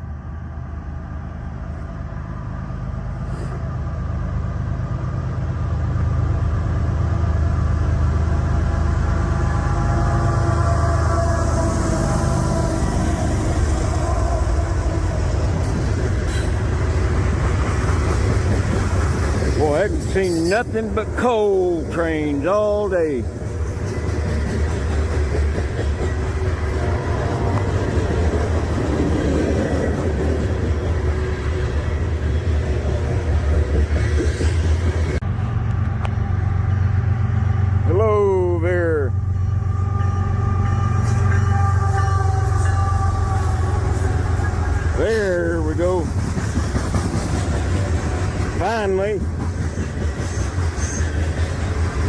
Been 7 coal trains all day. Hey, there's a grain shuttle. That'll go all the way to Charleston, South Carolina. Offload all that grain. That'll go through Lynchburg, down to Rocky Mount, through Richmond, down to Charleston. That's all grain. Every last car on that train.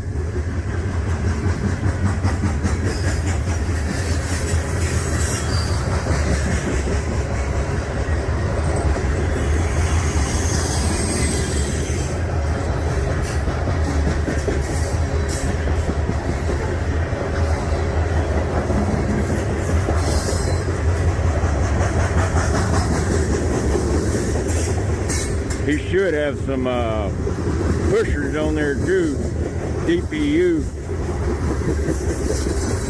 He might.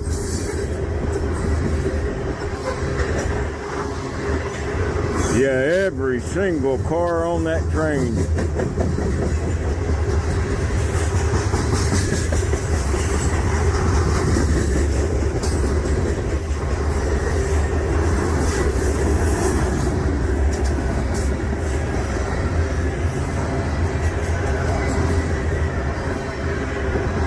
They load them up at the grain silos, the grain elevators in Ohio and Indiana. Yep, grain shuttle train. First thing besides coal all day. 7 coal trains today.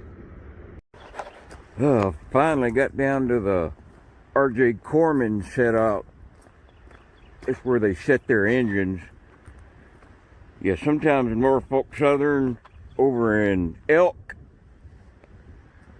we'll set out stuff that goes to a place up here, and then back in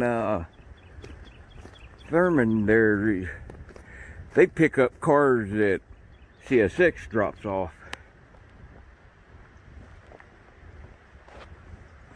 This is just a link between the CSX and the Norfolk Southern.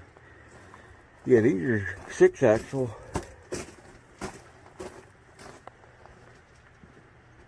There's the work shed, I guess. Coffee pot. Get your work orders.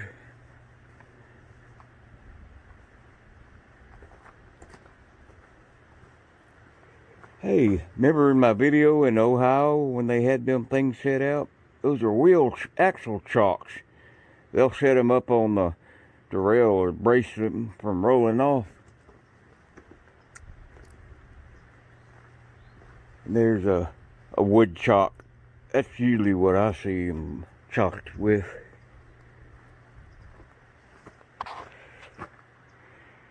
Yeah, R.J. Corman.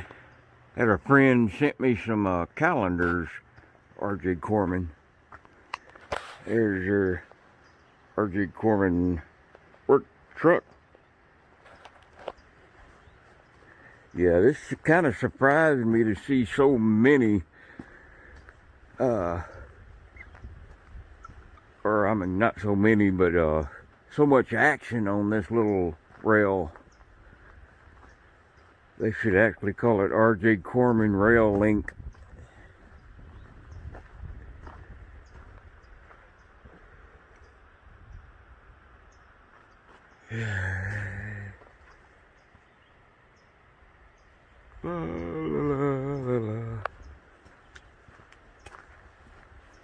There's a do not park past stripe. I even got little reflectors on it so they can see.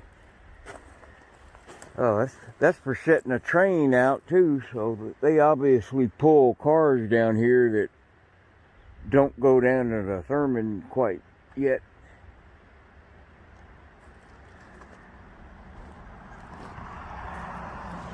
Yeah, I didn't realize this place is actually a state park.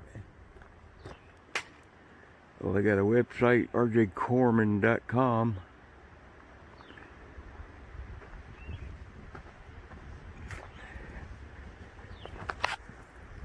Oh,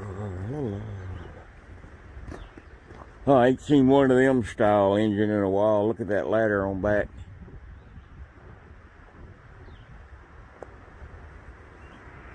There's your electrical room. See that little glass window? A lot of times you can just look in that and fill out your paperwork, like your inspection. Got all that oil spilled out. Yeah, there's a second one. I didn't even notice till now. That shows you how far I can see.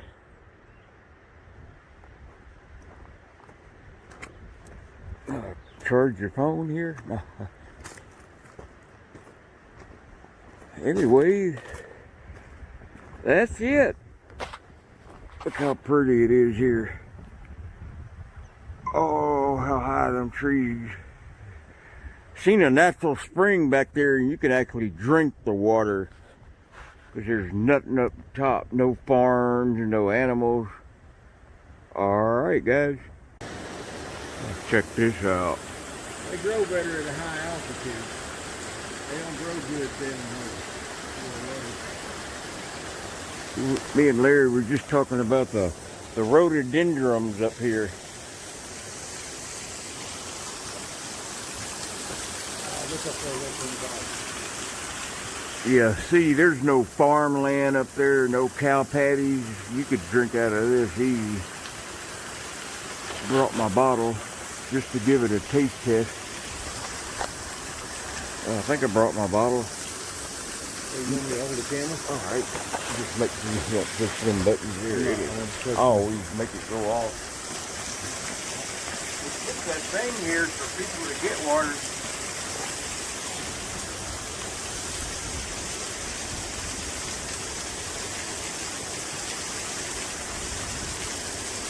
All in.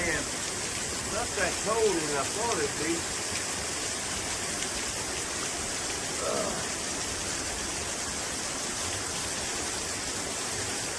Well, that's a lot of minerals in it too.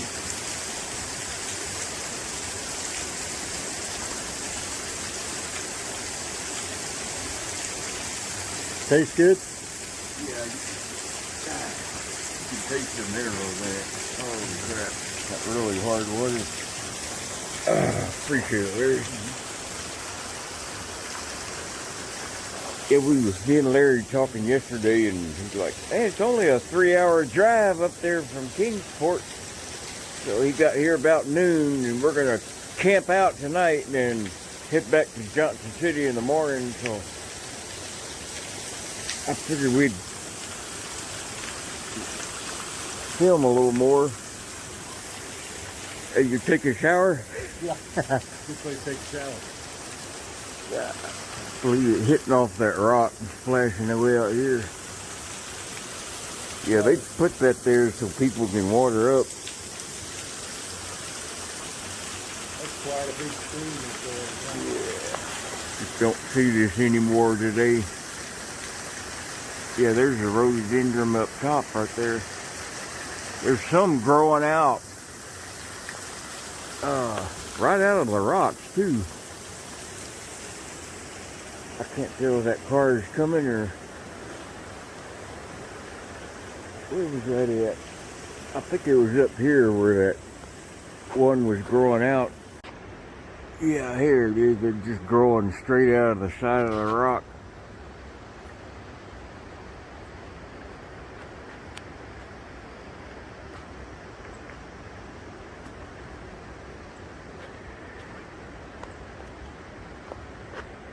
There's a waterfall over here. Down a little further. Shoot. If I'd known this was here, I would have came down here and just rolled out. Out on that rock.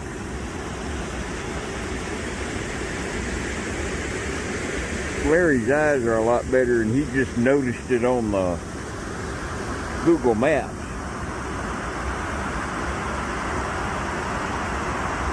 Yeah, I didn't know we were only 3-hour drive from Johnson City. Larry left about 9 this morning, got here about 12:30 noon.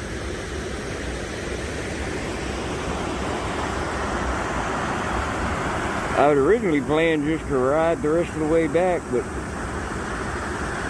I think I'm gonna cheat and get a ride back. That way I can upload this video. Man.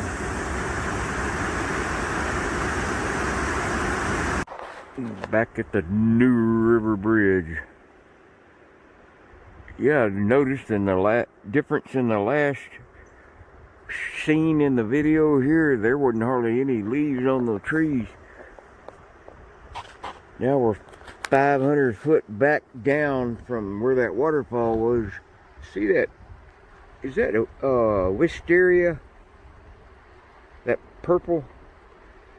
If anybody knows what that is, leave a comment if that's wisteria. You could just leave a comment. There's another one on the other side too. Yeah, there it is. Oh, okay. Oh, about tripped. That'd be the perfect place to trip. See how close? Yeah, wisteria.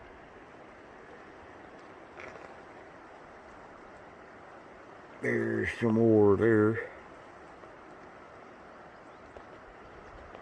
Yeah, this is the same river we're on. Look how wide it is now.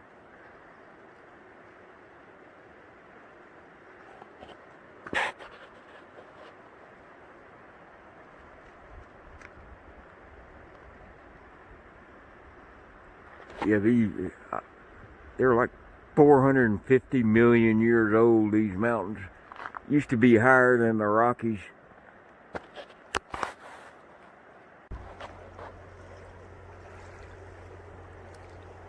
That butterfly mating season? No, they done mated. Or what are they doing? Maybe somebody will leave a comment what kind of butterfly these are.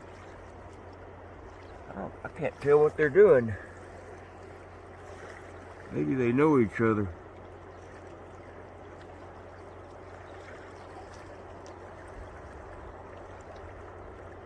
Well, they must be blind.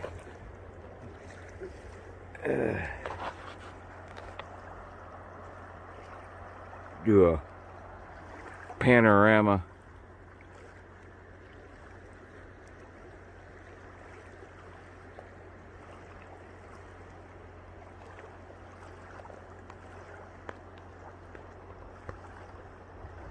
I'm gonna have to zoom in on it. New River Gorge Bridge, 872 feet to the bottom to the New River. And back up. Built in 1972-ish. 1977. Finished it in 77. Well, Larry come and brought all the camping gear, and we figured we'd get a camp spot. We really couldn't find anything flat enough without the car being parked there and attracting attention down by the train yard where I was. So it's got a little fire pit, but Larry drove up 3-hour drive up, and we just got everything rolled out. Be my third time sleeping on a cot.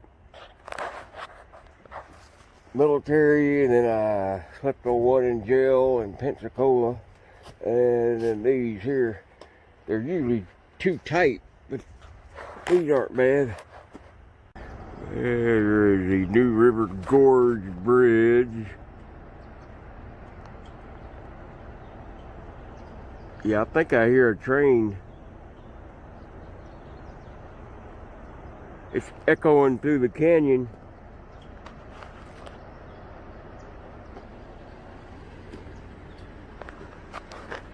There's some more of them purple.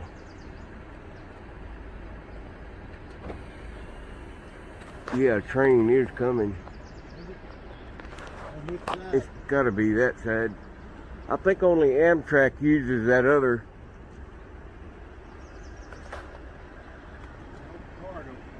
Yeah, I'm about done. Too bad that ain't a siding right here.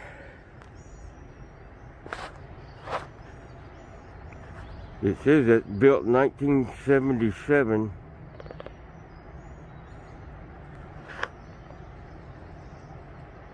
Yeah, CSX about a mile and a half west splits and goes across the river and goes up about the length of a full siding on the other side of the river.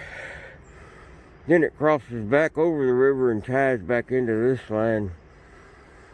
But I think only Amtrak uses it because they got flowers growing up all around the tracks.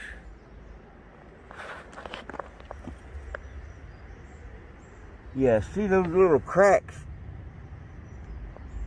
That's what they call shelling.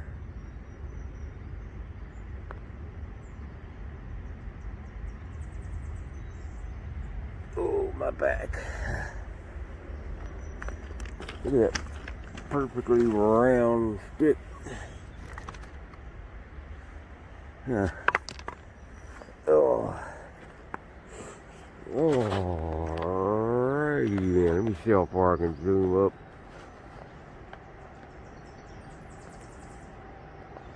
Yeah, some guys sneak out off on this bridge and base jump. Wish a train would go by. Oh, here's a better spot.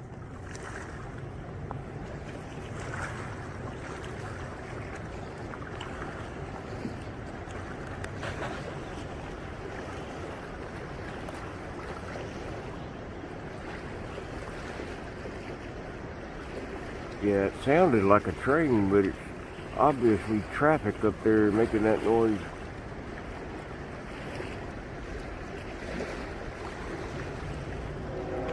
Oh, there we go. On our side? Yeah, I should have stayed up. Oh, there's no visibility. Yeah. Yeah, I think Amtrak only goes up there on that other line. I see a place right, peek through it right here.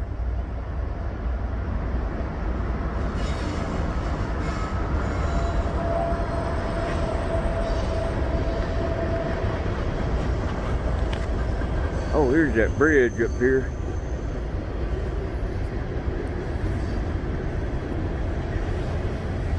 Let me get stopped.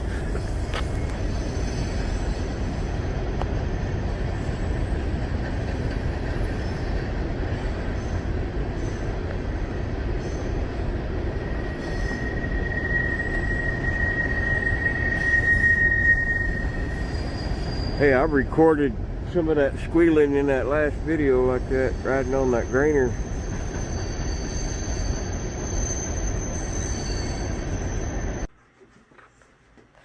Alright. Why are these lights not working? Now see if it'll move. Make it go backwards and then go frontwards with it. That'll give it a little jolt. Yeah. No, I meant with the controller. Yeah, now see if it'll go frontwards. Yeah, back it all the way to that switch. Right where the front of the nose of the engine will be on it. There it goes. Now, yeah, keep it going. That way it'll make that corner. I don't want to go too fast. No, you can go faster as long as it's not full blast.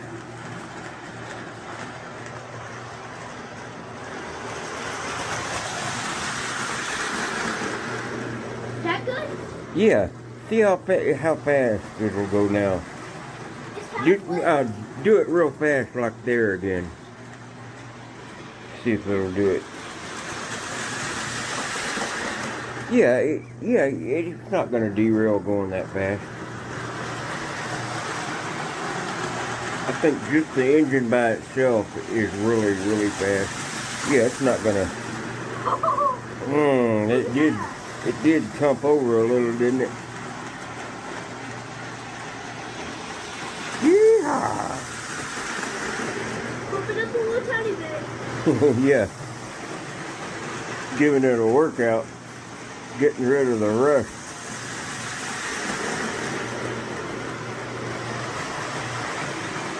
Yeah, do it full blast when it straightens out right there. Yeah. I'm making it my way to full blast. Oh, okay. Look at that. Look at that. Yeah.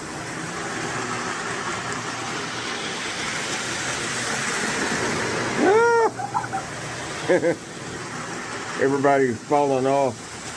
Oh, help! Oh. Come back and get us! Oh, derail!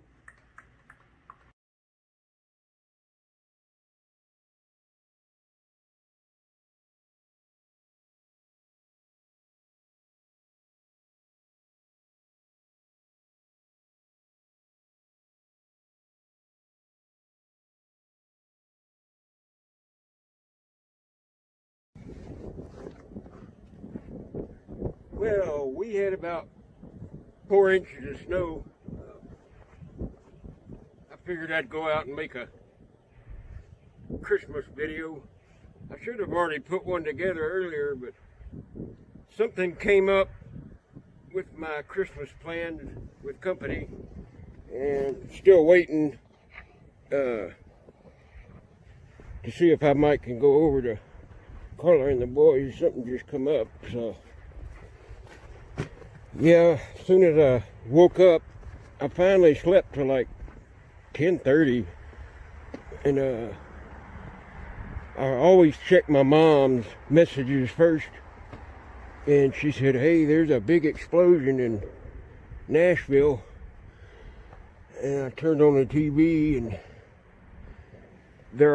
I still think they're investigating, FBI and everyone, so said they announced that the bomb was going to go off on loudspeaker, so I guess they weren't trying to kill many people, but I don't know, maybe they were trying to attract first responders. Still way too early, but yeah, just out of nowhere on Christmas, something like that happens. Like, what was it, back in 2004 when that Christmas Eve, or the day after Christmas, that tsunami and earthquake in the Philippines. But let's talk about trains. Let's try to forget about all the stuff that's going on around the world, if only for a few minutes. That's how I get by each day.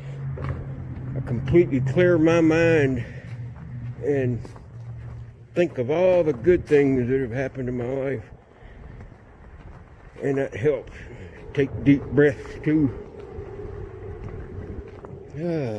Down in that little shag yard now. Wow, I hadn't seen one of these in a while. Them holes are really big diameter. 30 inches maybe. Yeah, the lip's a little lower too, so you can kind of be seen a little bit. But still built the same. You can reach through to the other compartment right here. Put your gear in the middle. No, I'm not going to do any climbing today. Maybe I'll tell some stories. Well, I guess I could tell a Christmas story. This was winter of 1992. I had started out in Valdez, Alaska, thumbing it the day before, and they had a really big cold snap that night, and I had only made it as far as Sutton, Alaska, outside Palmer, and it was like 4 a.m. Christmas, and It was so cold. It was 38 below zero, really no wind, and I was bundled up so thick I looked like the Michelin tire man. But I still ended up getting hypothermia.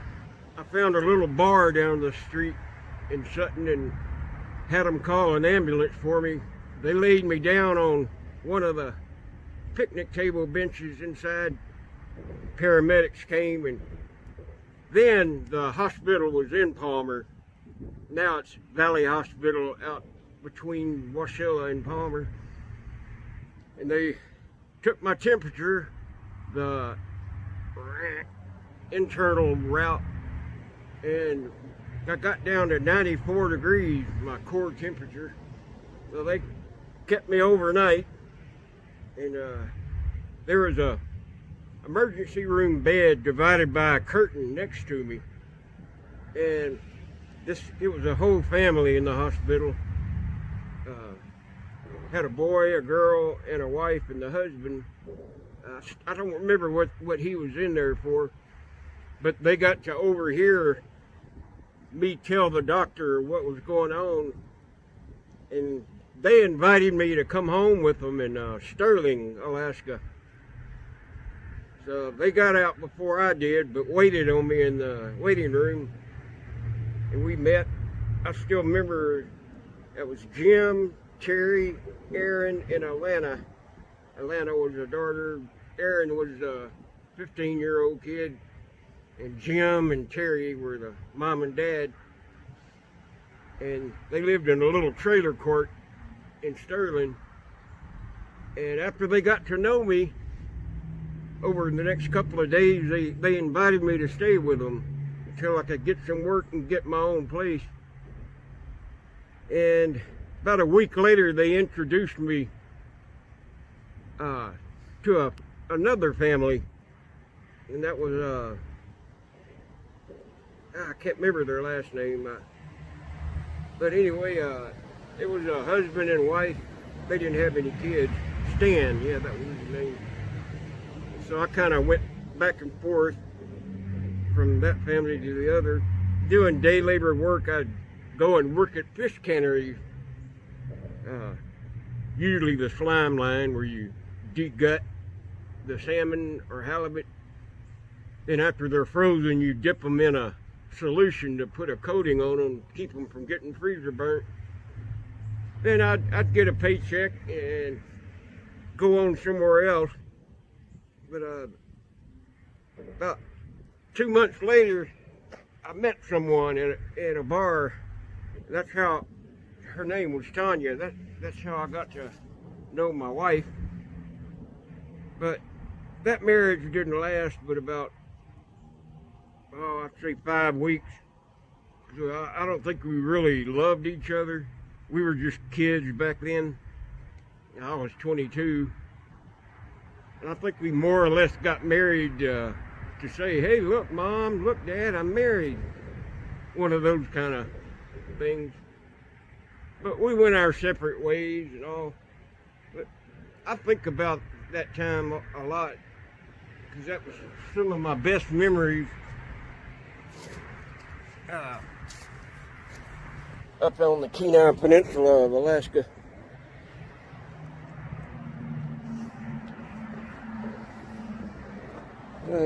Anyway, that's my love life, I guess, or like life.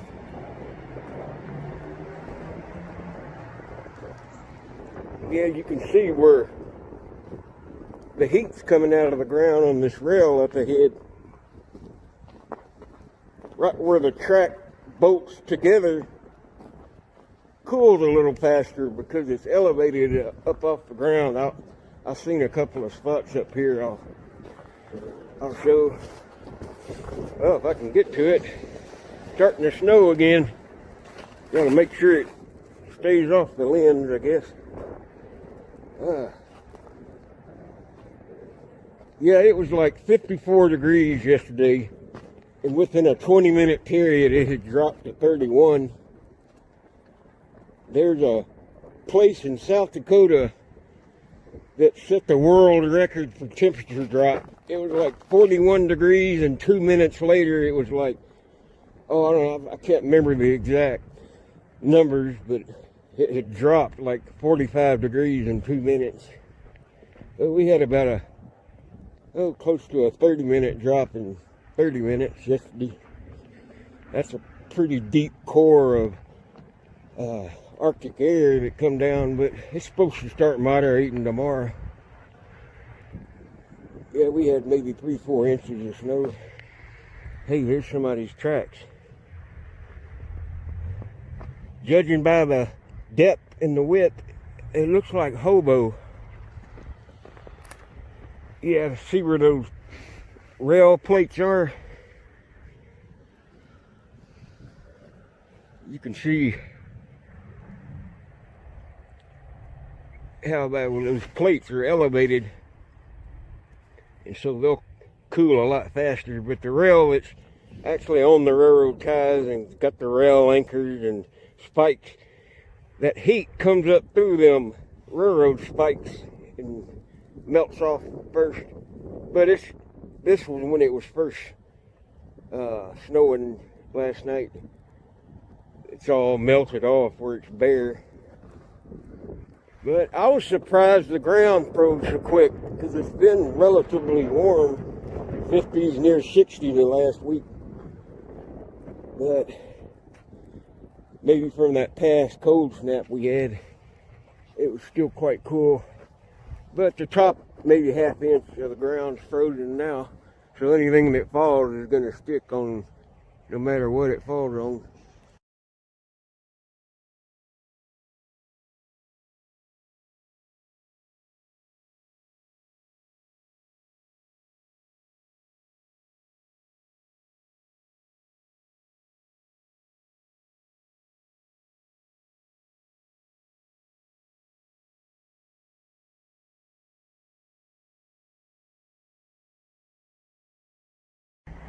Yeah, another time, I don't think I've told this story yet, about another boxcar I got locked in I think 2008, back when I was really probably at my worst drinking.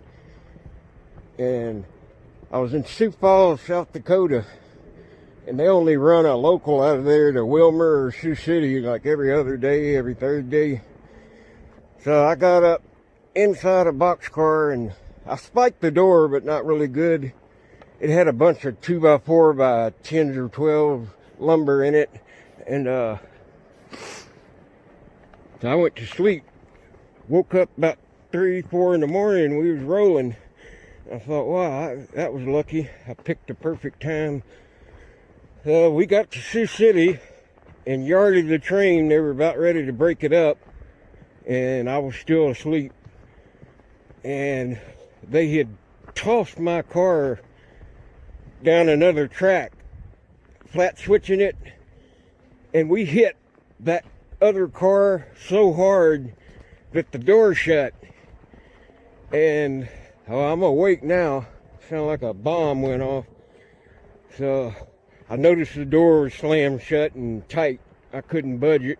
I couldn't even get one of them 2x4s wedged in between the crack of the door to pry it open. So I kept thinking, well, maybe they'll bash it from the other end. Sure enough, 10, 15 minutes later, they bashed that car the opposite way and that door flew open. That was probably in there, it's about a 4-hour ride from Sioux Falls to Sioux City. But yeah, before that though, I had called 911 and told them I was locked in a boxcar. And they said, where? And I'm like, I'm in the BNSF yard in Sioux City. And I never did hear anybody on the radio walking by. I've shown my flashlight up on top of the door of the boxcar. It had the number of it. I said, I'm in BNSF, whatever digit I'd read out. And I thought that they could look that up on the manifest and tell where I was. But that whole time, no one ever come to look for me. So I crawled out and walked by the yard office and one of the workers says, "Hey, were you that guy locked in the boxcar?" I said, "Yeah, it's all right. I'm out. I'm all right." And he goes, "Have a seat right here in front of the yard office. Have a seat." So I sat down. He went and got me some coffee, and then 2 cops show up. And I'm like, "Oh, you rat. At least jail's better than inside of a cold boxcar." So they arrested me and threw my gear in the other cop car trunk. And I told that officer, I said, "Look, I don't mind going to jail. Actually, I kind of welcome it. But I'm a severe alcoholic. You can't just throw me into the jail without, I'll end up having seizures again." And he gets on the radio and I guess asks the captain or whoever on duty with higher ranking, he said, "Do we really want this guy in our jail? He's got a plethora of medical issues." And he said, I overheard it come back on the radio. He said, "Yeah, just write him a ticket and let him loose." So he took the handcuffs off and asked me where did I want to get dropped off. I told him the emergency room. So he took me to the hospital, dropped me off. I went in and got seen, and they ended up admitting me because I had just really done damage even back then. But that's a story I hardly ever tell because that was my fault. Oh, yes. Where are you guys when I need you? Those load lock cardboard sheaves. Hey, this is... Oh, never mind. I thought it was a wooden floor boxcar. You don't see them much anymore, but those floors on the the boxcars with wooden floors, I get sidetracked a lot, sorry, are a lot heavier. So, I hope this is recording. Let's see if I can get my fat butt up here.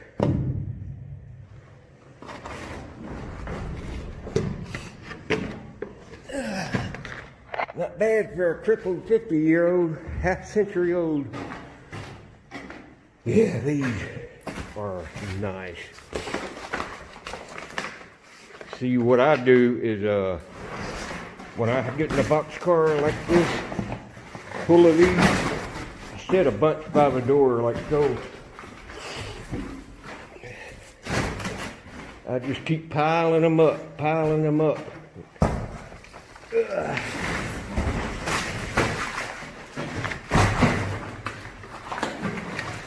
Especially if your train's going to be a while before you leave, and you lay down right here, and at that level, if anybody looks in the boxcar, they won't see you.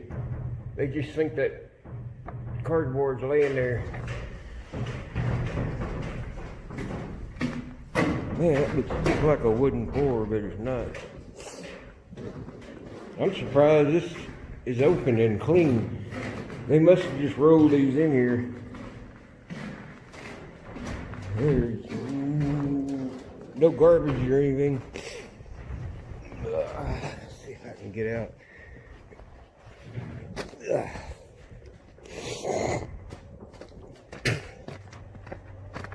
Of course, the ground that I'm walking on now is up a lot higher. Hit plug door here.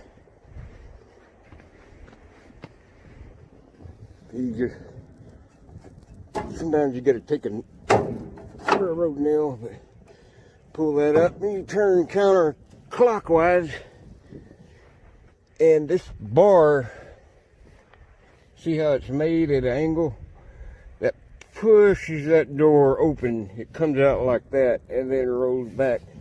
But they got it chocked. So. Oh, I've never seen boxcars down here that are fresh, because the wheels are shiny. Boy, it's coming down pretty good now.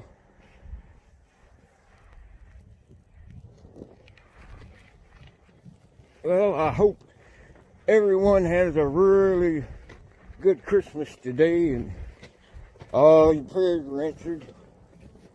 I know one thing, just being well now and healed up. Because last year, this time, I had just gotten out of the hospital with surgery when I got hit by that car. So I've come a long way in the last year. I hope to manage a lot this year, get a lot done before I get to where I can't. But everything's slowly working out.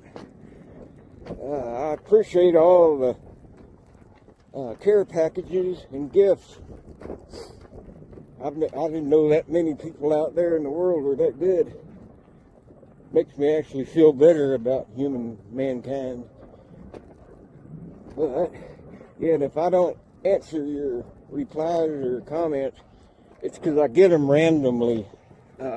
They'll pop up that somebody sent me a comment, but it only does it one at a time, and just whenever I tap it and answer it, that's random. So it's like you won the lottery if I comment on your post.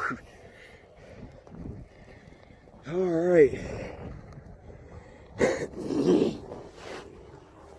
That wind picked up too. Hey, Kim. What'd you get for Christmas? Nothing. Nothing? Oh, I thought you didn't. I knew you were bad this year. Did you get any coal? A lump of coal? No. I could have brought you some from a coal train. A big pile of it. What did you get? It was already on one. Really? Now push it again. Alright, we're going to go all the way to Australia. It goes all the way under the ground. Oh, it may have broke again. Let's see if it resets. There it goes. That elevator's getting old. Old like me. I'll put a song. That is a cool keyboard. Did Santa bring that, or is that just a present?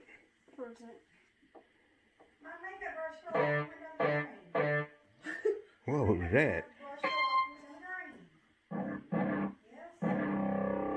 Oh no, alien.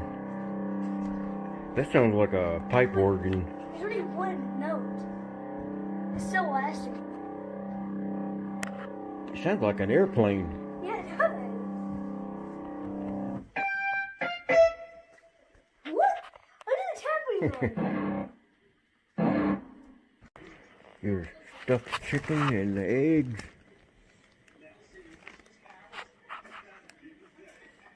Does it go? Ow, it pecked me.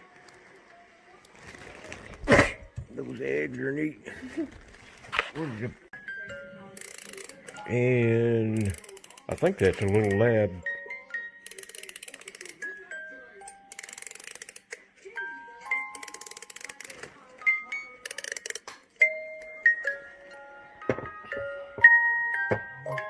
There's a water one right there than there is. What's inside? I think a fox. I think a fox. Wow, you got a bunch of good stuff. That's not an egg. It hatches a fox. Oh my gosh, that tail is long. He's happy to see you. Knows how to see me.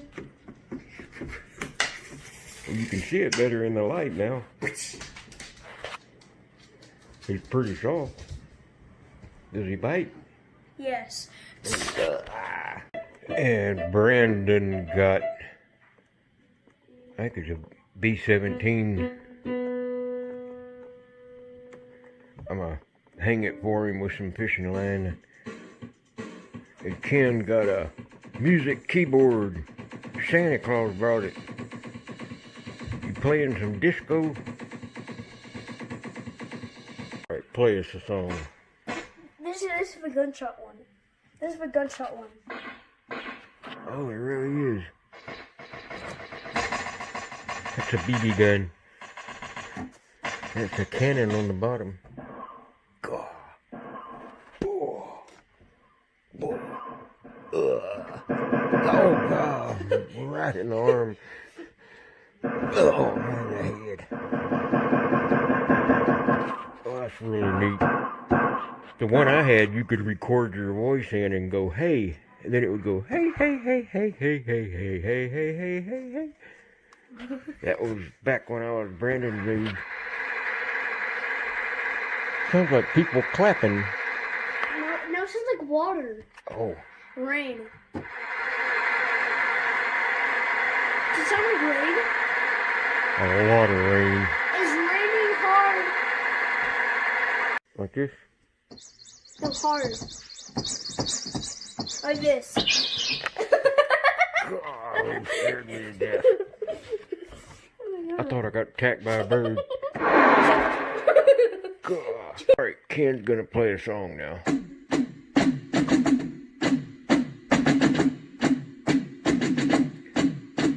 You got a good rhythm. Your tempo. Hey, look, it's the Hobo Shadow. It's the Hobo Shadow. Here in Shelby, Montana again. Looks like some stuff down in the yard. Looks like they may not have ran the Great Falls man yet. We'll go down and see. Wish it would have been daylight coming through Glacier National Park and all.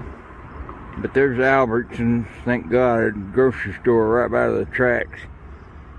Nowhere to build a fire to cook unless you want to burn the whole prairie down. So we're going to walk down to the I-15 overpass about 2 miles down. Well, would you look at that? The real Hobo Shadow shirt. Anyway, you can go to shoestringarmy.com and order your shoestring shadow shirt now. Or else, I'm going to drink every one of these in one gulp. No, I really like buying these. They're really good. And it supports the troops, too. It's owned and operated by the military personnel, vets. Vets make, pack, and distribute and profit from this coffee. So when you can, get you some Black Rifle coffee. I'm not just trying to make a sale here or anything, but it is really rich. It's just as good as that Starbucks. But anyway, I went in and got me some good old hot dogs. Big old fat, real 100% beef franks here at Albertsons. And some other coffees. I'm gonna try this. I don't normally drink soda anymore, but it's strawberries and cream, so I figured, hey, that sounds pretty good, and I gotta clear out the bucket and make room. But looks like we got a train coming from somewhere.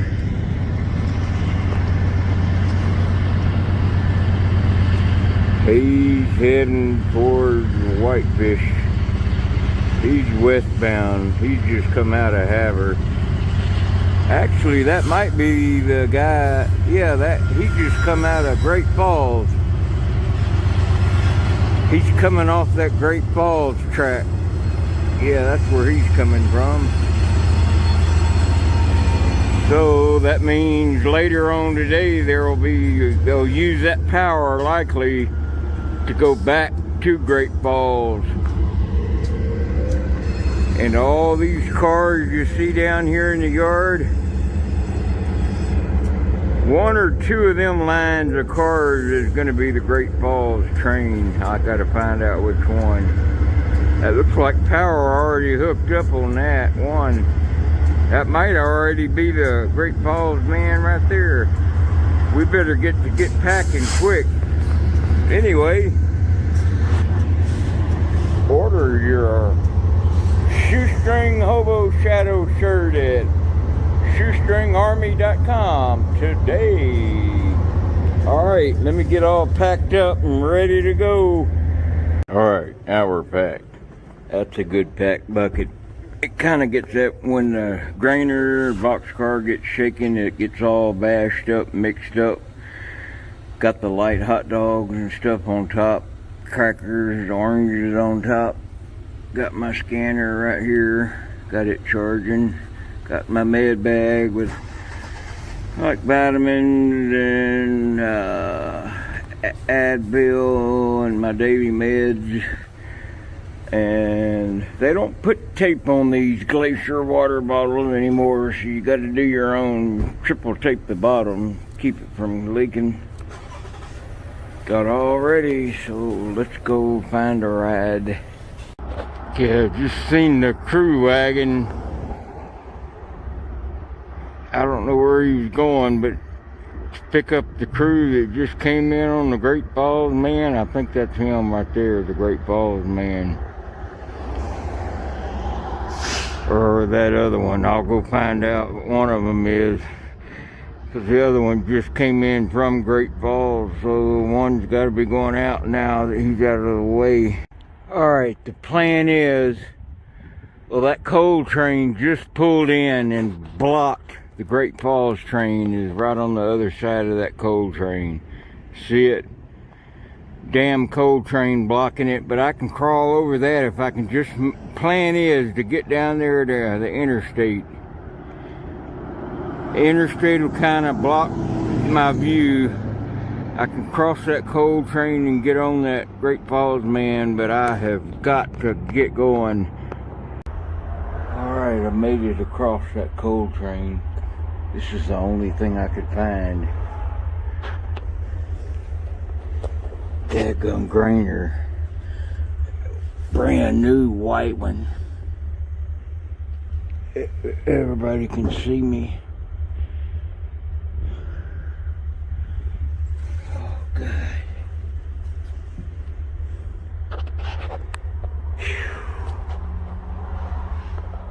Well, we'll know when we get going whether I'm going to Havre or Great Falls. Alright, we're moving. Wish me luck. I don't get busted. There's hardly nowhere to hide. I'm not gonna know if we're going to Great Falls or Havre until we get to that bridge. Hopefully we'll be going fast enough by then no one will see me. I gotta turn this off until I know it's safe. Come on, keep going faster.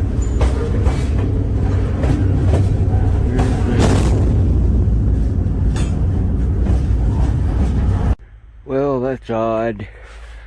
We go all the way up the Great Falls track and across the intersection and stopped, and I thought I got busted.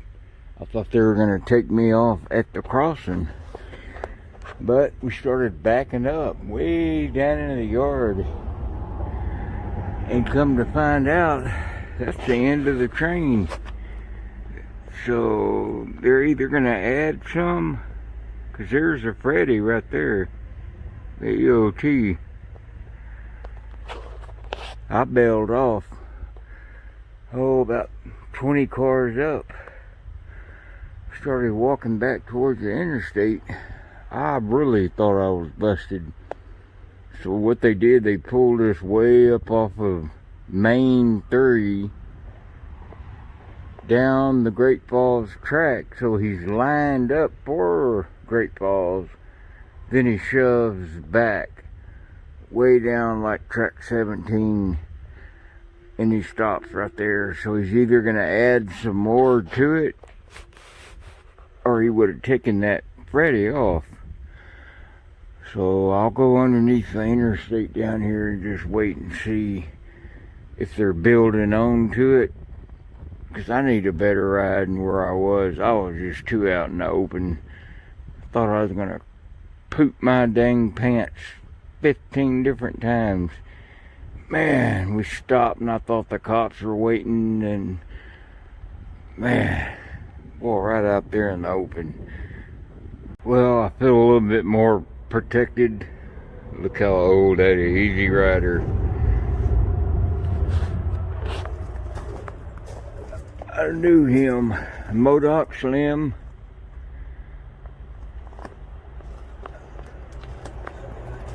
They're both dead.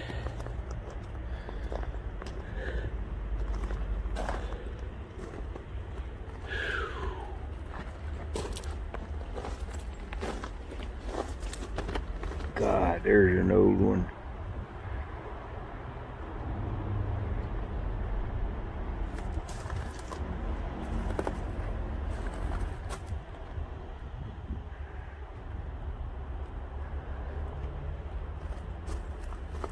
Yep.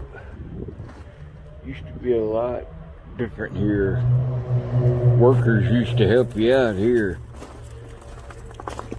God, brings back memories. Used to be a bunch of old shanties along the roadway over there they tore down. You could sleep in. Old abandoned shanties. Hey, Big Bubba all the way.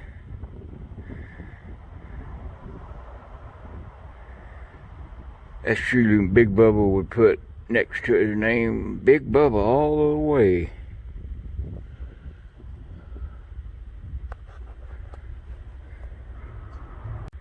Nah, what he did, he put the Freddy on the end of that piece there. That train on the left is the one that just shoved me back in here, the one I was on.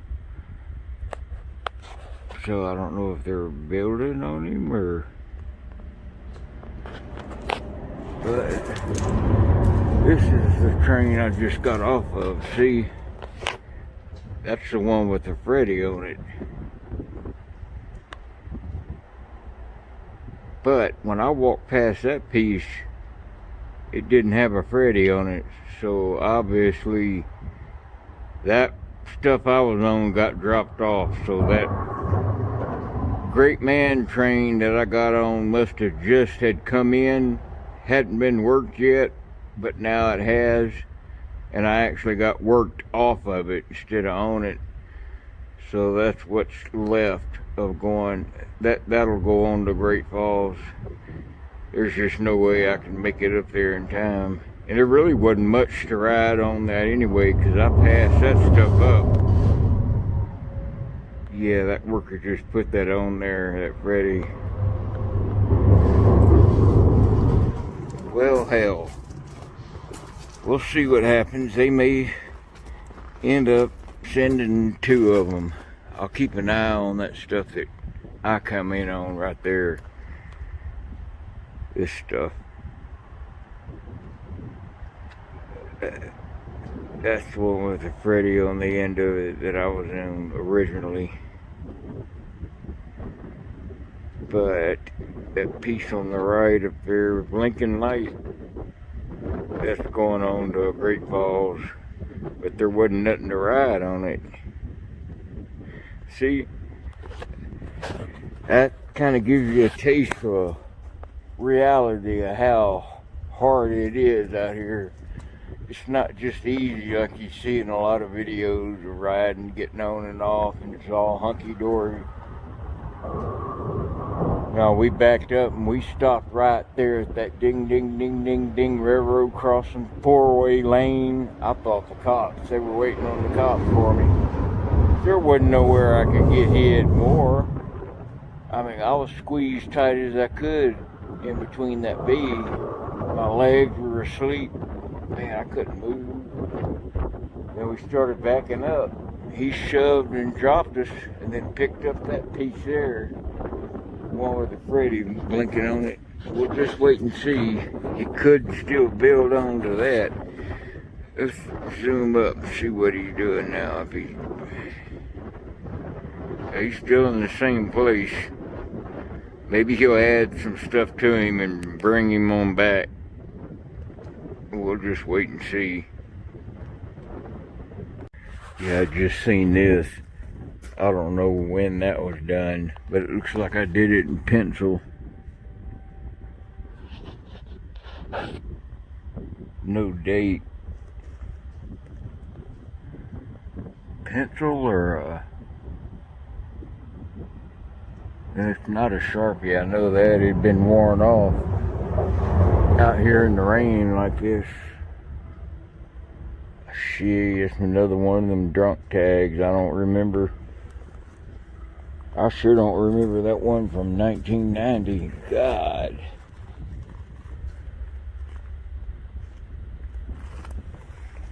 Yeah, I just seen a work truck drive by over there. Now the main lines right there, those two lines are the main lines there. Let's look down and see if that, see, it's gone now. Yep, that train had the blinking light. That's gone. We'll see what they do. Well, I found one of them old type grainers. It's got the humps in the floor. It's got some rotten grain on it, but I'm inside the hole itself. I ain't got much room in here, you can see. Just enough to squat down.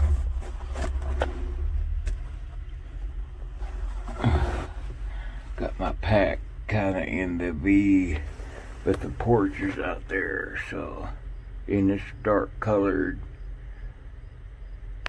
And he pulled the front end cars off, so he's gonna shove some, but we'll be okay this far back.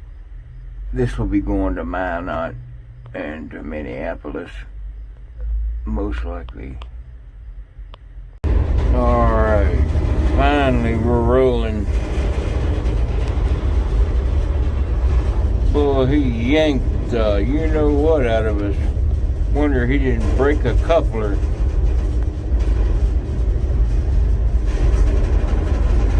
I wish I'd known when he was done that. I'd have had the camera rolling.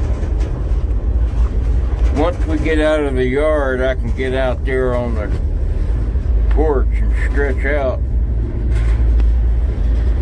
As of right now, I'm jammed in this little hole.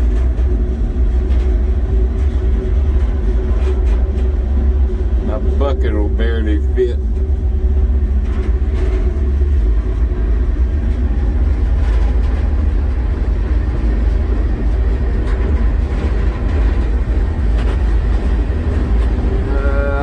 We're gonna go on to Minot.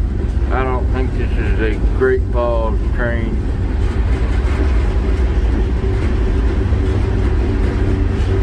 At least he's got smooth rolling axles. It's an empty grainer. Let's just hope it ain't a shake and bake. Yeah, we're rolling fast already.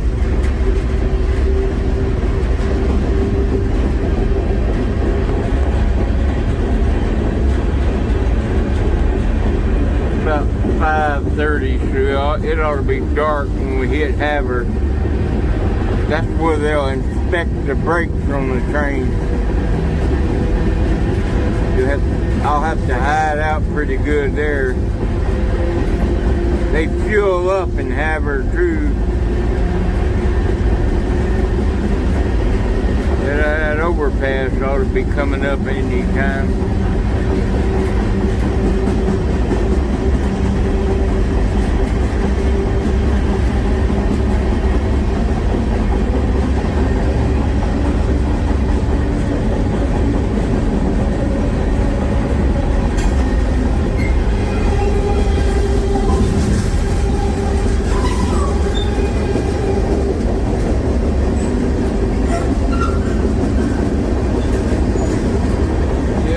go the Great Falls track off to the left.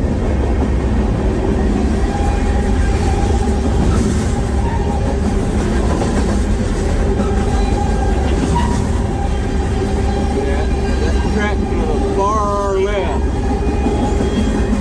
goes to Great Falls.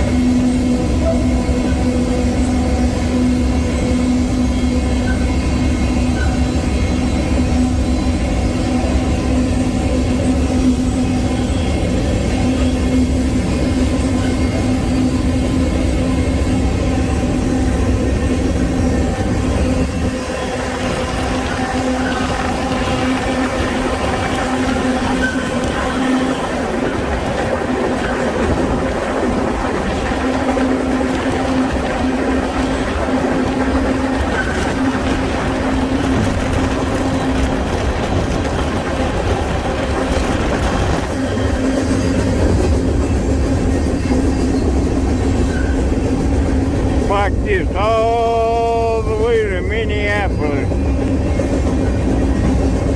Nothing but prairie all the way to Minneapolis.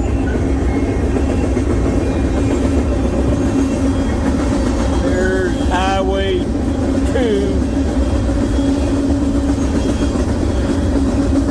Highway 2.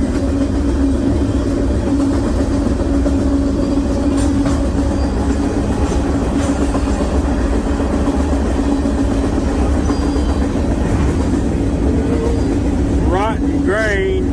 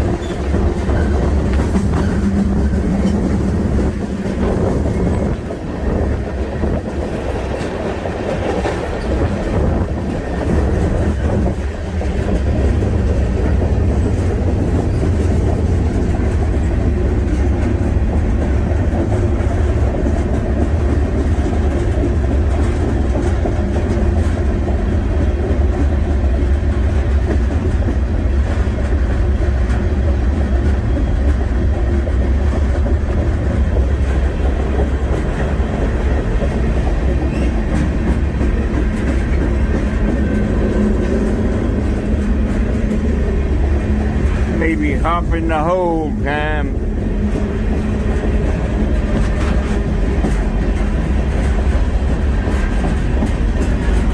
We pulled in the siding or something.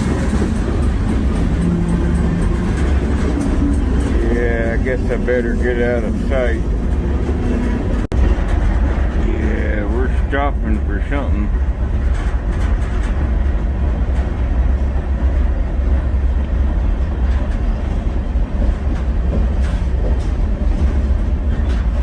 We're getting pretty close to Malta. See Highway 2's way over there. See that car.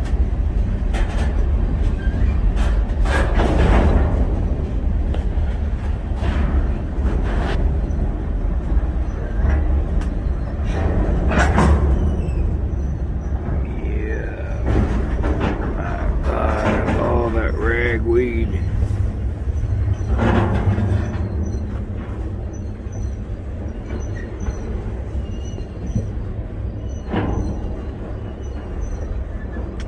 Could be something approaching from behind too.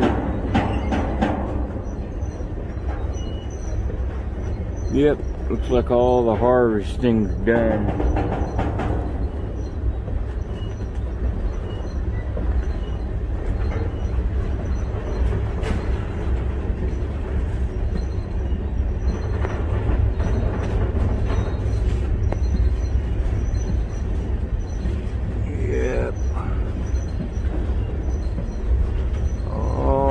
Harvesting is done. Oh, we're on a curve, that's why. Something might zip around and see me.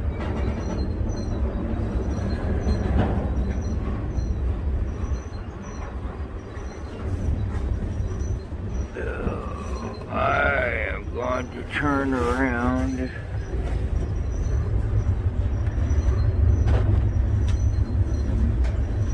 Show that hilly side.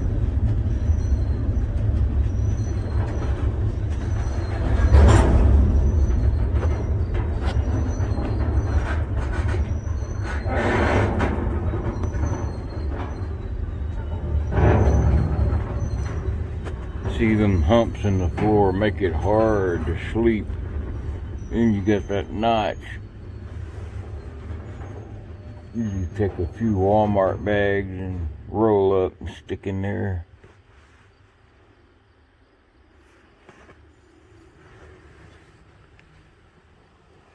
See all the bird poop. Oh, it sure is awfully lonely out here. I wish I had regular hearing. I wonder how quiet it would really be.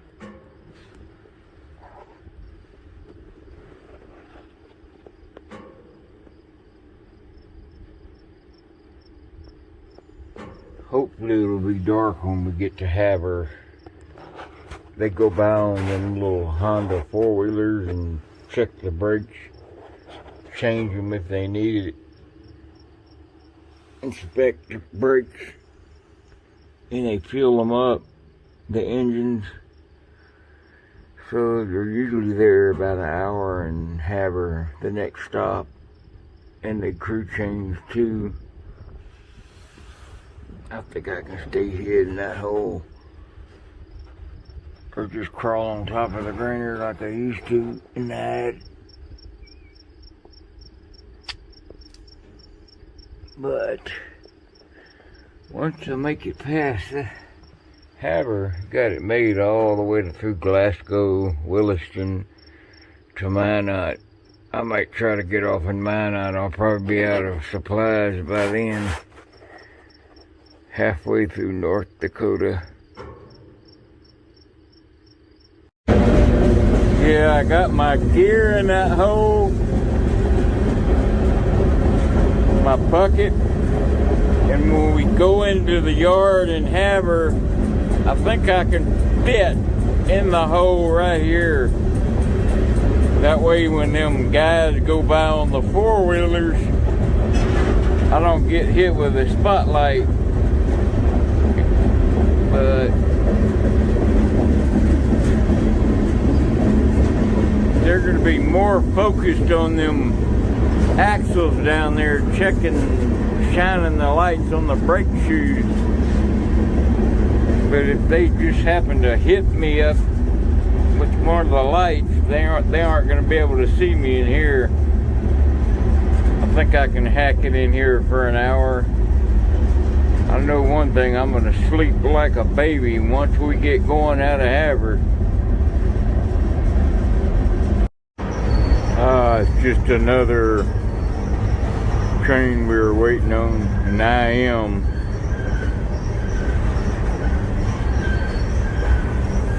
Well, if I wanted to change my mind and turn around and go to Seattle, now's the time to do it.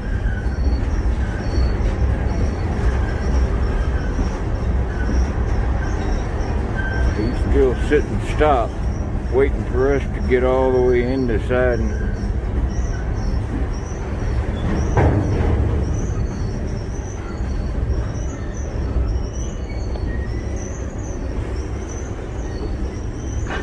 That might be one of them old-timey. Yeah, that's a floor on the bottom. Yep, hey, let's switch over. Amazon car. Boy, that's going to be an awfully tight fit. But I can roll out on the floor here whenever we get going. I think I can pile in right there. Day 2. Still haven't made Glasgow.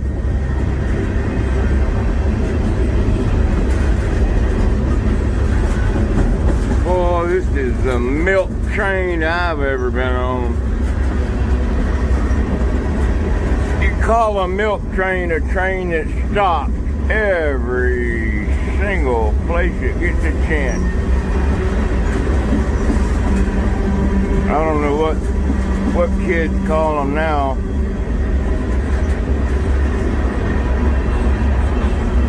But the old timers that I rode with when I first started riding called them milk trains because they stopped a lot, like milk trucks, stop at every door.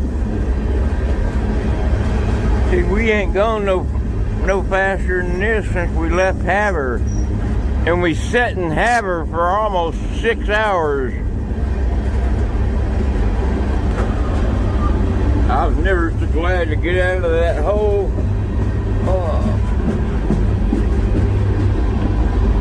Can't believe I fit everything in there.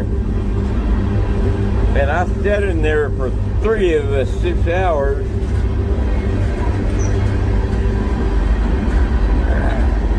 Yeah, I might ought to get off and get it in Glasgow.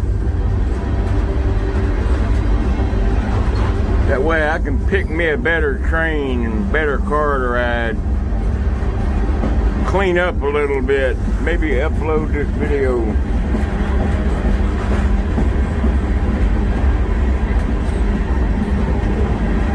Ever since we left Havre, this is as fast as we've gone. We're about 40 miles west of Glasgow now. We're in a town called Saco. S-A-C-O.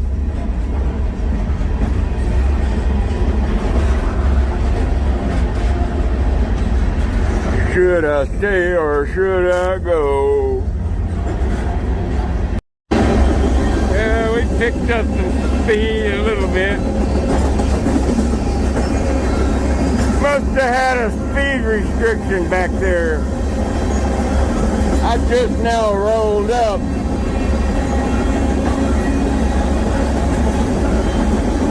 I think I'm going to stay on to Glasgow. If I get off, I'm not going to be able to get back on till dark. Because There's absolutely no cover, nothing to hide behind it, waiting on the train. I'm already on this one.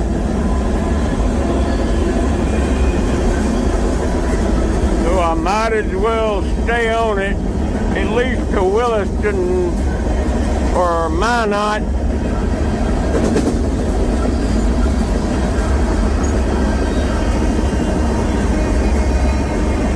Lonely Highway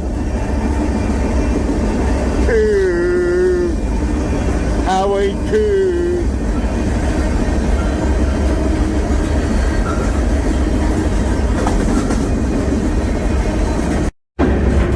Alright, I'm gonna try to get off here in Williston.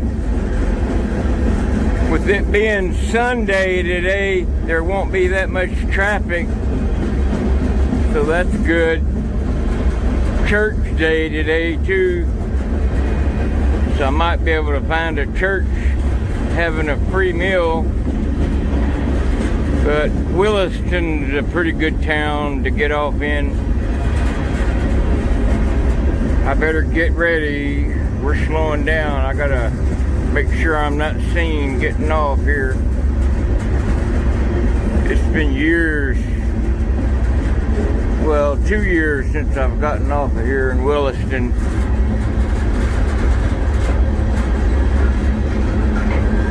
Alright, let me gather up. Alright, I managed to get off one quite heck of a slope. My gear kind of went down a little bit, but there's pretty good hiding places for my next train. I'm gonna wait till night, so that'll put me in Minot at a certain time. But there's the car I was riding, oh, pinkish looking. I was just too out in the open. Look at that, anybody could see me. And that's the hole I was stuffed in the haver for 5.5 hours. So as you can tell, I really want to walk around. There's not too much in Williston, but we'll find a grocery store. Being Sunday, yeah, they should be open, most of them. And there she goes without me. She did her crew change. She's on her way to Minot, Fargo. She'll be in Fargo by tomorrow on Monday. Well, there goes my train, the end of it. God, what a perfect spot. Let's go under here and take a look, take a gander at what we got. I can't see my screen, so I don't know what I'm pointing at. Looks like a new bridge.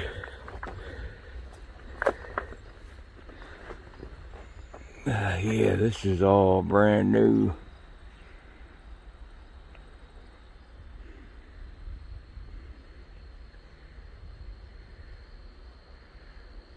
But it's mine for now.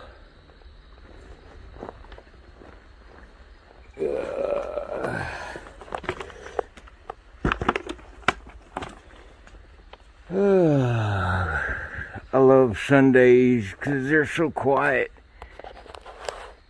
Looks like we got an overhead visitor.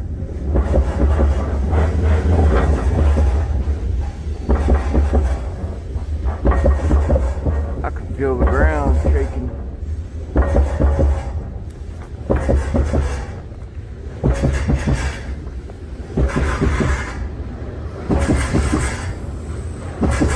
Oh, it looks like a ethanol train.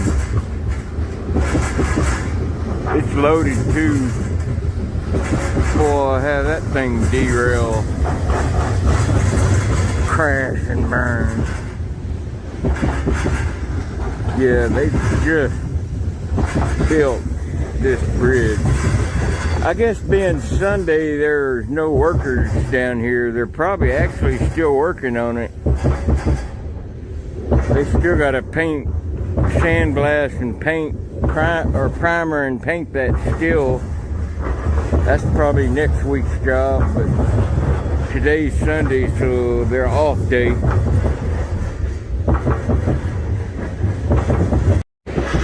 Hey, so don't forget to order your Shoestring Shadow shirts. I'll put the link below in the description, shoestringarmy.com. Get your Shoestring Shadow shirt.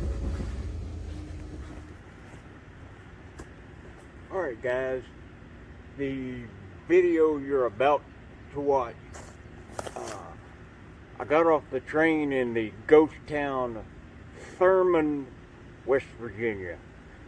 I'd actually never heard of it until I seen one of Jawtooth video. I'd been through there a million times on the train.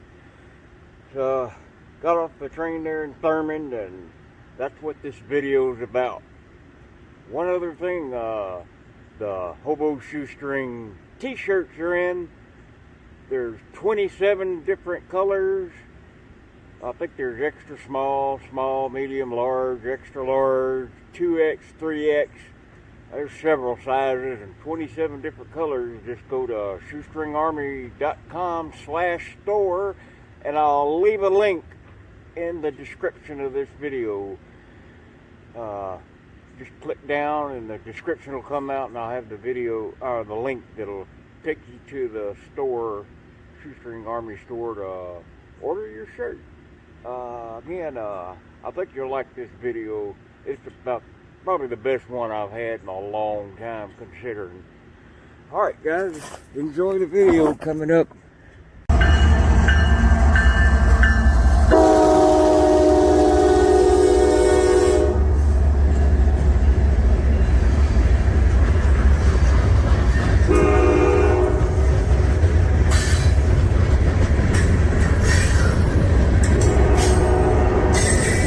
Alright, we're in a ghost town. This is Thurman, West Virginia. I'm still trying to find a place to set camp.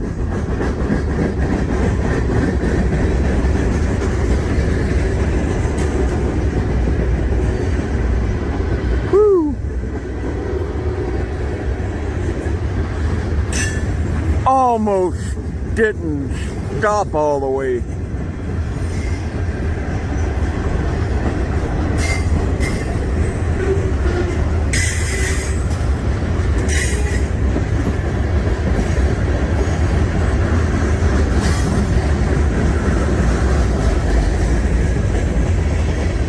Well, he wasn't very long.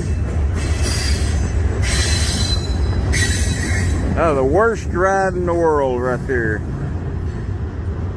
You won't make it the next town before you get pulled off of there.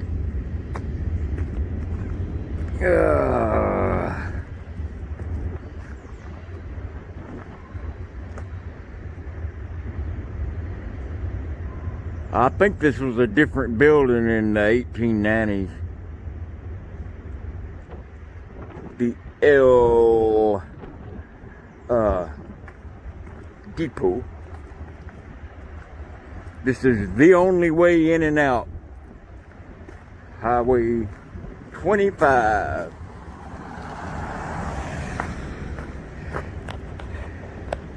Yeah, that's the new river. I'm gonna walk up to it. I gotta grab my bucket and my hatchet.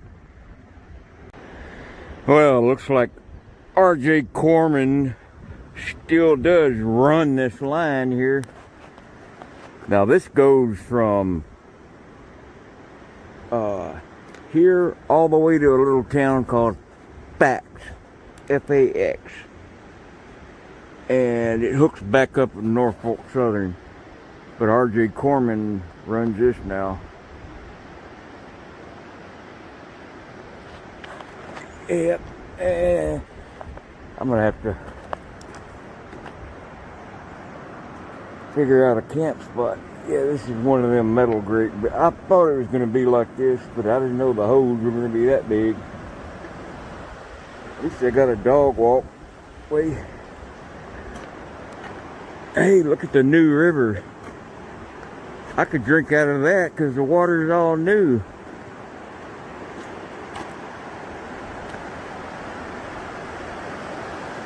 Ah, look at that big millstone there.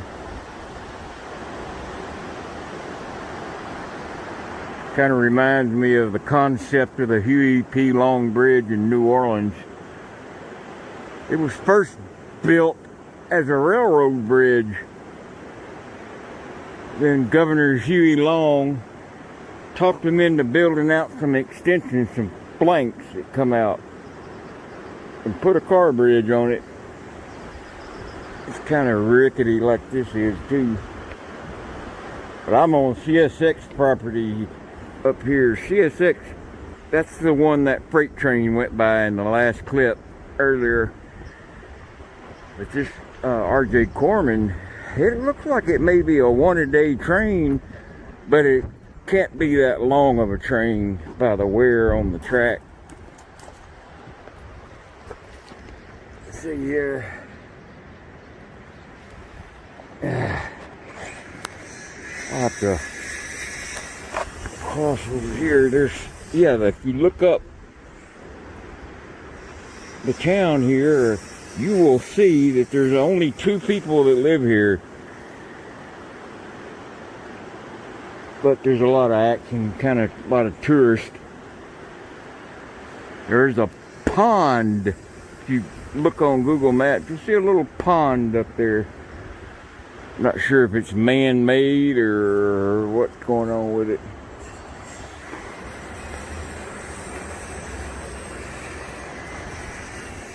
Yeah, I'm gonna try to find a camp spot now. Yeah, I'll ask those workers there if they had any water. He said there's a spigot up here, but it's got a lock on it. But if you look, see that tank? I seen a water hose hanging off of it. So, well, I gotta get past that fence. I got a gallon and a half to last, so. Anyway, let's go on down and explore some more, guys. Yeah, this is kind of pointing east. It's heading towards, like, Charlottesville, Clifton Forge. I kind of like how they left everything like it was when it went bust. I mean, as far as the signs.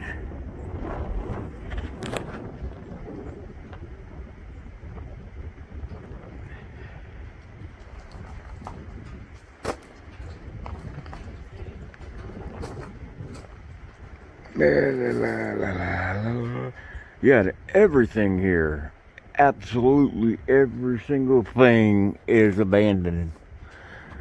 That's where I heard the noise from. Couldn't make out where I was hearing that. There's a mosey down there. There we go. I always wonder how they engraved that. Is it by hand or hand a chisel?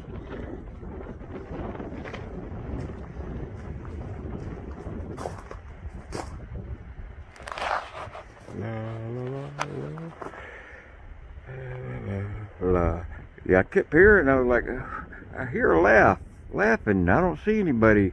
Maybe this really is a ghost town.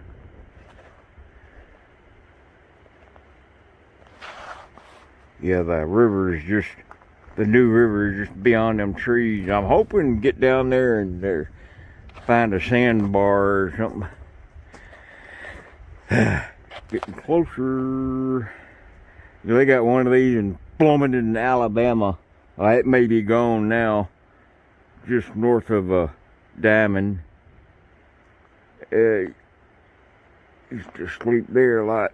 Yeah, Flomaton, Alabama. It's Escambia County, Alabama. Right on the Florida state line. They're Piggly Wiggly for the grocery store. That's a true hobo town there. And you cross into Florida, then you're in Escambia County, Florida. The only place I know and have been where there's the same name county meeting together at two different states.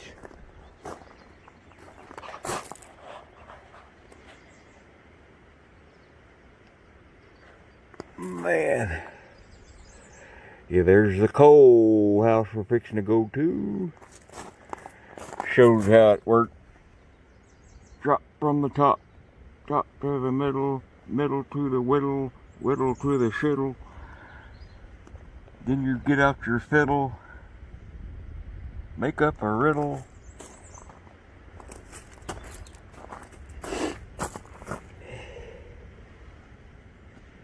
No, I'm not. I'm right here.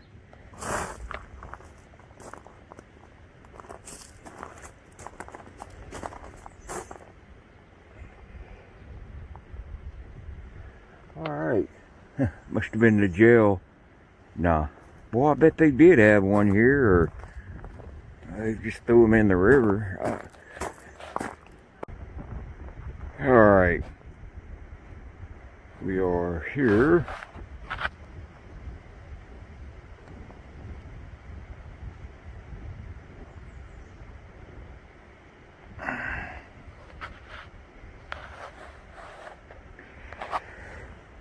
This actually may be where I roll out tonight.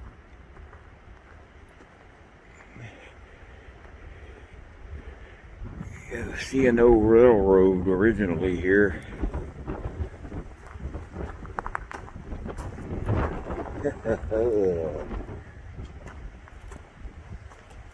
Yeah.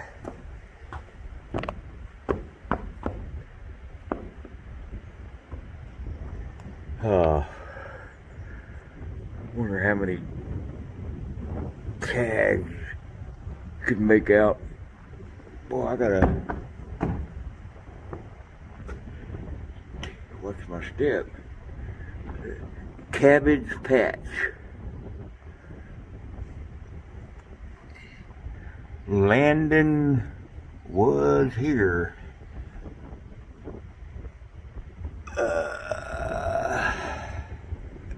LN. Can't make out any of them. Let's see. Yeah, these could be workers, but I doubt it when somebody put was here. B. Alright. I had to leave my bucket back. I don't like doing that.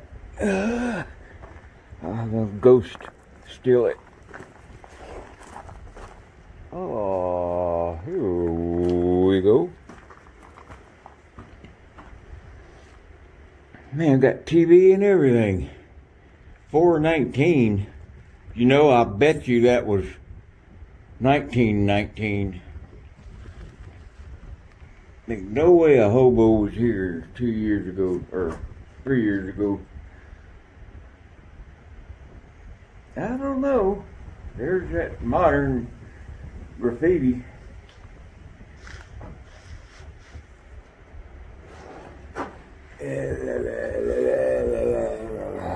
La, la, la, la, la, la.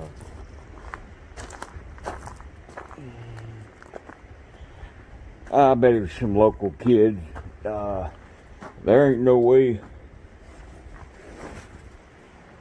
Get out of this wind here.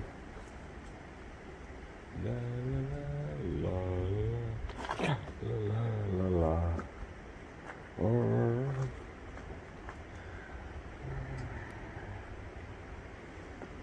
Alrighty, get back to the buckets, our basics. almost make a jungle back here.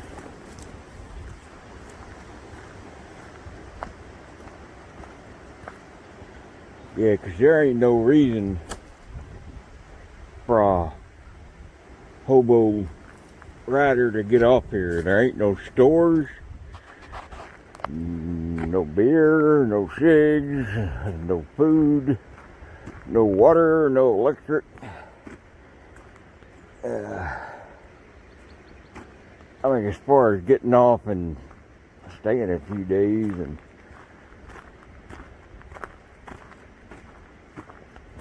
all right, I found a weight camp. La la la. What's quiet? Not a car around. I figure I'd get my solar powered charger out. Yeah, it's got a little zippered area and it's got 2 sockets on it on the inside. You can charge 2 different devices. I'm just doing my battery pack. Yeah, a lot of people ask me, how do I charge my phone? Well, I get the battery banks, and they usually charge your phone 2 or 3 times. You can get them a little higher that charge them 5 times. There's the end of the sighting just up here. And there's a lot that stops in it. Oh, by the way, t-shirts are in. At the description of this video, I'll leave the link to the store to order them. But the t-shirts are in, and there are 27 different colors to choose from. I think there's like extra small, small, medium, large, extra large, 2X, 3X, lots of different sizes, and again, 27 different flavors, colors. They're the Hobo Shoestring and character on the front. Yeah, this is the sighting here. La la la la. Here's the mane. You can tell if you look real close, it almost is a copper color in it. When you walk on a line, you see that copper color. That you know there's extra high amount of traffic on them, but you'll see it like a faint copper with that shine. Now, show you the difference. You don't see that copper color and then the sighting, but look how shiny that siding is. All right, yeah, again, in the description of the video, I'll put that link to the store to order the t-shirts. See that light pole? We are fixing to go down there. I already checked it out. It's doable. We are gonna go climb like a gorilla. Hey, if it's a way to roll out on top, nah, mosquitoes were bad, I would. So we will go climbing. That really does, even though I know no one is out here with me, it really does seem like I'm talking to every one of you. That's why I try extra hard. Gotta show you guys a good time. I don't think that's mimosa. Oh, no, it's right on the top of my head. But, woo, you walk into that at night or day, Boy, it's got some hellacious thorns on it.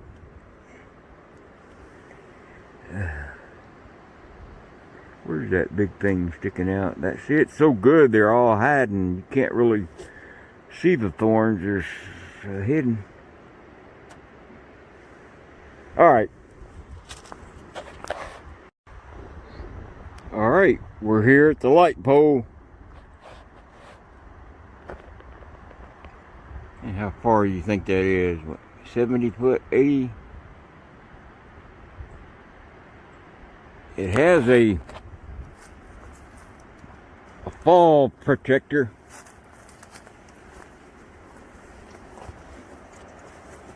Got cage around it. So I guess if you fall, you won't go to the right or left or back. You just come straight down. I don't know. I guess it gives you a sense of that you're safe. It goes all the way up. It's in good condition.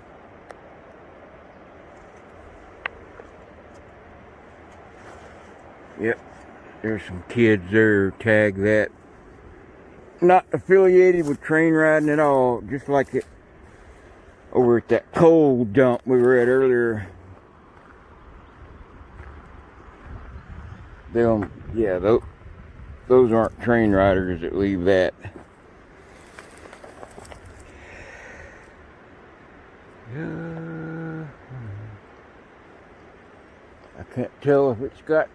Yeah, it does look like there's a platform up there.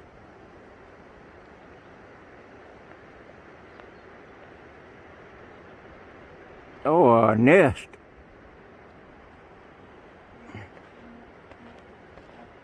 Bald eagle nest. Look at the leaves. They're just now starting to bloom out within the last couple of weeks here. Well, you just go 100 miles south and they're nearly in full bloom. Go 200 miles north and they're still budding out. It's weird how that short of a distance makes that much difference. I'm one wild and crazy guy. We're two wild and crazy guys. But yeah, that pond is just right up here. Looks like maybe it's a man-made pond. You know, them trees always make the mountains look a little bigger when they're bloomed out. Alright. Whew. Yeah, there's some kind of nest up there. I banged and banged on the metal. She flew off, so I couldn't really tell what type. Couldn't see that far up. Whoa. Yeah, good thing is you can lean your back against that pole behind you. Take a breath. Hey, there's UPS in a ghost town.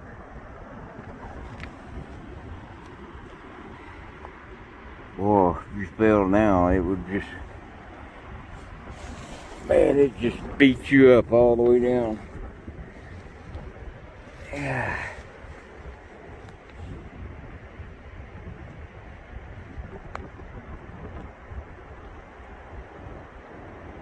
Nice time for a train to come by. Wow, look at them trees. A big patch all by itself. Is that birch or ash?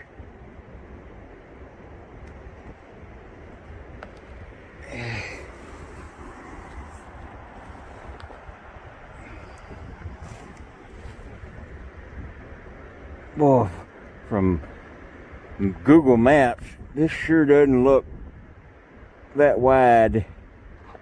New River. Well, there's kind of a sandbar or a shoal out there, but you'd never get to it. Man, you'd never get the ground flat enough to sleep. Alright, let's fall down now.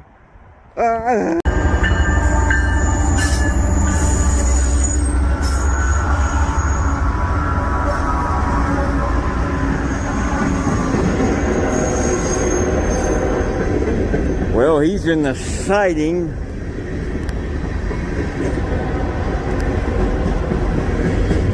Well, I found a place I'm gonna roll out tonight. What I did is, this railroad ballast is always so dang hard to get them knots out from under you. So I took and dug out all them rocks all the way to the other end, and I'm gonna lay my bedroll on that. I'll just kind of do it step by step, show you what I'm doing.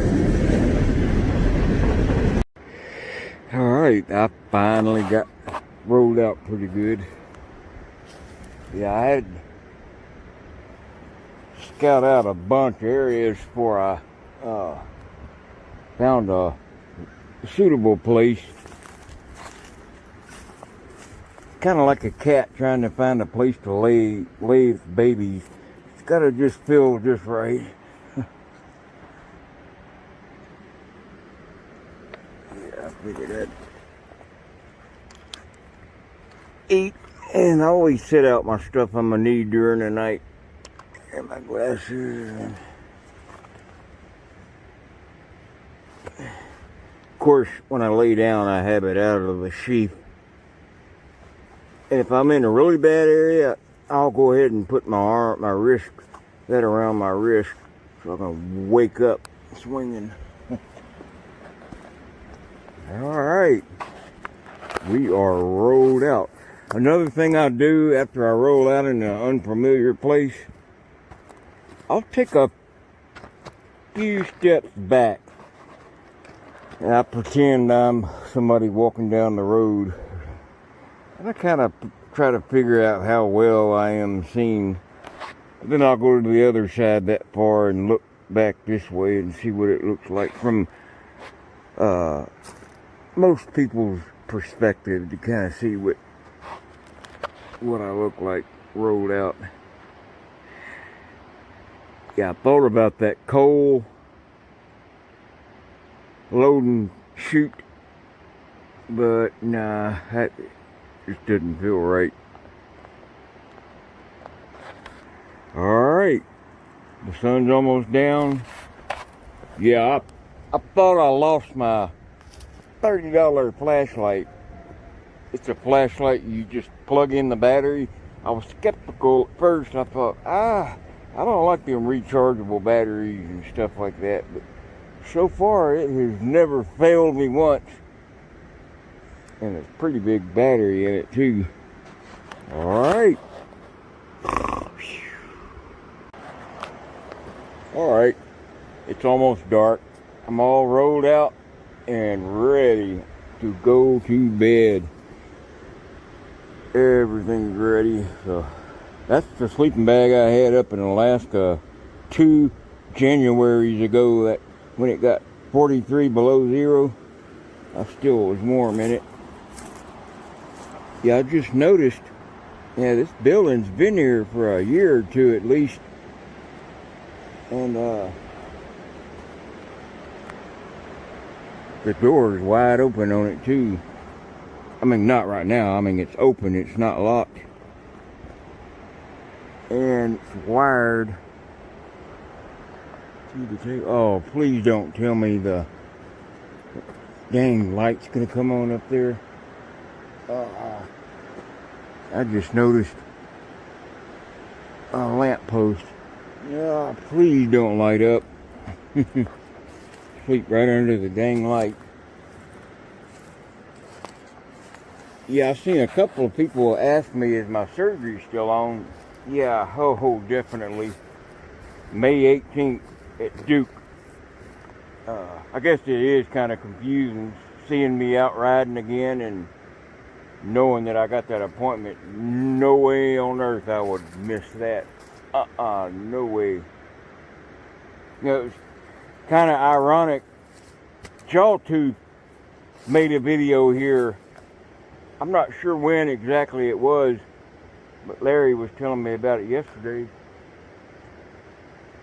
And we're like, no, that ain't far at all from where I'm at. I'm in Charleston. shoot, that's what, 40 miles, 50 miles here? I said, well, God, I liked that video too. So I come down here and I figured I'd make one too. So I'm not trying to copy y'all too.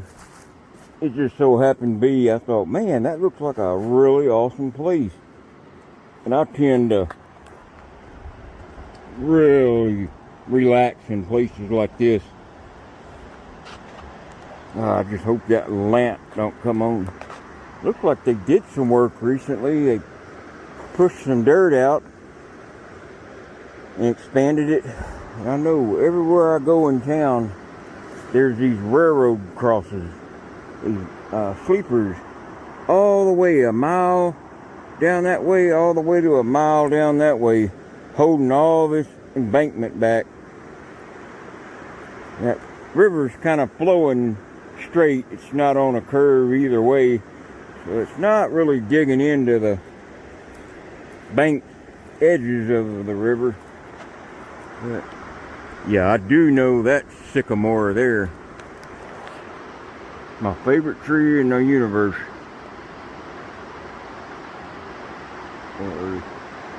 That bark. Woo, woo. Let the dogs out. And I can watch traffic come in on the bridge here. You know, there hadn't been one car across there in hours. I'm starting to believe the population is too here. And the 2 cars I've seen that weren't work trucks were tourists just checking it out. Yeah, you can tell the building's been here for a while, or where water's dripped off the edges. But yeah, I never could sleep in places like this. I mean, I have. I've went in those hobotels, those sheds at Lowe's and Home Depot. I've slept in there just fine, but still in the back of your mind, you're like, oh God, somebody's gonna rouse me up. The sun just went down over the mountain. Mountain Mama. There's the old depot.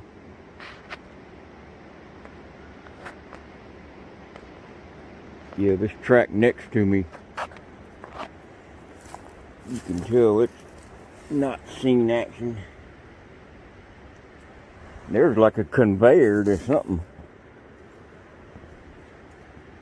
Maybe something that helped move grain from under a car to a chute or something. Anyway, I will update everybody as I remember little bits, kibbles and bits. But yeah, Larry's gonna be here tomorrow, so he'll be in the next few shots. Maybe not the next one. But anyway, that's it. That's home sweet home for tonight. Alright.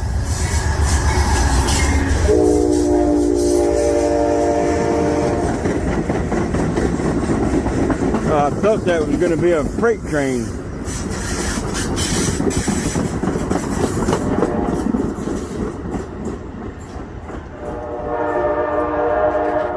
That would be the Cardinal.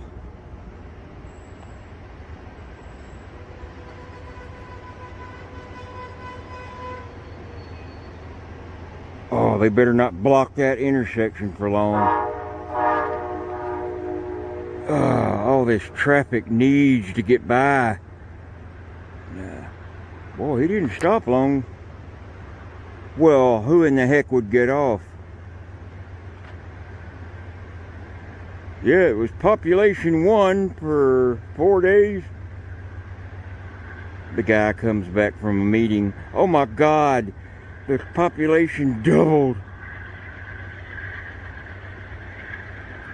Oh, maybe he's gonna stop a little further up. I don't know if y'all can hear it in the background, but do you hear that river? the rapids down there. I can't tell if that's a bulb. Let's see if I can zoom in on it. I can't tell. It's just a silhouette. I hope that ain't well, why would a camera be there? I thought I just seen a car out of my peripheral vision go across the bridge coming towards town. Yeah, I see a little white smudge. It must have. Oh, there it is. Oh God, does that mean 3 people are here? Well, actually, including me, there's 4 here. Man, this town is like major growing. All right, over and out.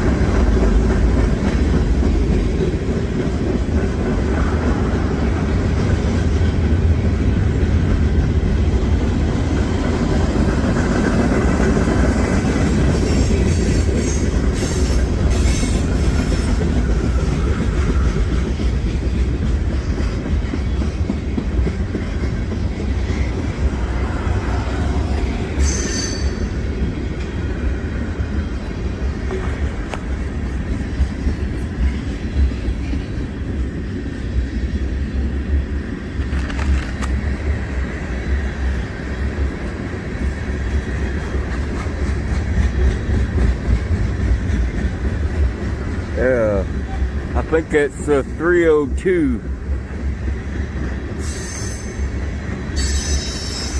Q302.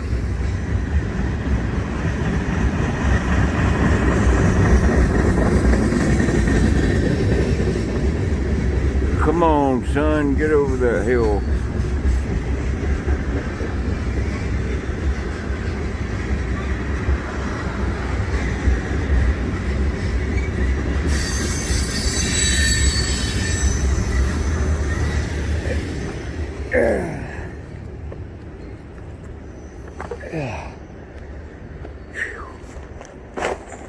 Yeah, I slept up by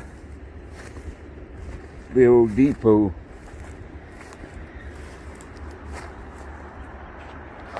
I think that was the Q302. That's where I slept up there. I heard some workers. So I come down here, wait till that sun come up.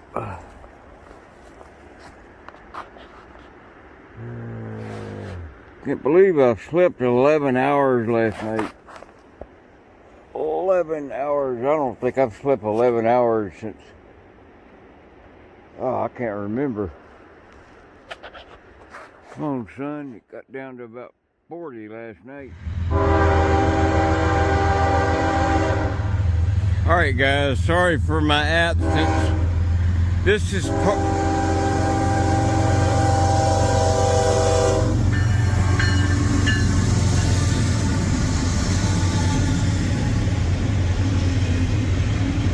trash train.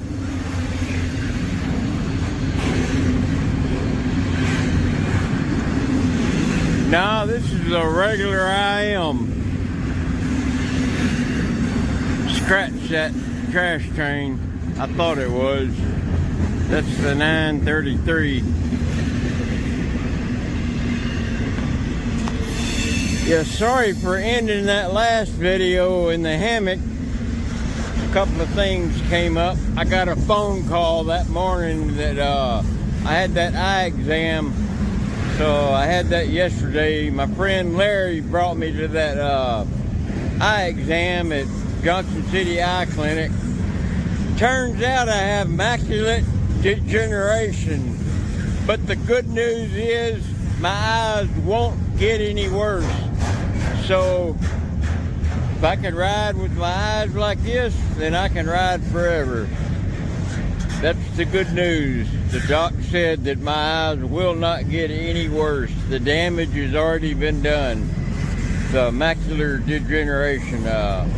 But he said I probably had the onset about 5 years ago.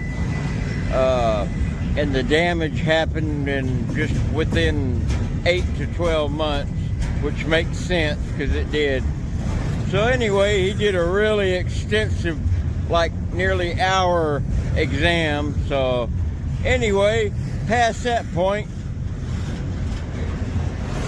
gonna catch out today, but not on this IM. It's gonna be raining in like 10 to 12 hours, solid rain. So I gotta get a box car.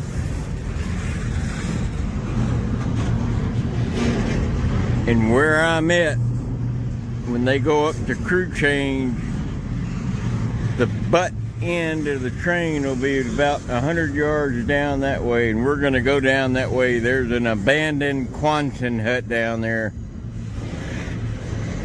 But first, I'm gonna go in and see about getting another gallon of water in this little store here. All right, well, I'm as hit as I can get. That Quonset hut place was occupied. I guess they're gonna try to rebuild it. It ain't got no glass in the windows or nothing. So there's an overpass right there in case it starts raining later, which it will. This used to be a nice camp, but they cut all the trees back because of all the home bombs.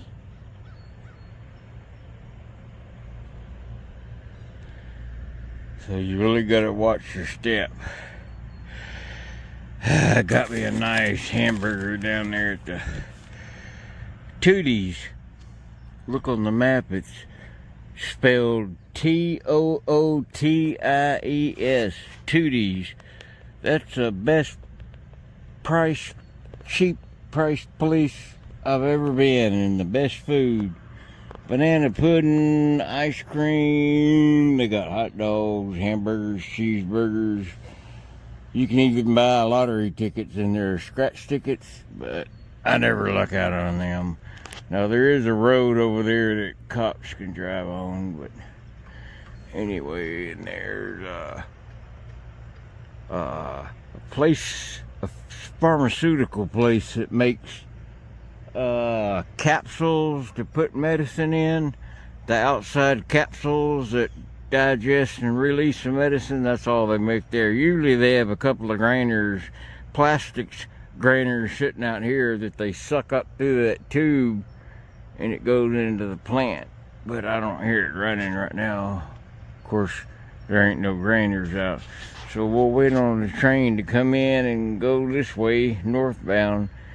He'll crew change about 3/4 of a mile up, so his butt end will hang out right here. This is where me and Baz caught out a couple of times, right in this area. But I'm hoping it turns dark before my train comes. But again, that's about when that rain's gonna be hitting. So anyway, I'm geared up. I got extra water. Got all my meds. I got a whole month's worth of my medications, so I'm set. Let's ride. Finally. You're probably thinking, dang, finally, Shoestring, you're riding. But, yeah, last two ones, I kind of had to cut them short because of impending doctor's appointments that came up while I was out in camp and they called.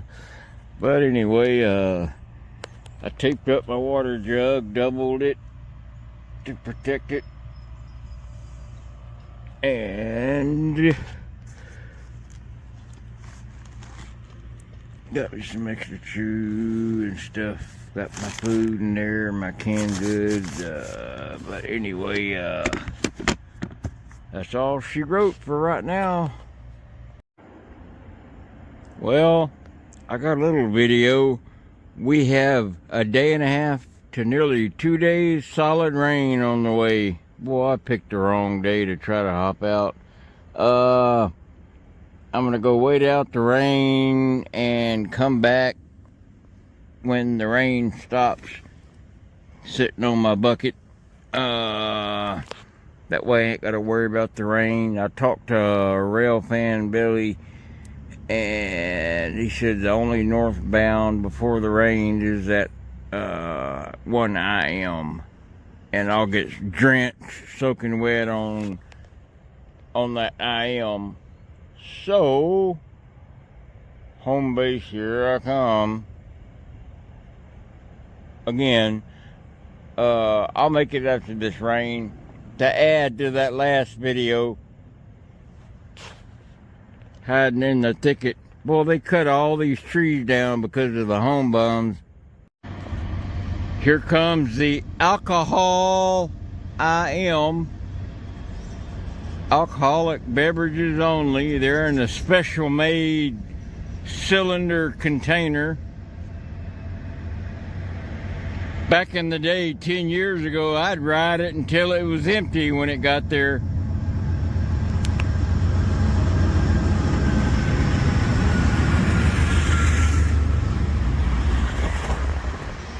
Oh no, that is a jump. Oh, please God, let me try to catch this one. Well, he's slowing down, so he's going in the yard. He's almost hit the switch. There's no way to catch him out here.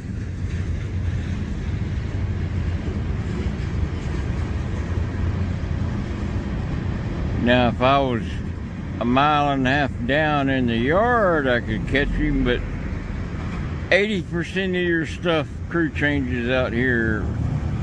That's why it's better to be way out 3/4 of a mile down from crew change office. Doesn't look like much of rides anyway. I've seen a bunch of creosote poles. I could smell them too.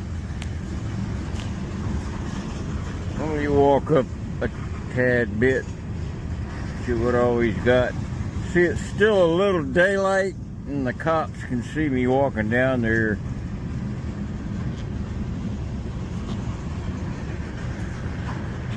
There's some more boxes coming. It's dark, so it's not auto-focusing right. But yeah, they parked them plastic rainers right there, and they suck all that plastic out of them. It goes up over into them silos where they make the outside coating to over-the-counter pills. Yeah, he's waiting on that switch to go in the yard, so he's gonna probably take all them creosote poles off and then add on some other stuff to go to Radford. Yeah, no way to catch this, because you're only gonna have about 45 seconds before he starts moving again, and he'll pull the tail all the way a mile up. Alright, that's about it. I'll continue when I'm riding. Alright, finally found a train. Stopped on the main. Gotta find a car where I can't be seen getting on. I see a lip grainer ahead. think.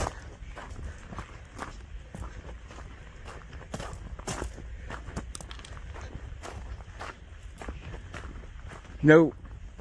I gotta go clear all the way up to that white granite. All these businesses.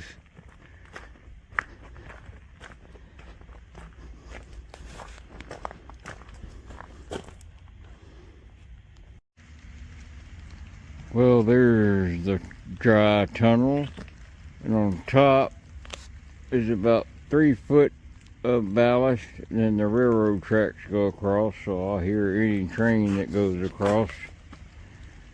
But it echoes pretty good in here, but not as good as in a long tunnel or a boxcar. But brother jukebox, sister wine, mother freedom, father time, since she left me by myself, you're the only family that I got left.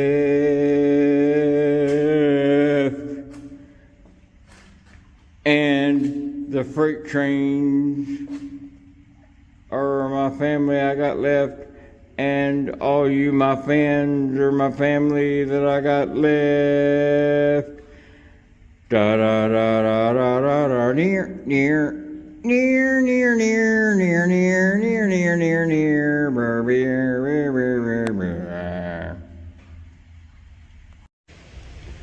Well, I got me an even better spot. There's the two main lines. Going to the left goes north towards Shelbyana, Ashland, Russell, Columbus. Going south goes to Bostic. Then there's a split south side of Bostic that goes left to Charlotte or goes right to Spartanburg. And about half and half. 50% go to Charlotte, 50% go to Spartanburg. Spartanburg, you can go to Asheville, but I hid my pack real good, 'cause there ain't no way I'm gonna haul that. There's no way they can see it from up there. But I got my bucket stuff.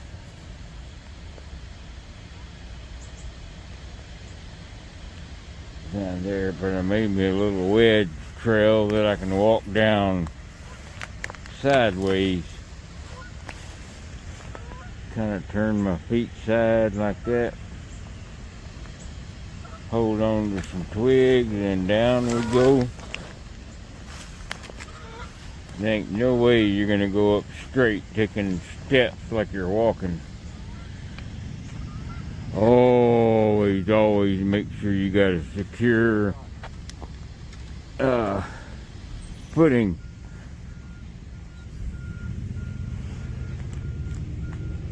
Ain't much going on this morning. Got some MREs a fan sent. And later on, Chris with Mighty Trainwreck sent me his new CD album.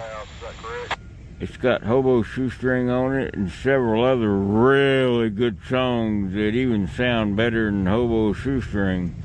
I'll show it to you guys later in the title on the back, what it looks like. And I'll put a link in the description in case you wanted to take a gander at his CD. It would really help us both out.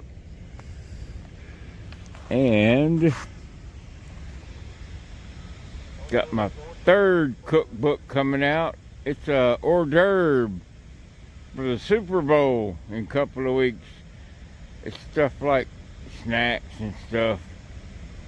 I don't hardly eat snacks like chips and dip and stuff out here, but it's hobo-ish, something easy to put together you can watch the Super Bowl with. Anyway, I'm waiting on my southbound. Well, a while ago I was taking a nap and I heard some banging in the couplers, and I woke up and they were just reconnecting a train. Not this one, I'm just using this for an example. And there were two empty boxcars with about 4-foot open doors, and they had cottonseed for on the floor. A lot of railroads use cottonseed for packing material to insulate and cushion the loads. But yeah, check this out. A's empty. Oh, that'd be nice sleeping there, but I'd end up down in Domtar paper. But I got to use the restroom. There's the old depot. It's a bank now. Good morning. Well, I was about to give out last night. There's that spur line that goes downtown, and it hooks up back with the main line here. But I found this little diamond here, this triangle diamond under this small tree to roll out. Slept really good because your head's up against protection. No one can sneak up and bash you in the head from behind. You got them railroad ties and cinder blocks that people got to stumble over, so depending on if you sleep on your back or your stomach, you got it made on your right or left, and you got the tree right there, and people are going to crunch the limbs making noises coming in, so the really only gaining access is right here. And this part of town really don't see too many homeless. I'm gonna see how my beard came out. I washed it with baby wipes. I ate a blackberry pie, one of those fried pies. Man, that was good. I ain't ate one of them in years. Probably since they had them in the vending machine in high school. But I'm letting my stuff kind of dry out a little bit. It got dew on. The dew point and the humidity weren't that low last night, but the night before, oh man, I must have had a 1/16 of an inch of frost on everything. Last night, I'm gonna give these a try. I never have the glass bottle ones. I don't even know what a Frappuccino is. I got some called Snickers. They're made by a Snicker bar company, and man, I did not want to get to the bottom of that. That was so good. That Snickers coffee drink. If you're ever at the store, please look in the coffee section, the coffee aisle where the coffee drinks are, and grab you a Snickers coffee drink. They also got Twix, cookies and cream. That doesn't sound too good. And toffee, I believe. Oh, and salted caramel. Sun just coming up about 8 o'clock. See the reflection, and it feels good. So we're gonna get out of here today. I'm almost guarantee it.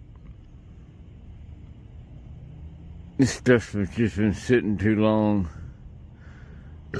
Excuse me. There's another pile of brush.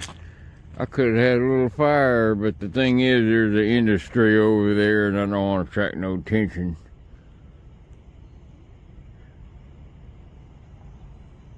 But anyway, I was protected by my head by that building, and I sleep on my stomach or my left side. That way my ribs don't hurt bad. They hurt worse when I lay on my right side, so I lay on my left side. So that had my back exposed over to this way. But the thing is, there's a security fence that runs all the way around behind that building. There ain't no way in heck anybody's gonna get in. So I usually sleep comfortably. It don't matter to me. That smoke you see, that steam, that's from Domtar Paper Company. They make big rolls of paper.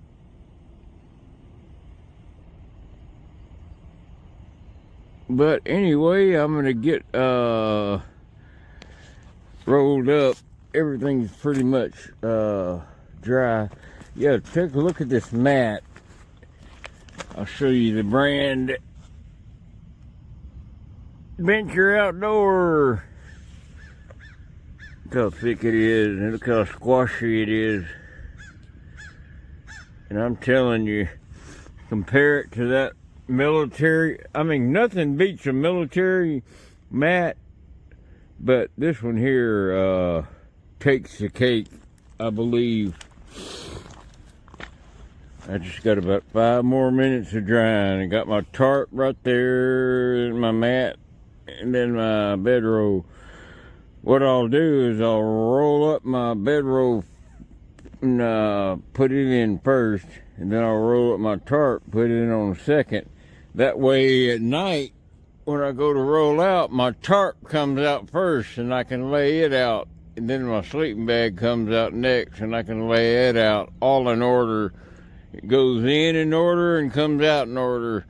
Then you put all your clothes, like not all your clothes, but you only bring one change of clothes, because I always wash that dirty change of clothes after I take a shower.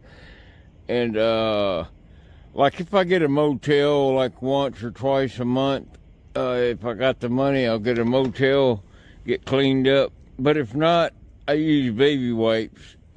Baby wipes are a must. I mean, they are a must with every orifice you could think of. All right, I'm a gopher now. I'm a gopher, Gopher. I'm gonna gopher now. Where's the go kill all the golfers? Well, I finally found my old camp.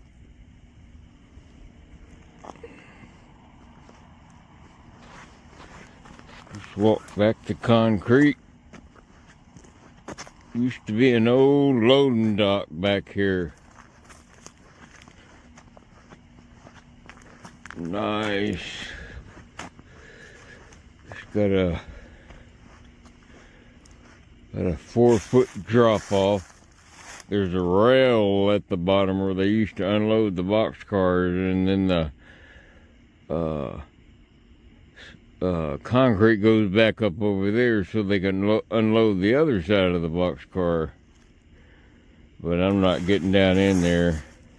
Too wet, too muddy, but it's perfect right back here to roll out.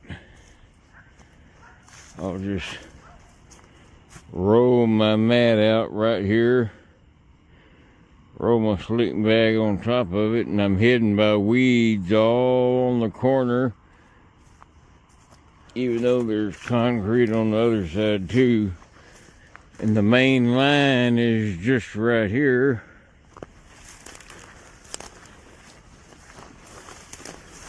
Well, this is a spur that goes to those cars there.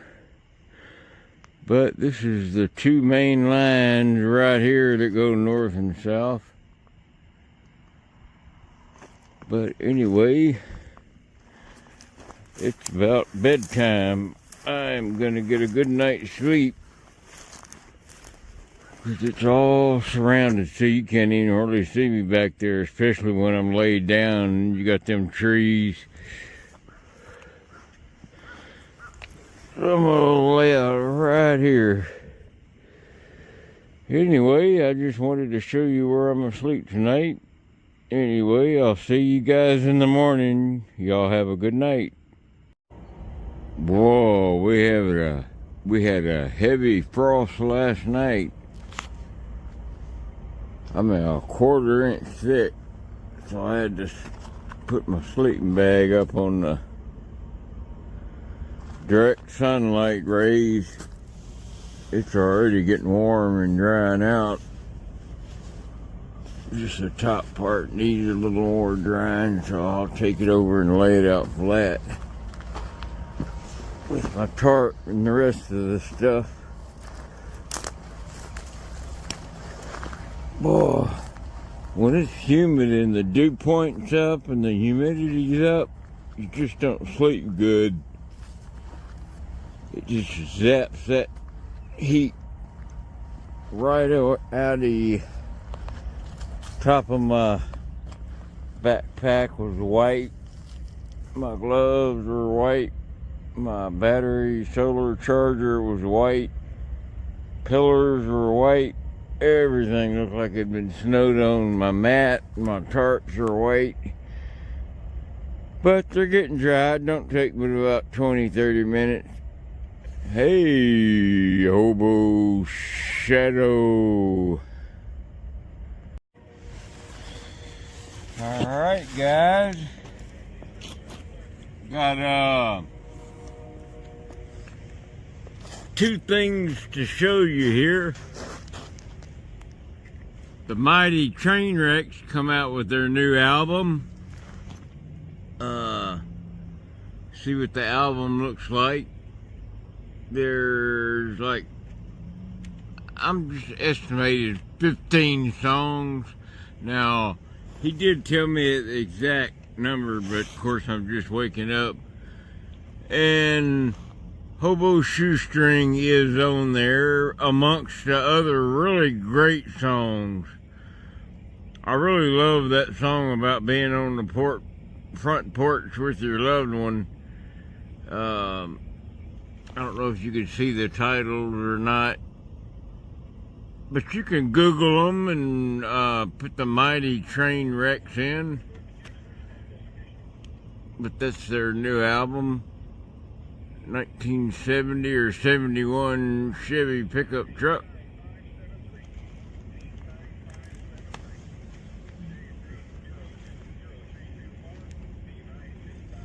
Thought I heard somebody talking, but I guess it's a goose.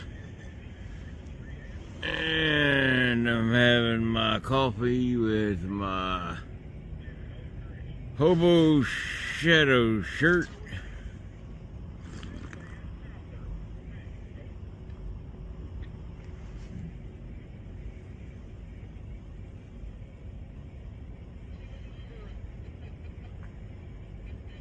I just stir it and stir it and stir it and stir it until it gets bubbles in it. It just tastes a lot better. Them bubbles touch every taste bump in your mouth. You get a lot more flavor out of your coffee if you have a lot of bubbles in it. But that's that. But the most importantly is the Mighty Trainwrecks album. I'll put the link in the description. If you look down below the video in the description, I'll put the link to this album they have. They are really good. They are no garage band. These guys are professionals. I'm here to tell you that. When I first heard them, I was really impressed. And Chris has really helped me out. But see what that noise is over there.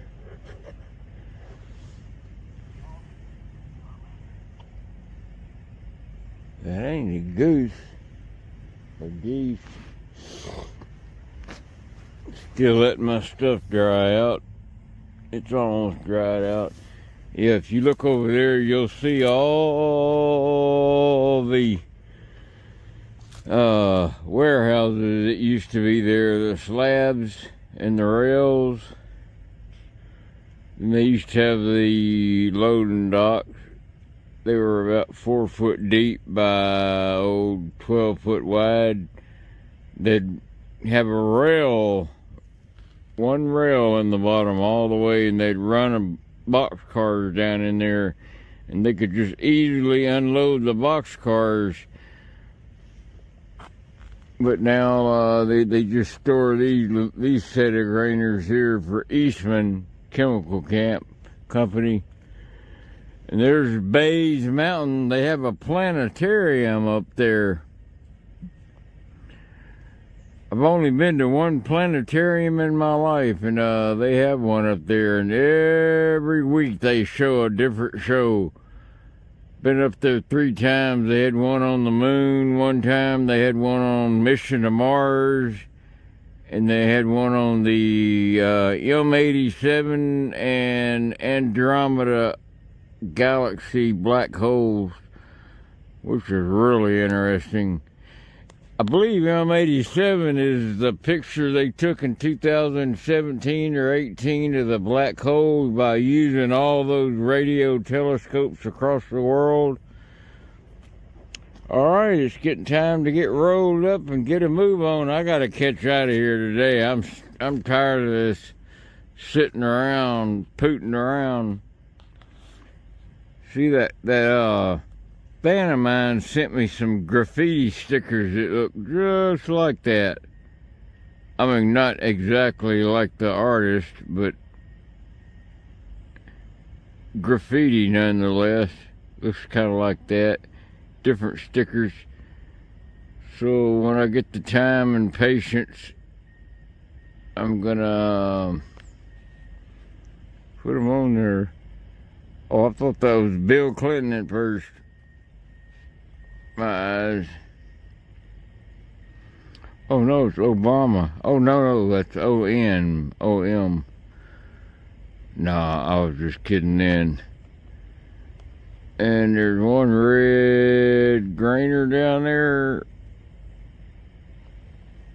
But anyway, look at that sky. Not a cloud in it. Good.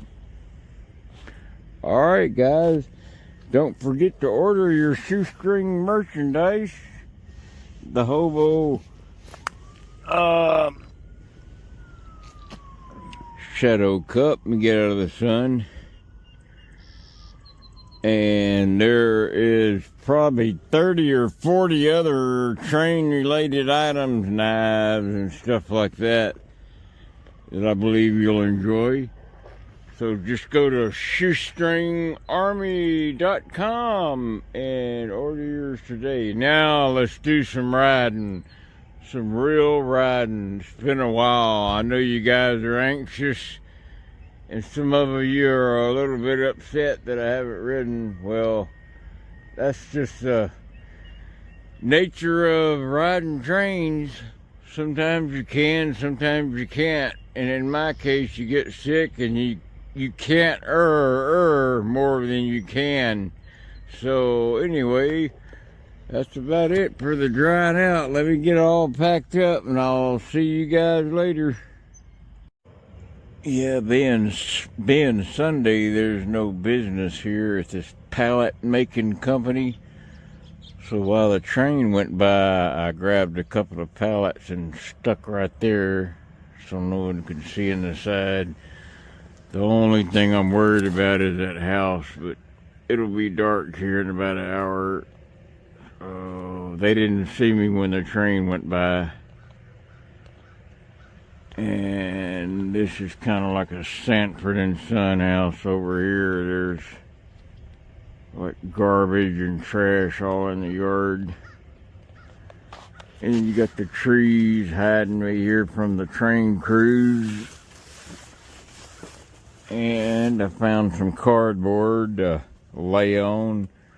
I used the last piece to put up against that pallet there. See how tall it is? You can put your stuff like water bottles and your food and stuff on it. but there is a turnabout. It's a dead end right here. So any cars that do come in will turn around and go back out because there's no other way out. But I gotta be out of here by 8 or 9 tomorrow when they open. But where I had the pallet, I put dead leaves back over the bare spot where the pallet was to kind of hide it. So I'm pretty hid, and I slept good here last night. There were a couple of ride trains, but I was already rolled out, and by the time I had rolled up and gotten ready, they were already pulling, so I missed them, and there was a good Cadillac on that one.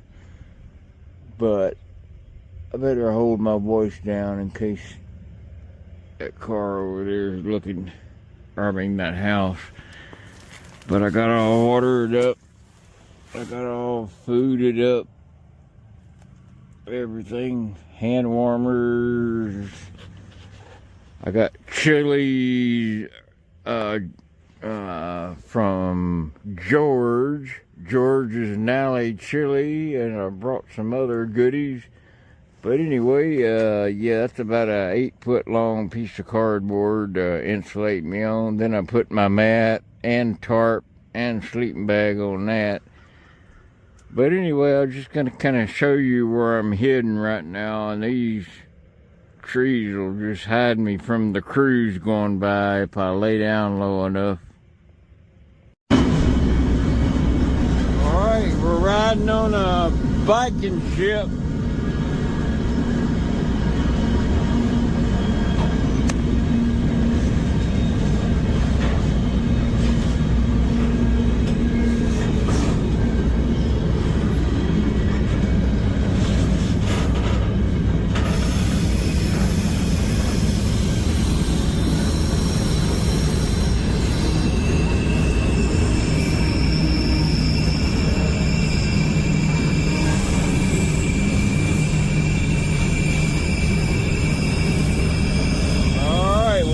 In the morning. There's this train I just got off of. It went into emergency. It just got daylight. It was dark when it went into emergency, so I didn't get to film or video any. But my train's still sitting there. I don't know what happened. It just went into emergency. It's an IM. It's heading for Norfolk, Virginia, so I'm glad it stopped. There's a pond over there, so I'm gonna find out where I'm at exactly. I know I'm not far from Richmond. I thought I seen a truck over there, but it looks like a tarp. Well, again, there's the rail tracks I just got off. That train went back out of emergency, is gone, but I hear some road work. Hear it? Hear that maintenance away crew? That humming? But I got about a mile to walk through these woods to get to the main highway. There's a little pond over there, it looks like. But I gotta walk straight that way. There's only one house. Let's just hope the guy's cool. Didn't tell me to turn around. Glad I'm not wearing my ghillie suit. I sure would get shot out here. Alright, I'm gonna start walking.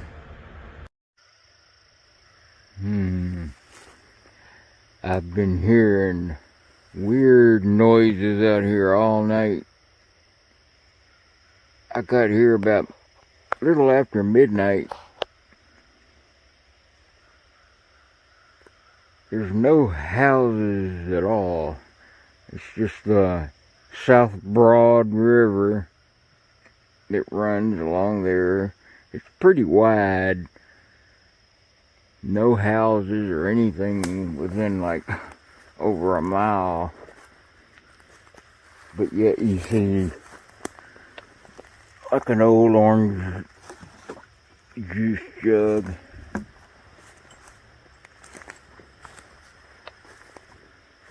Yeah. By the way, I'm in North Carolina now.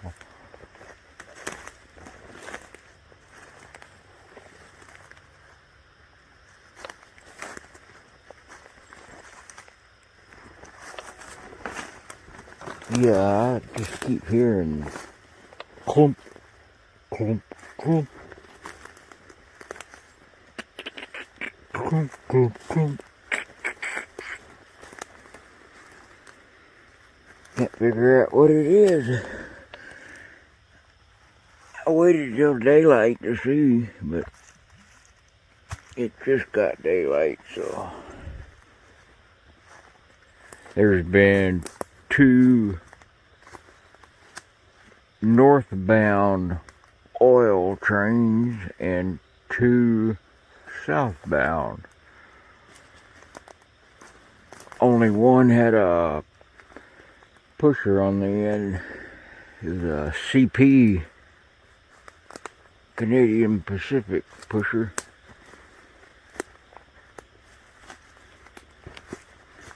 But there's the main line right there, the first one. Oh, they already put that cut together. So keep an eye on that. That might be a pickup for later.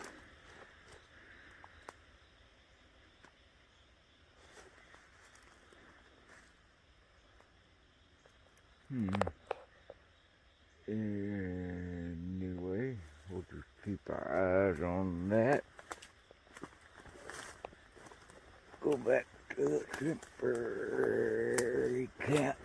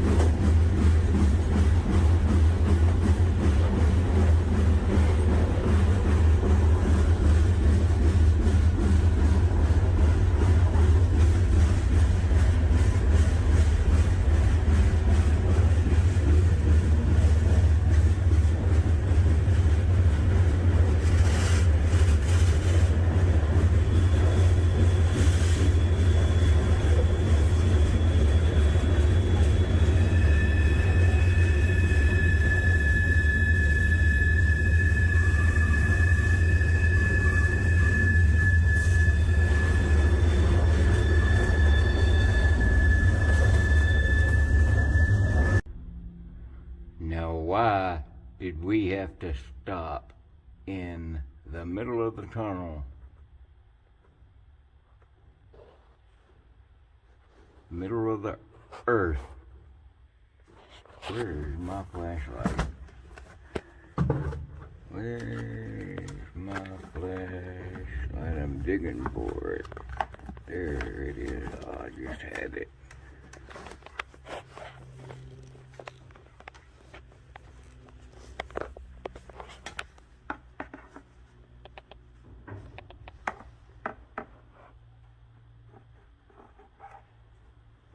Well,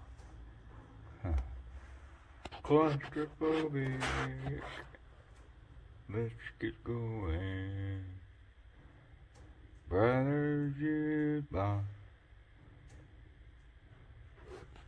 This is when I can't stand this.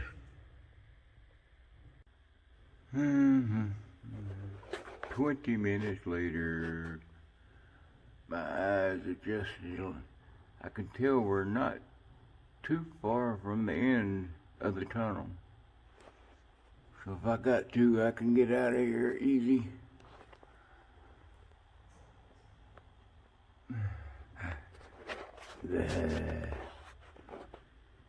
Thank God we're having a north wind. We'd be getting all that smoke from that pusher. Well, come on, let's go. Hello?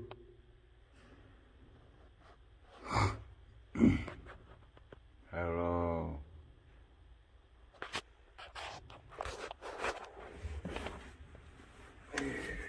Flashlight again.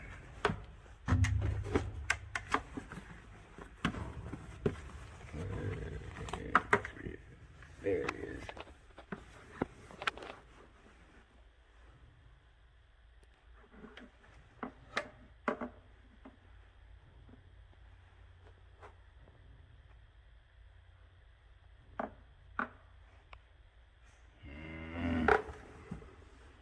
Come on, let's get out of this hole. God.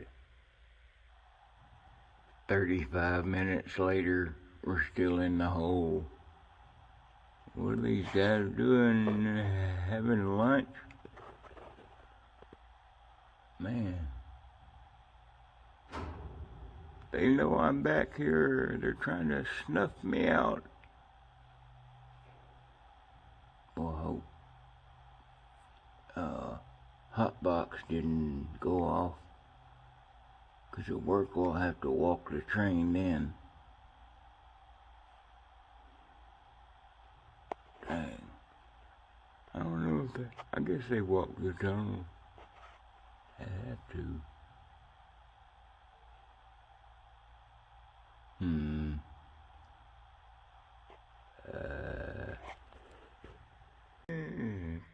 55 minutes later.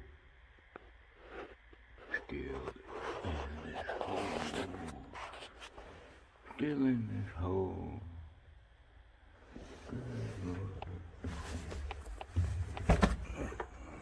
Where is my flashlight again?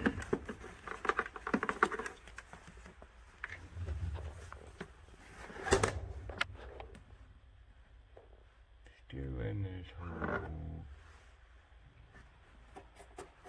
Nope, it's not night. I wish it was. Oh, golly. Hour and 10 minutes.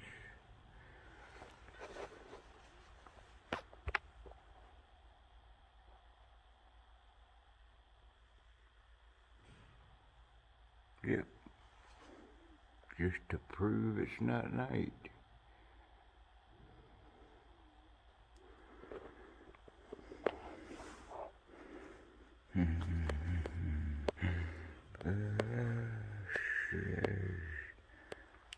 Get out and start walking. Sister can't dial 911 in here. Oh, thank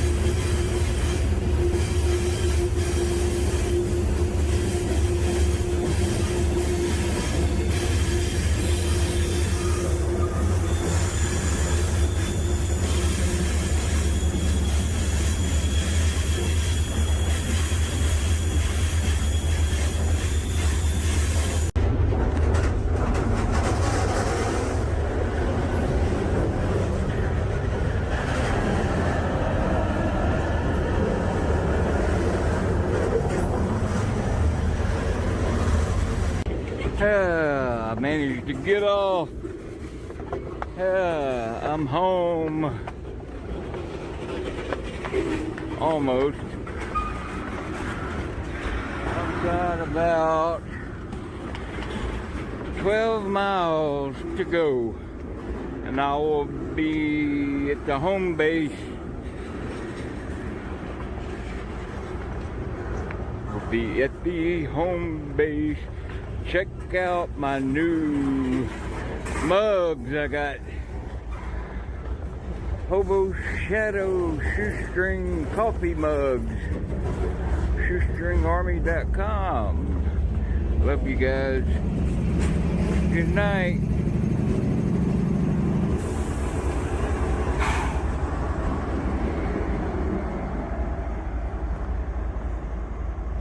Thank you, sir.